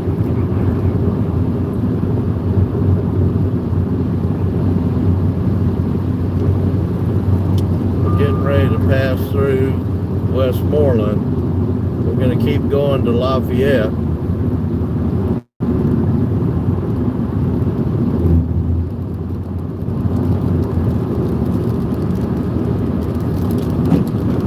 We believe this storm may have the potential to drop a tornado, but it is not tornado warned right now.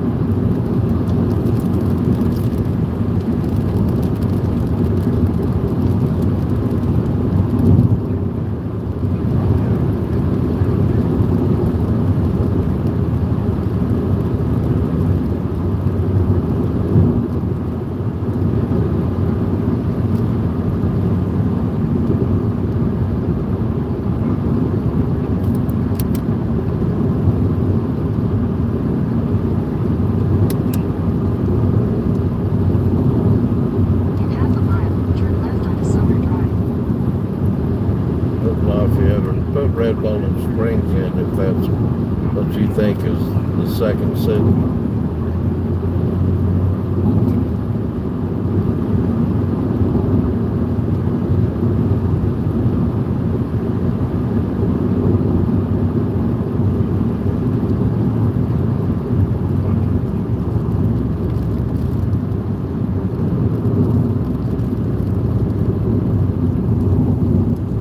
Yep, that is the second city. 26 miles. To Red Bowling Springs? Yeah. And that's not far above Cookville.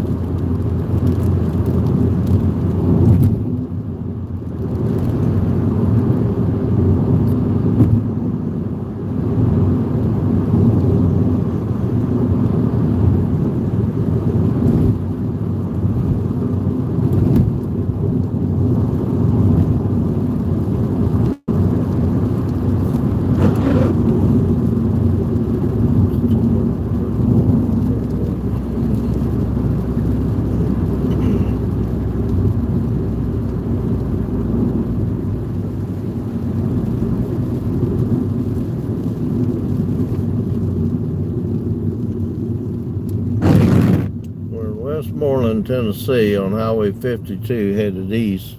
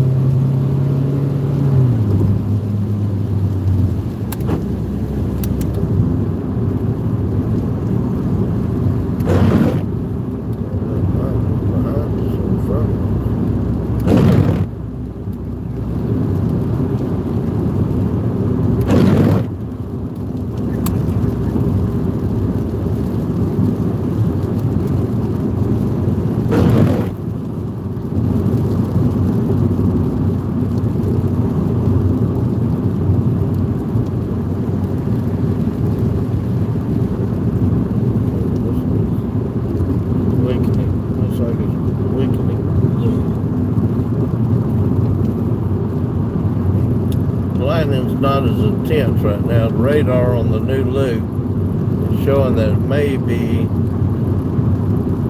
not as intense as it was even 15 minutes ago. So we're gonna keep moving towards Lafayette, but we will make a decision there whether we continue or we head back to the south.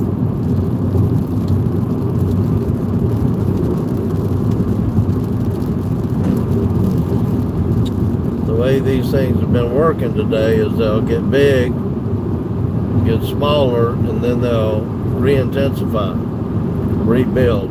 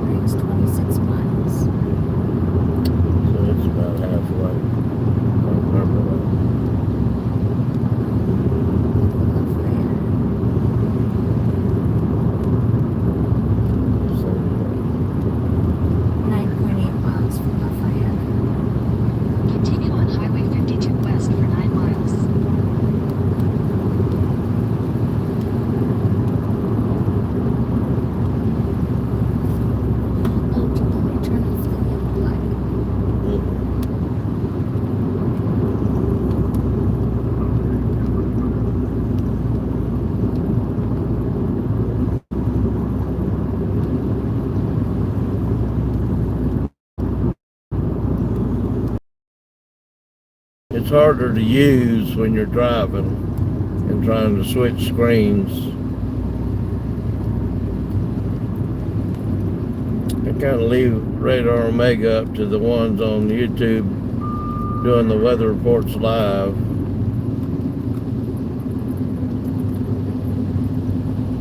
It wasn't so hard to change screens while you're driving, but all we need is the radar.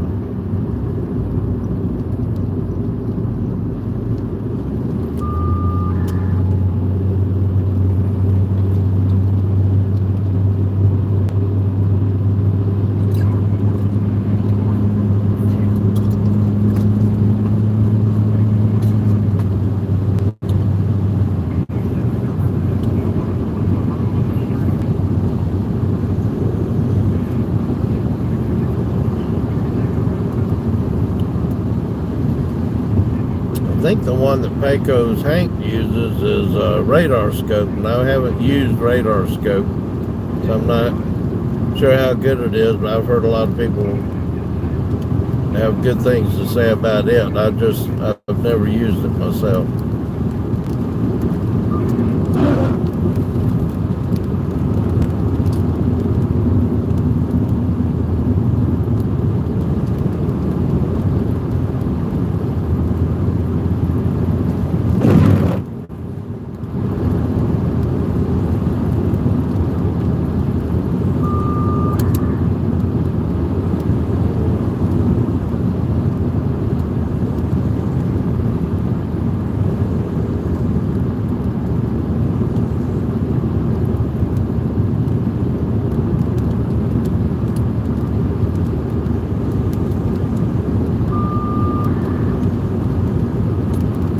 I don't do it full time, I do it in between. I work in the cardiac care unit at one of Vanderbilt's hospitals, and I do this in between shifts. Except I take off 1 month a year, and this year was May, and May just happened to be the year we didn't have any storms at all out in the Midwest worth chasing. I went out a couple of times, but it's just been a weird year for storms. Last year, every time you went out, you're going to see several tornadoes. This year, all I've seen, it seems like, is nighttime tornadoes. A couple of them almost coming down on top of us. I do not like chasing storms at night that much. But the lightning looks better at night.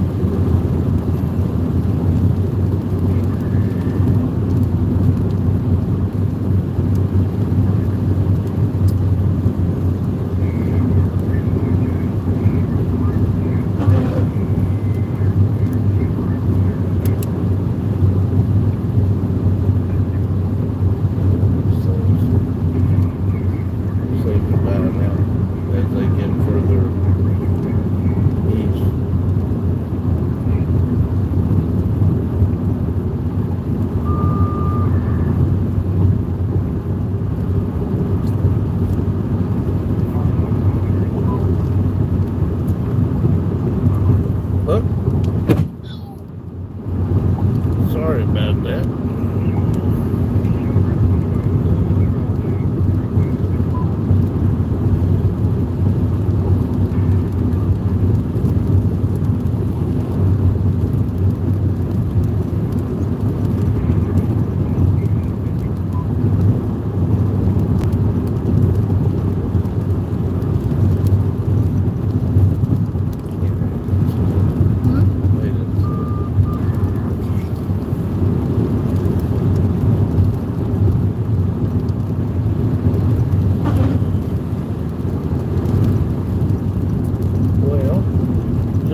Say that these storms are dying out, that happens. There's I know, there's new ones forming right behind us, and the one in front of us is intensifying.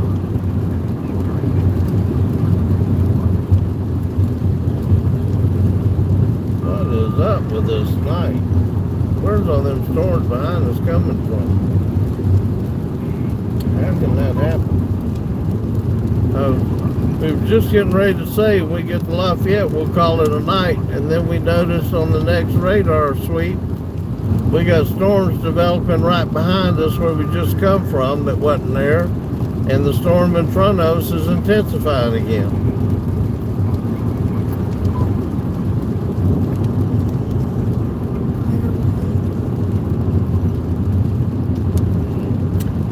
I heard Detroit got hit pretty bad this afternoon with some straight line winds. Had a lot of tree damage. I'm surprised that it went that far north and y'all had the intense storms that y'all did. I didn't know it was going to be that far north. But there was some reports out of Detroit that they had some damage from straight line winds.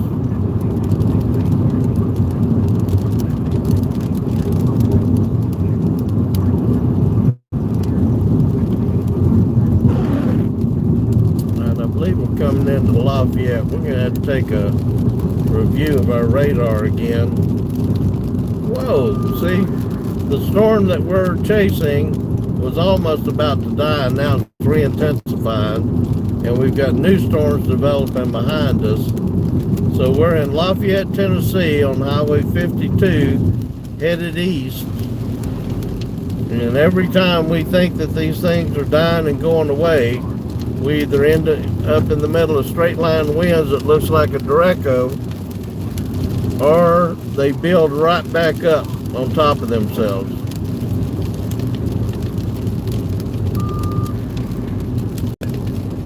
I cannot believe these storms are rebuilding this quick.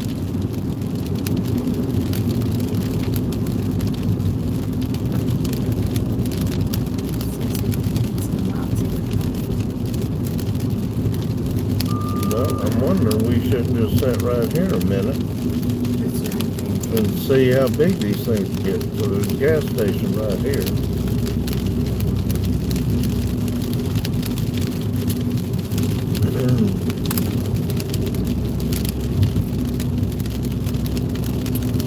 We're trying to figure out what's going on here, and whether these are new storms, rebuilding of old storms. But there's a place here to pull over that's safe, so we're going to do that.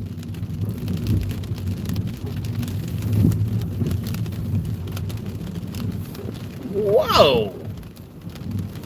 Can you see that? Yeah, that was cool.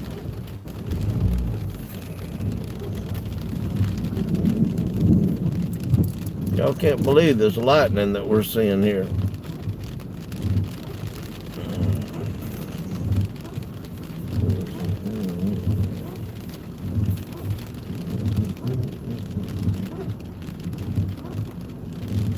That just became severe warned. That new one? The one that asked how far we are from Knoxville. So, pretty good ways. Probably about 180 miles. We're more northeast of Nashville, and we're about 40 miles northwest of Cookeville, all down on Interstate 40 that goes into Knoxville. But from right where I'm at to Knoxville is probably 180 miles, because we're up near the Tennessee-Kentucky border, closer to Nashville than we are to Knoxville. And we've got new storms intensifying all the way around us again. That one just became severe warned. Let's see. This has been a crazy day. Every time we watched the radar sweep when we was in Indiana, or now that we're back down in Kentucky and Tennessee, the next sweep, there's new thunderstorms developing. The stationary front has set up right down I-65 through the middle of Tennessee and Kentucky, and these storms just keep firing up.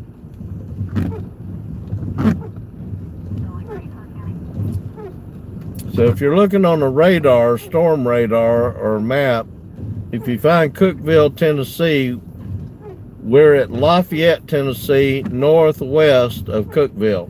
Cookeville sits right on I-40, and we've got all these storms now developing around us that wasn't there just 30 minutes ago. And some very intense lightning. I'm going to try to move the car where we can get some of this lightning in the viewfinder. See if I can get that.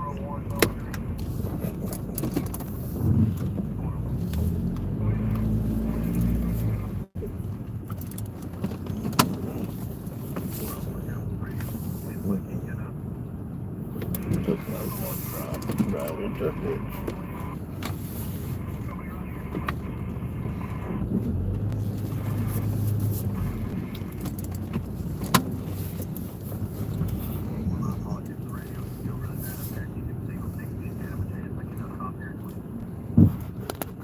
There it is.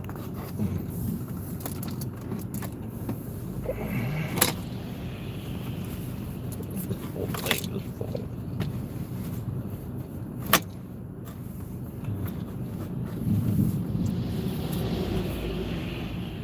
This storm that we're pointing the camera at wasn't even there 30 minutes ago. Sneaked up behind us. A whole new line of storms is just north of us coming in now.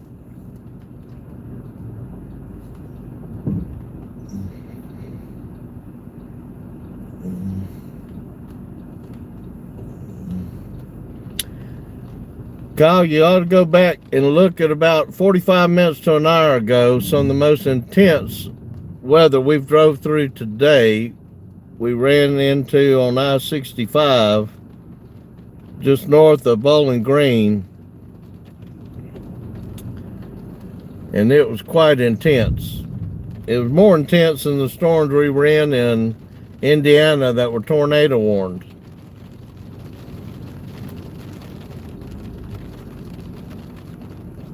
And these here that we're watching come in now wasn't even there 30 minutes ago. Our earlier stream from storm chasing in Indiana this afternoon, we lost our cell coverage after we had to divert off a road where power lines and trees were down. Man, this is some intense storm coming here. But we were into wind, rain, and some quarter-size hail that was quite intense. Oh man, this is going to be a big lightning storm.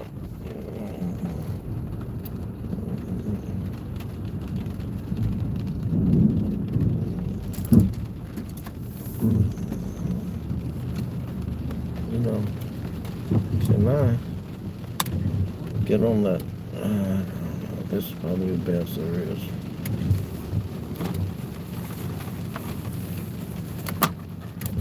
Oh, that was a cool lightning bolt. Lightning bolts are hot.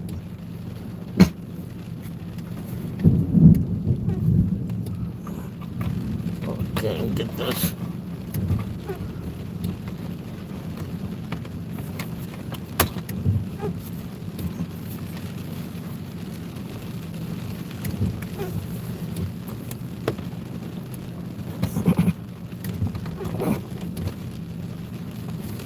I can't get back.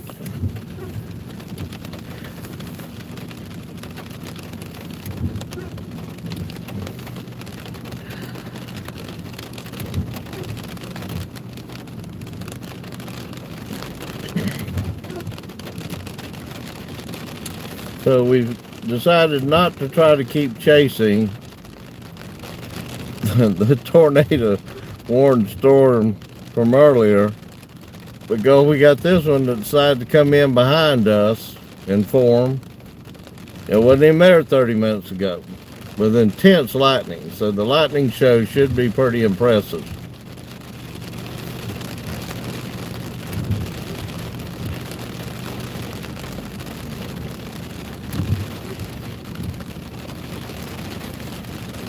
Because this thing is just blowing up right on top of us. And that's the way it's been all day. When these severe thunderstorms, particularly the ones that blow up into like small supercells, they've had some of the most intense lightning I've seen.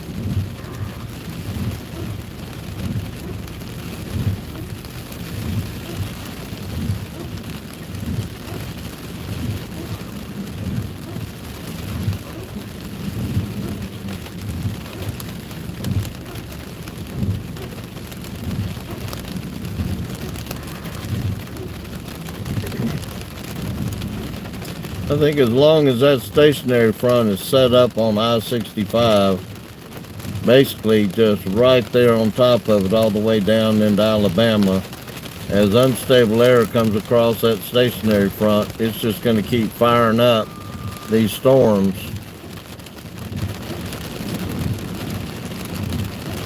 The HRRR showed that today, but I just couldn't believe that this late at night we'd be seeing these kind of storms still forming.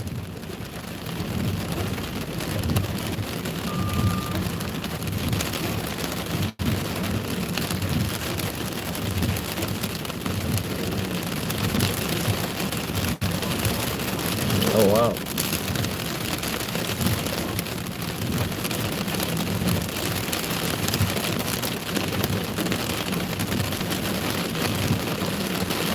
That's about the way we've seen it. We crossed from Indiana over into Kentucky at Madison, which is the only place you could cross between Louisville and Cleveland, Cincinnati. And just as soon as we got across the river, these things started starting up and just building and building and building in big lines of supercells. Individual ones to begin with, and then the individual ones formed a line And there's just been intense lightning and wind and thunder with them.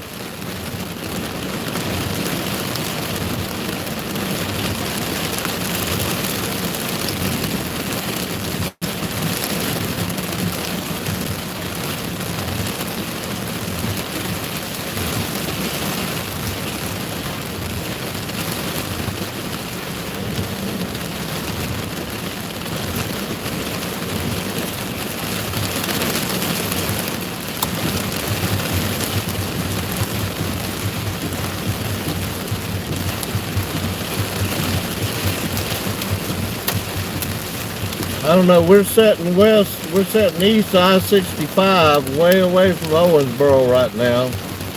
And we've actually got some hail coming down now with these new thunderstorms that are developing.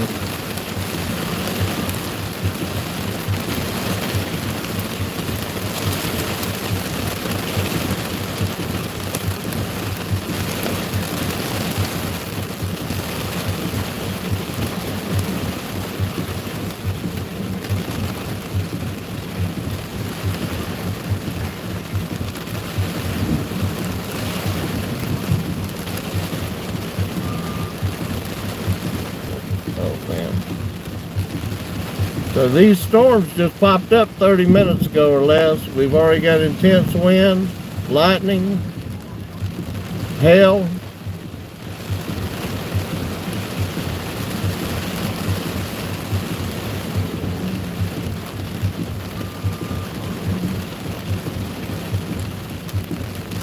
No, but I used to have to travel in Michigan. Y'all get enough during the winter time.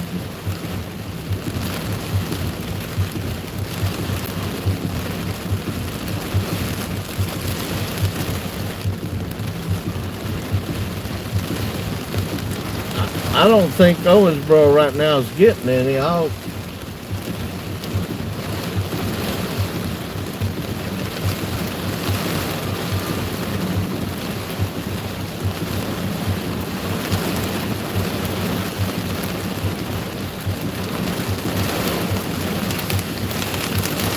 man.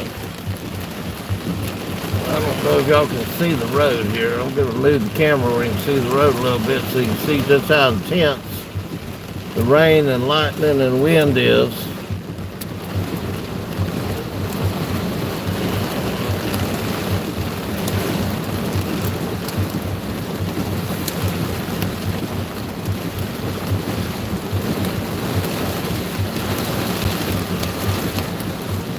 Holy cow.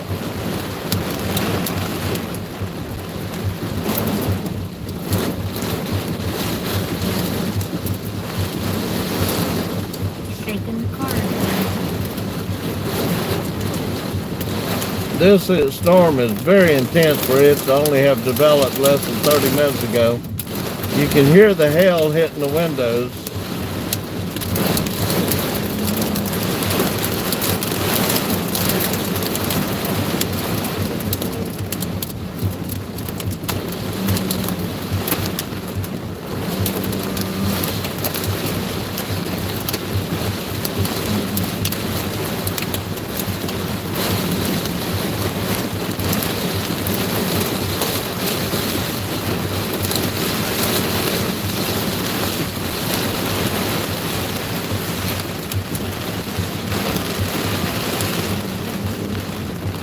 I don't see anything in Owensboro.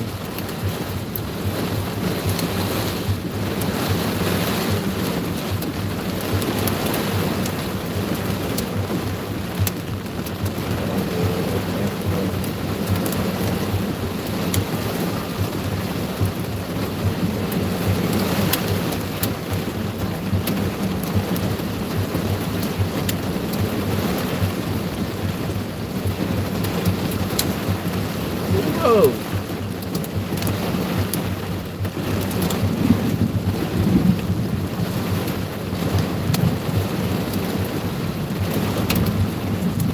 These are storms that just popped up 30 minutes behind us.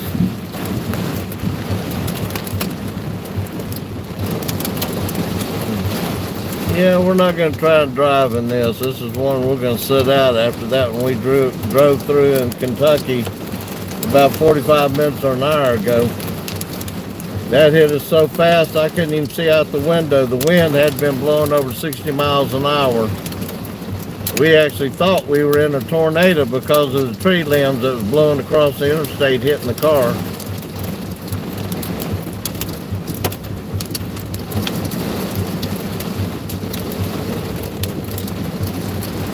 Mayfield was bad. I was actually at work in the CCU that night watching the radar when that one went in, and I knew that was going to be bad.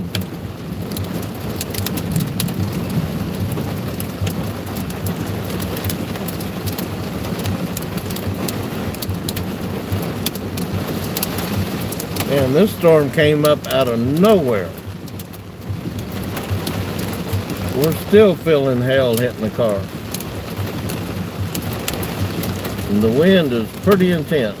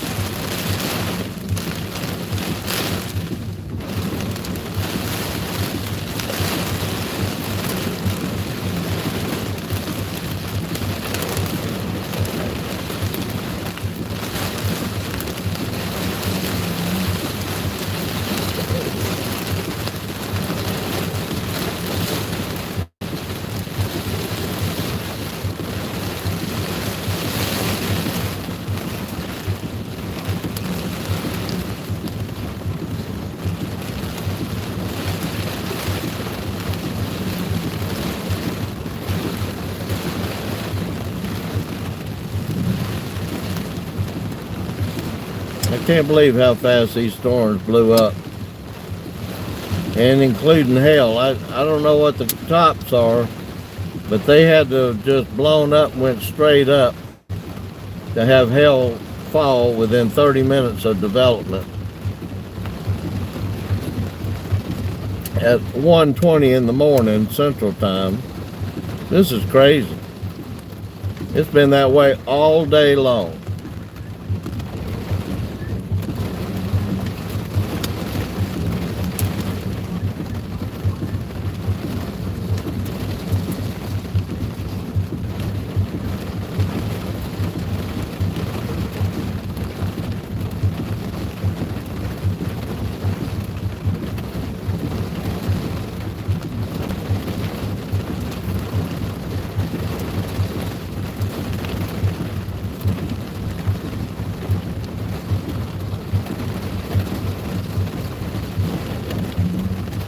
We're not under a tornado warning, but we are under a severe thunderstorm warning where we're sitting at right now.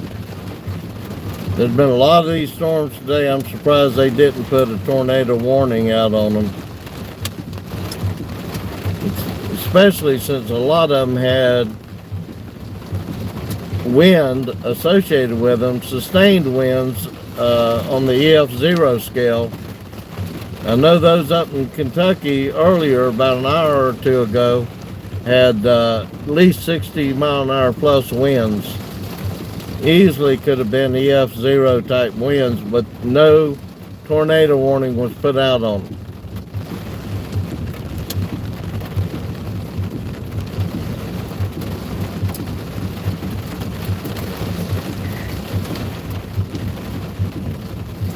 If this was any other day, I'd say that this was going to ease up here in about 5 or 10 minutes. But today, as soon as they eased up, new lines and new cells formed right behind them.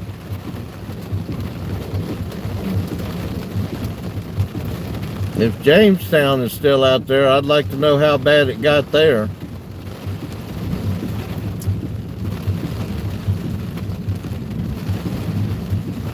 I swear what we went through in Kentucky felt like a Derecho. I just don't know if the Weather Service is going to classify it as that. I don't know how wide the severe wind was and damage. But I know where we were sure seemed like a Derecho. I sat through that one in South Dakota last May, and we had 107 mile an hour winds with that one, and the governor of South Dakota declared it the worst storm they had had in their entire history because of how much damage it was. I know we had like, a highway patrolman grabbed me, and I think we checked out like 15 or 16 overturned semis within just a 3 or 4 mile radius of where I was sitting at.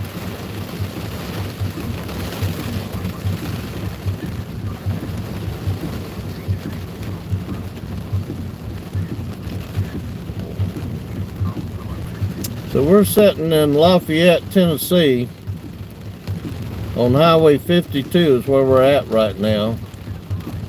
We stopped here to reevaluate what we were going to do, and that's when we got hit with this storm.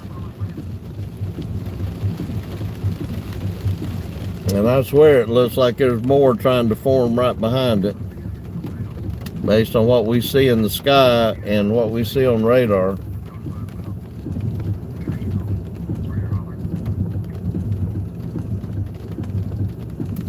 I take that back. We're not in Lafayette. Are we in Red Bone Screws or Lafayette? We're in Lafayette. We're in Lafayette.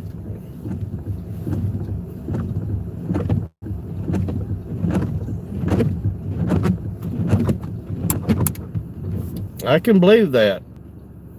And I can tell you, those winds that I had on the interstate that we decided to pull over for because I couldn't see out the window, and made where I pulled under the overpass on the interstate, which, you know, we're not supposed to do, but I was afraid it was going to flip me out on the main road. It made underneath that overpass a wind tunnel.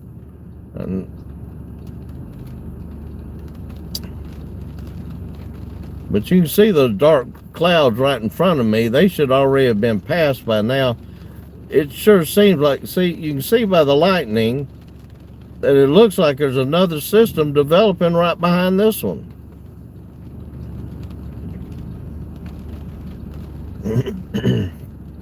This is the same thing it did a while ago. And next thing we knew, we were getting hit by that big storm that just went through. Oh, what is that right there? You see that? Can you see it on the in front of us? I don't look too good. What is it?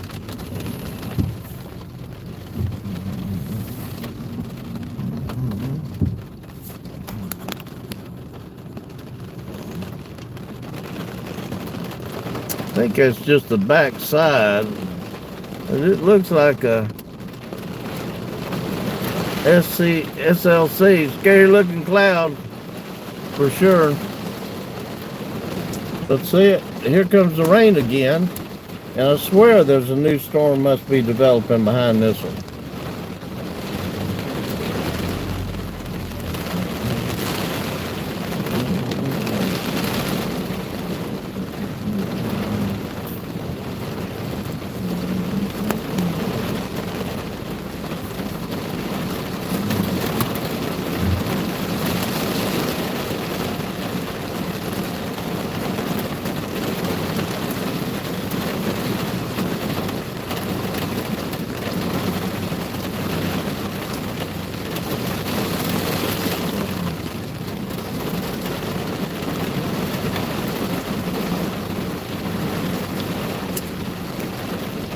Well, you know, everybody says Radar Omega is the best, but the problem with Radar Omega, particularly when you're out on the road, it's not easy to work with, changing screens and all. So we use my radar is our primary radar, and then our backup is Radar Now.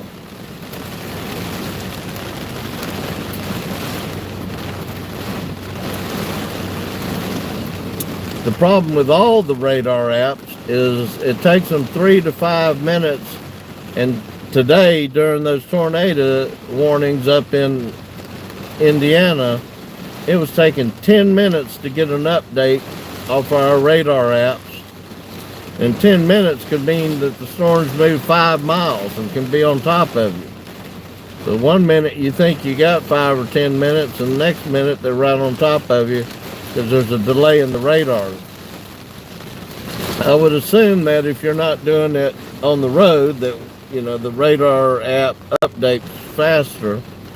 But we noticed that Radar Now and My Radar both took almost 10 minutes in Indiana, and here tonight it's took anywhere from 3 to 5 minutes to update and do a complete round to give us some new images.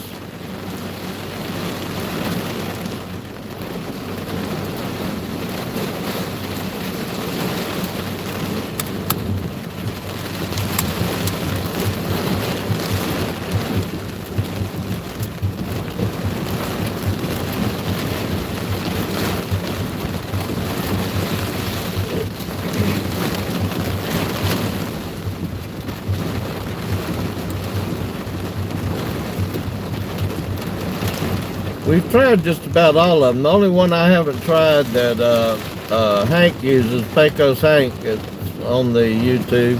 He uses radar scope, and I haven't had a chance to try it out yet. All the good ones, to get everything you want, you got to pay a little bit for a year. I think Omega is probably the most expensive.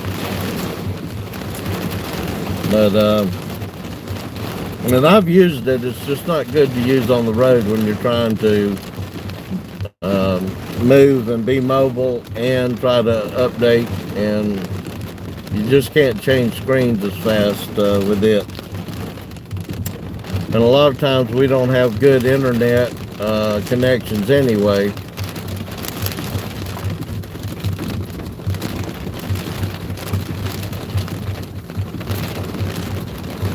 So right now on our tablet that we've got set up,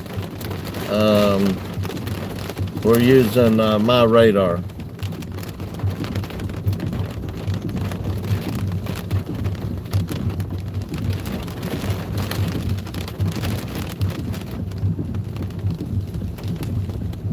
But even then, I think it's still taking about 6 minutes to get an updated screen.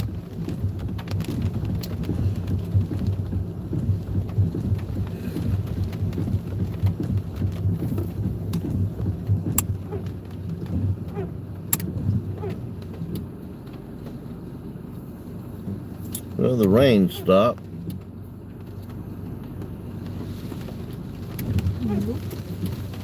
Well, I thought I had.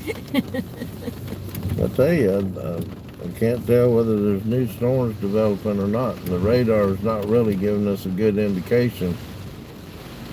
We do know the stationary front, though, is about 40 miles to the west, and it's set up almost right on I-65 all the way into Alabama. And it's a stationary front. and they've just been starting right about I-65, developing and moving east. Yeah, I swear we're getting a new round of storms.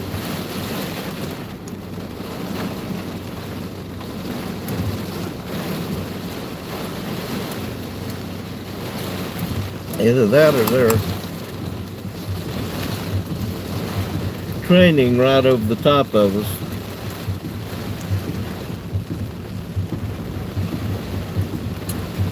So our other video we shot today in Indiana, live storm chasing in Indiana, we were in Seymour, Indiana, when the sirens were going off with the tornado warning. The clouds looked pretty ominous. We chased that particular storm all the way into Madison, Kentucky, where we crossed the Ohio River back into Kentucky.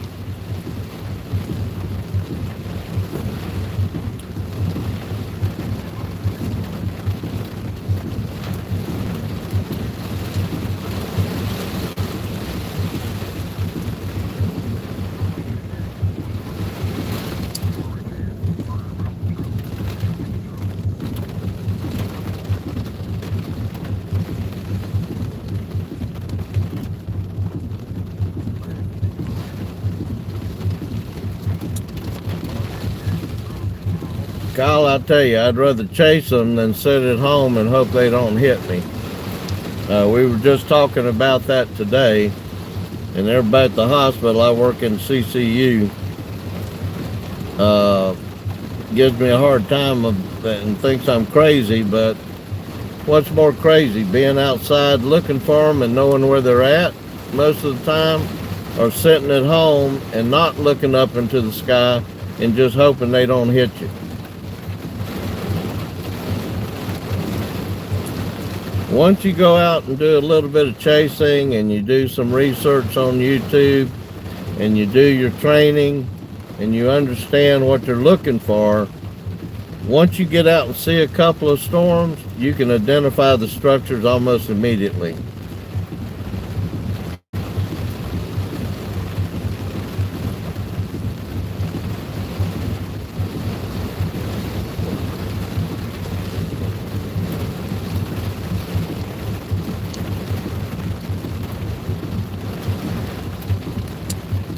You're close enough to Iowa. I'd go over to Iowa and do some storm chasing during the early spring to late spring. Some of the biggest tornadoes recorded was over in Iowa. That's not that far away from you.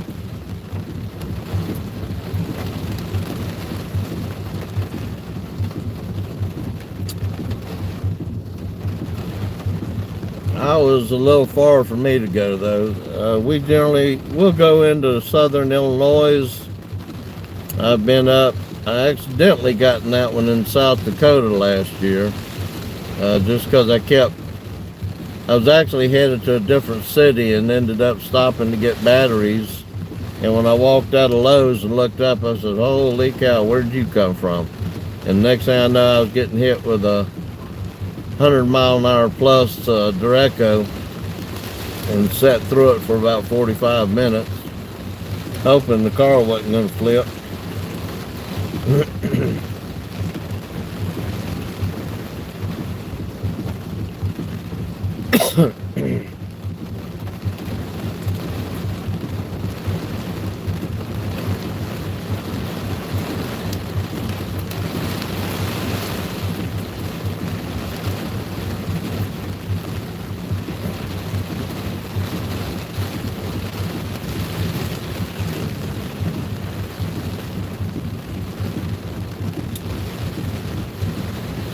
I tell you, anybody that says you're crazy to even want to go chase, they need to go one time and they'll get hooked.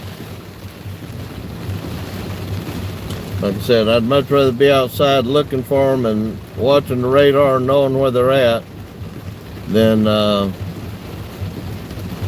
sitting inside the house and not outside looking and just hoping they don't hit me.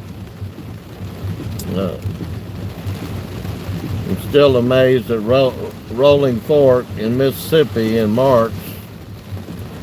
We all been tracking that tornado for 45 minutes. It had been on the ground for a while, and it still killed 23 people in Rolling Fork when it hit. And some of the storm chasers had just drove through the city to record it, knowing it was getting ready to get hit. If we've got time to drive through their city to record what it looks like now, because in 20 minutes it's not going to look like that, how did 23 people get killed? I just don't understand.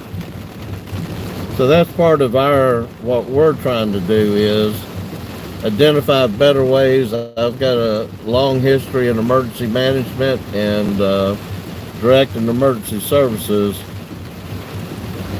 How can we get better warnings out there? Most of the country's not covered with Doppler or NEXRAD radar. Most of the country, probably 90%, does not have weather radio. Farmville, Louisiana last year that got hit by a tornado, they don't even have hardly cell service in that city, much less the others. And they got a direct hit, and 2 or 3 people got killed there.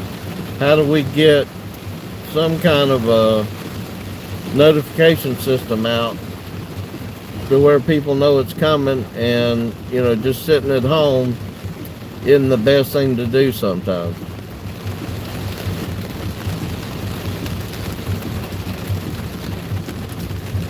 that's what we're trying to figure out. And at El Reno in 2013, the news media told everybody to get out of their homes because it was a killer tornado and go south, and that caused a total traffic jam all up and down Highway 80 to where nobody could get out.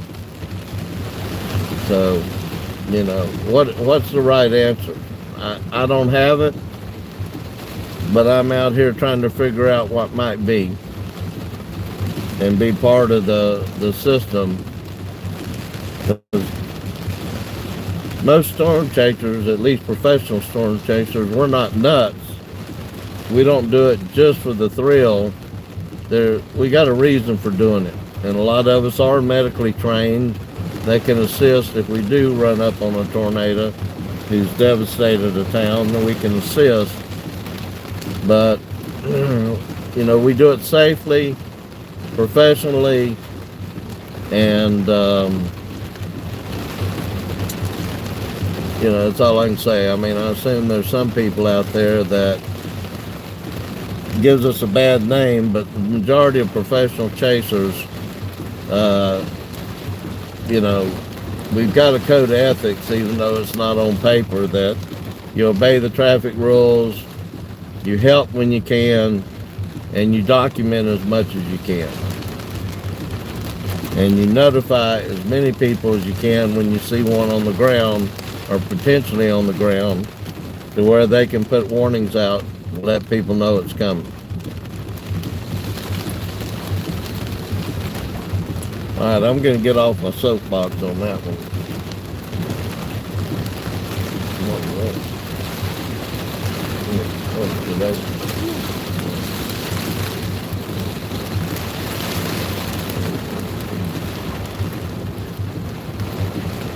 I swear, these storms, they just keep building right on top of each other. We've been sitting here now almost 30 minutes thinking this thing wasn't going to last long. We've had high wind, driving rain, frequent lightning. It stopped for a few minutes, and now it's starting all back up again. And I don't see anything on radar that should be giving us this level of intensity right now. But it's coming out of the same system that started up a while ago. And it looks like there's more developing out to the west near I-65, which is about 40 miles now to our west from where we're sitting.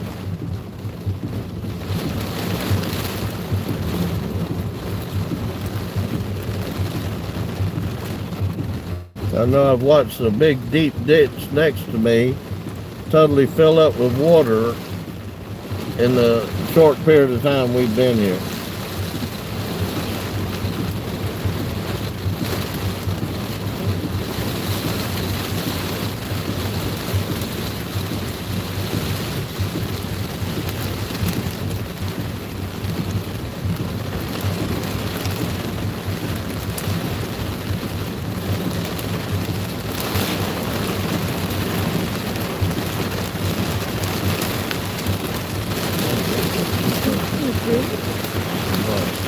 Remember that one on the bridge that you saw filming?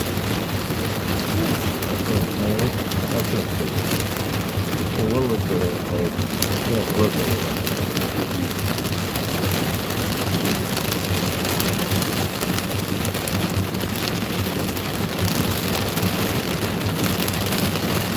Oh, we just got a new radar suite.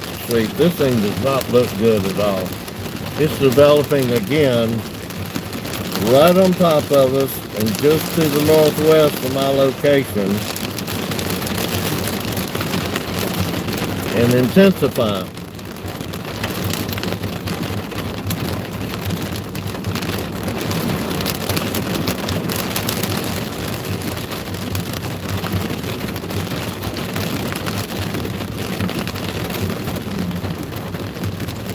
Again, we're in Lafayette, Tennessee, pretty close to the Kentucky-Tennessee border on Highway 52, which runs east and west.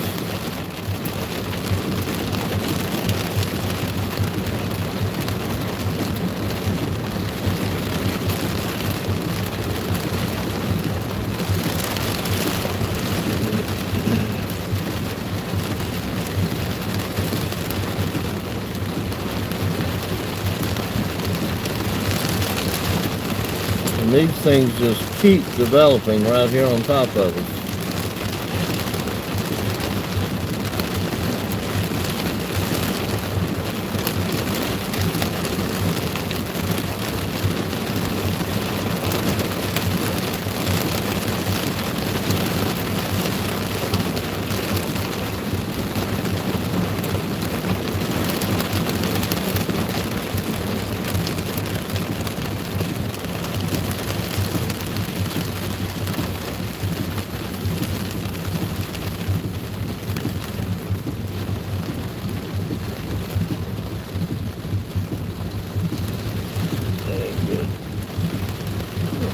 There's a hole right in the middle of that.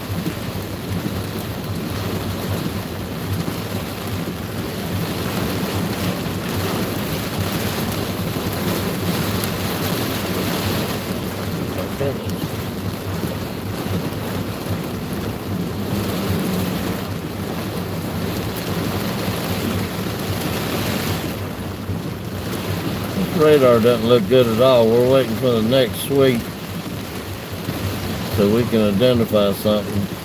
There's something out to the northwest of our location that doesn't look good on the last sweep.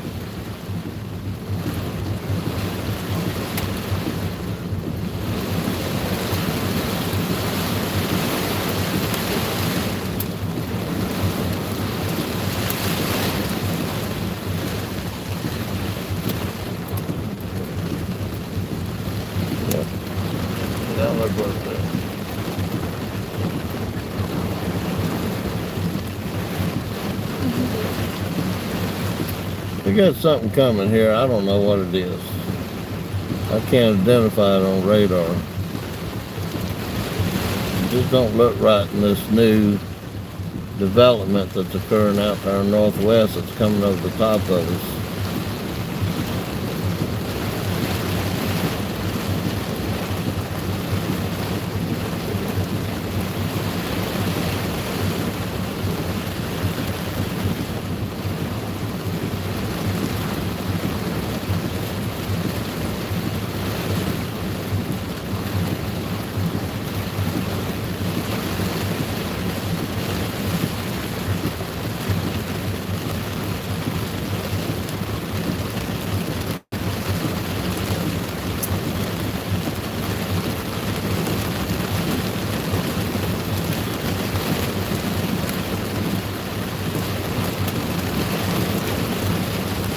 This is crazy to be 2 o'clock in the morning Central Time, 3 o'clock in the morning Eastern Time, and these storms just keep developing right here on top of us at the Tennessee-Kentucky border.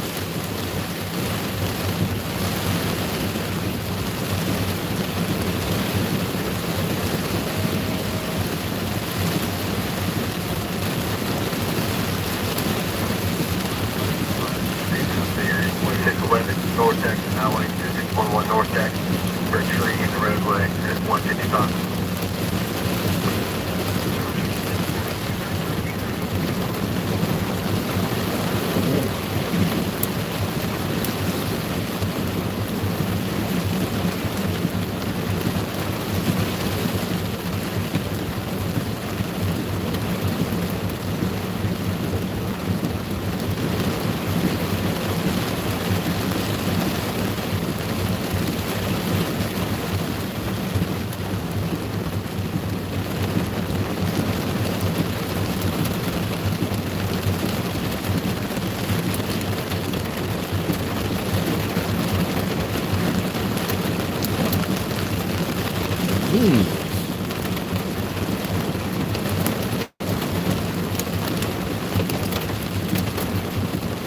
I know, I'm sitting in the middle of it, Michael. Developing in one spot coming just south of the Bowling Green, and they just keep coming out. We got new hail in this storm that keeps developing. You can hear it hitting the car.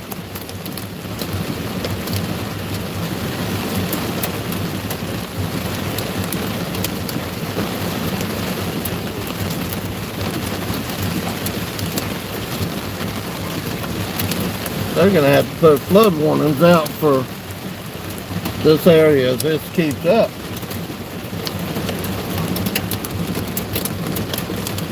And the hail's getting more numerous. What the heck? I've been in hail more today than I have been in a very long time. Then this whole year. Yeah, probably this whole year up to this point. I've been in more hail today out of several different storms than we've hit all year up to today. And the hail in Indiana was bigger than what we had out in Oklahoma and Texas.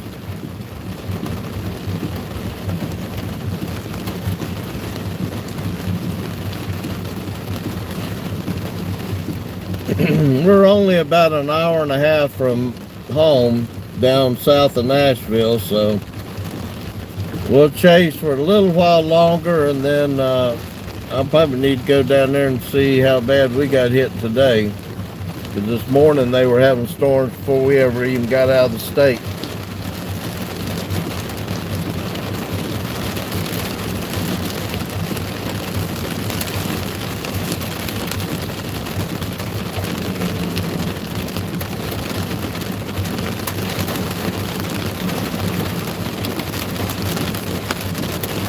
We're getting more hail. Pea-size, but it's still hail.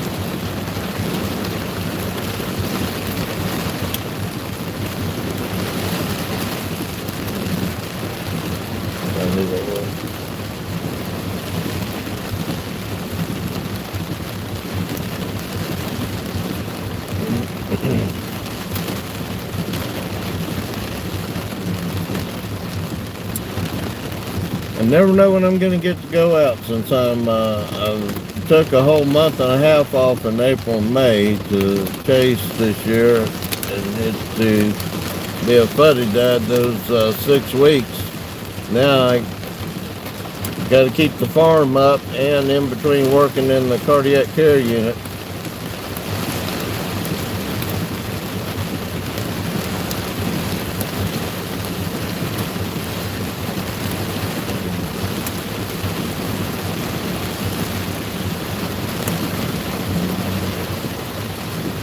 Actually, we didn't even think we were going to do any more chasing this summer after Texas and Oklahoma last weekend. Just been a crazy year.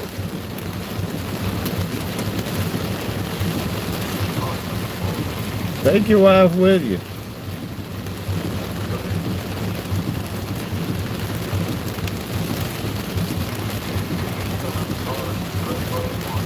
Just tell her you're going to put her on a surprise vacation and you'll let her know where you're going after you get on the road.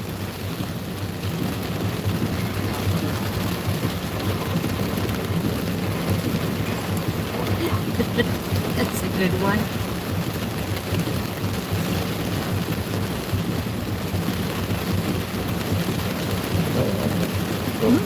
Where are we coming? Well, that was close.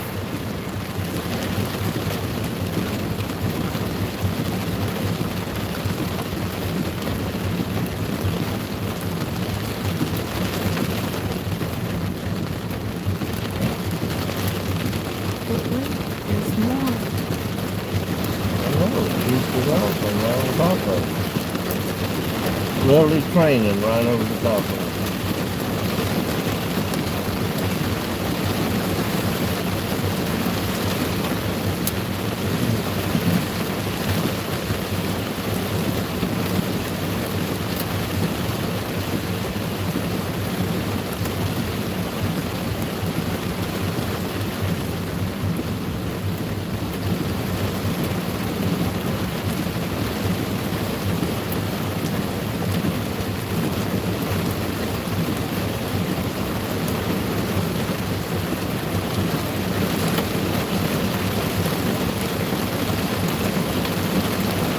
I don't know what the rainfall estimates are, but I bet it's rained 3 inches since we've been sitting here.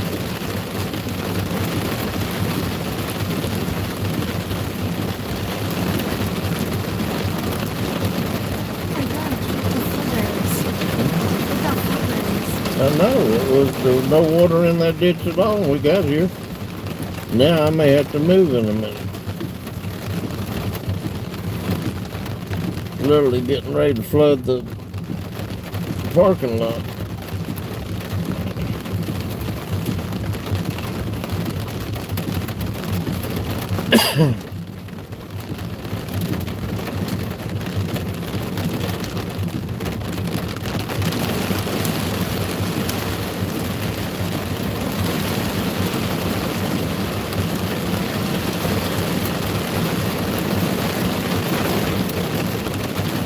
It just keeps on coming.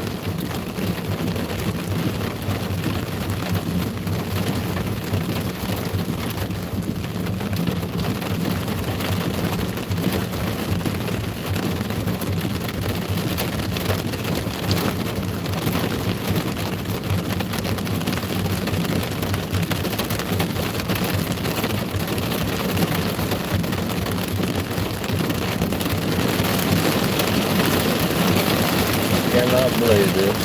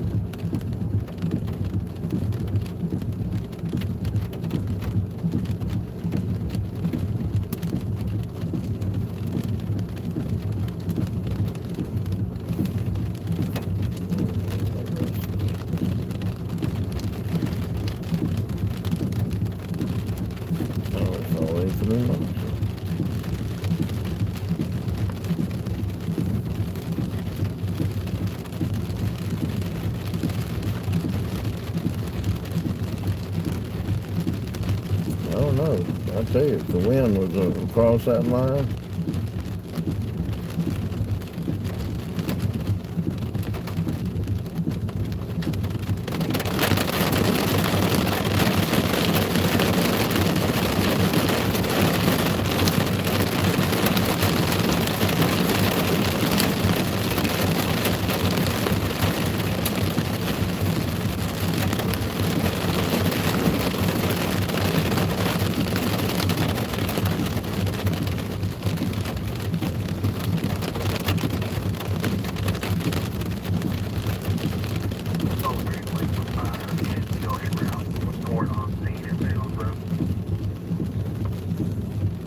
Yeah, they probably won't have rainfall estimates till tomorrow. It's coming down so fast up here and it's so sudden.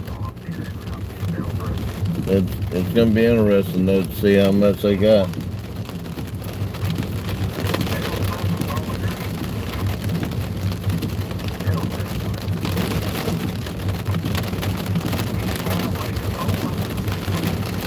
You should put a rain gauge in here.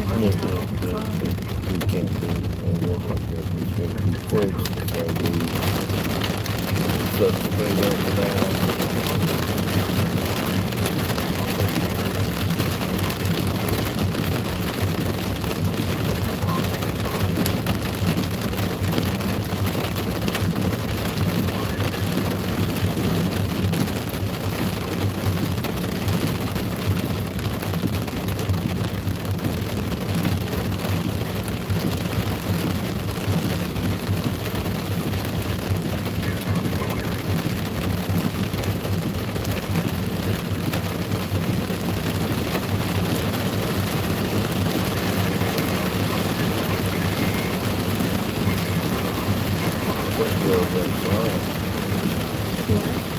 I can't tell if Cookville got slammed or it developed on the other side of it.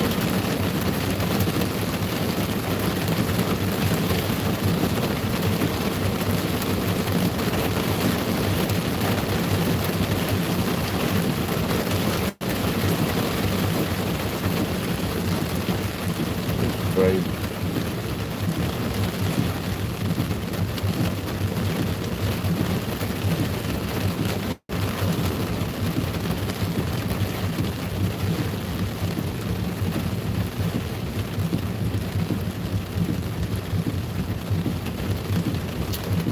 Yeah, we're getting ready to shut it down. I think all the bad wind and all is over with for the evening, and obviously there's not going to be any tornadoes with the remainder of this. So we're probably going to be shutting this stream down here in a couple of minutes.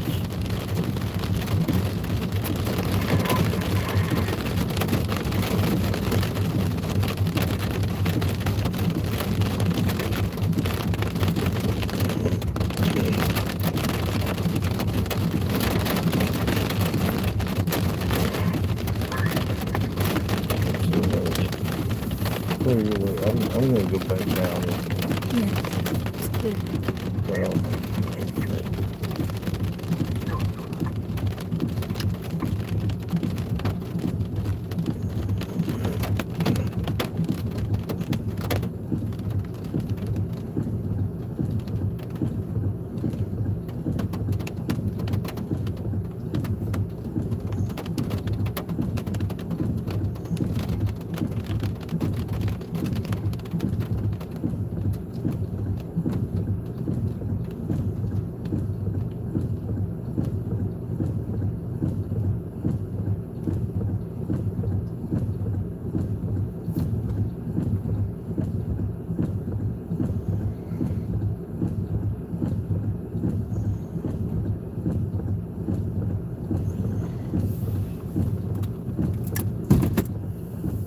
all right, it's been a long day. We're going to shut this stream down. Appreciate y'all watching and hanging in there with us.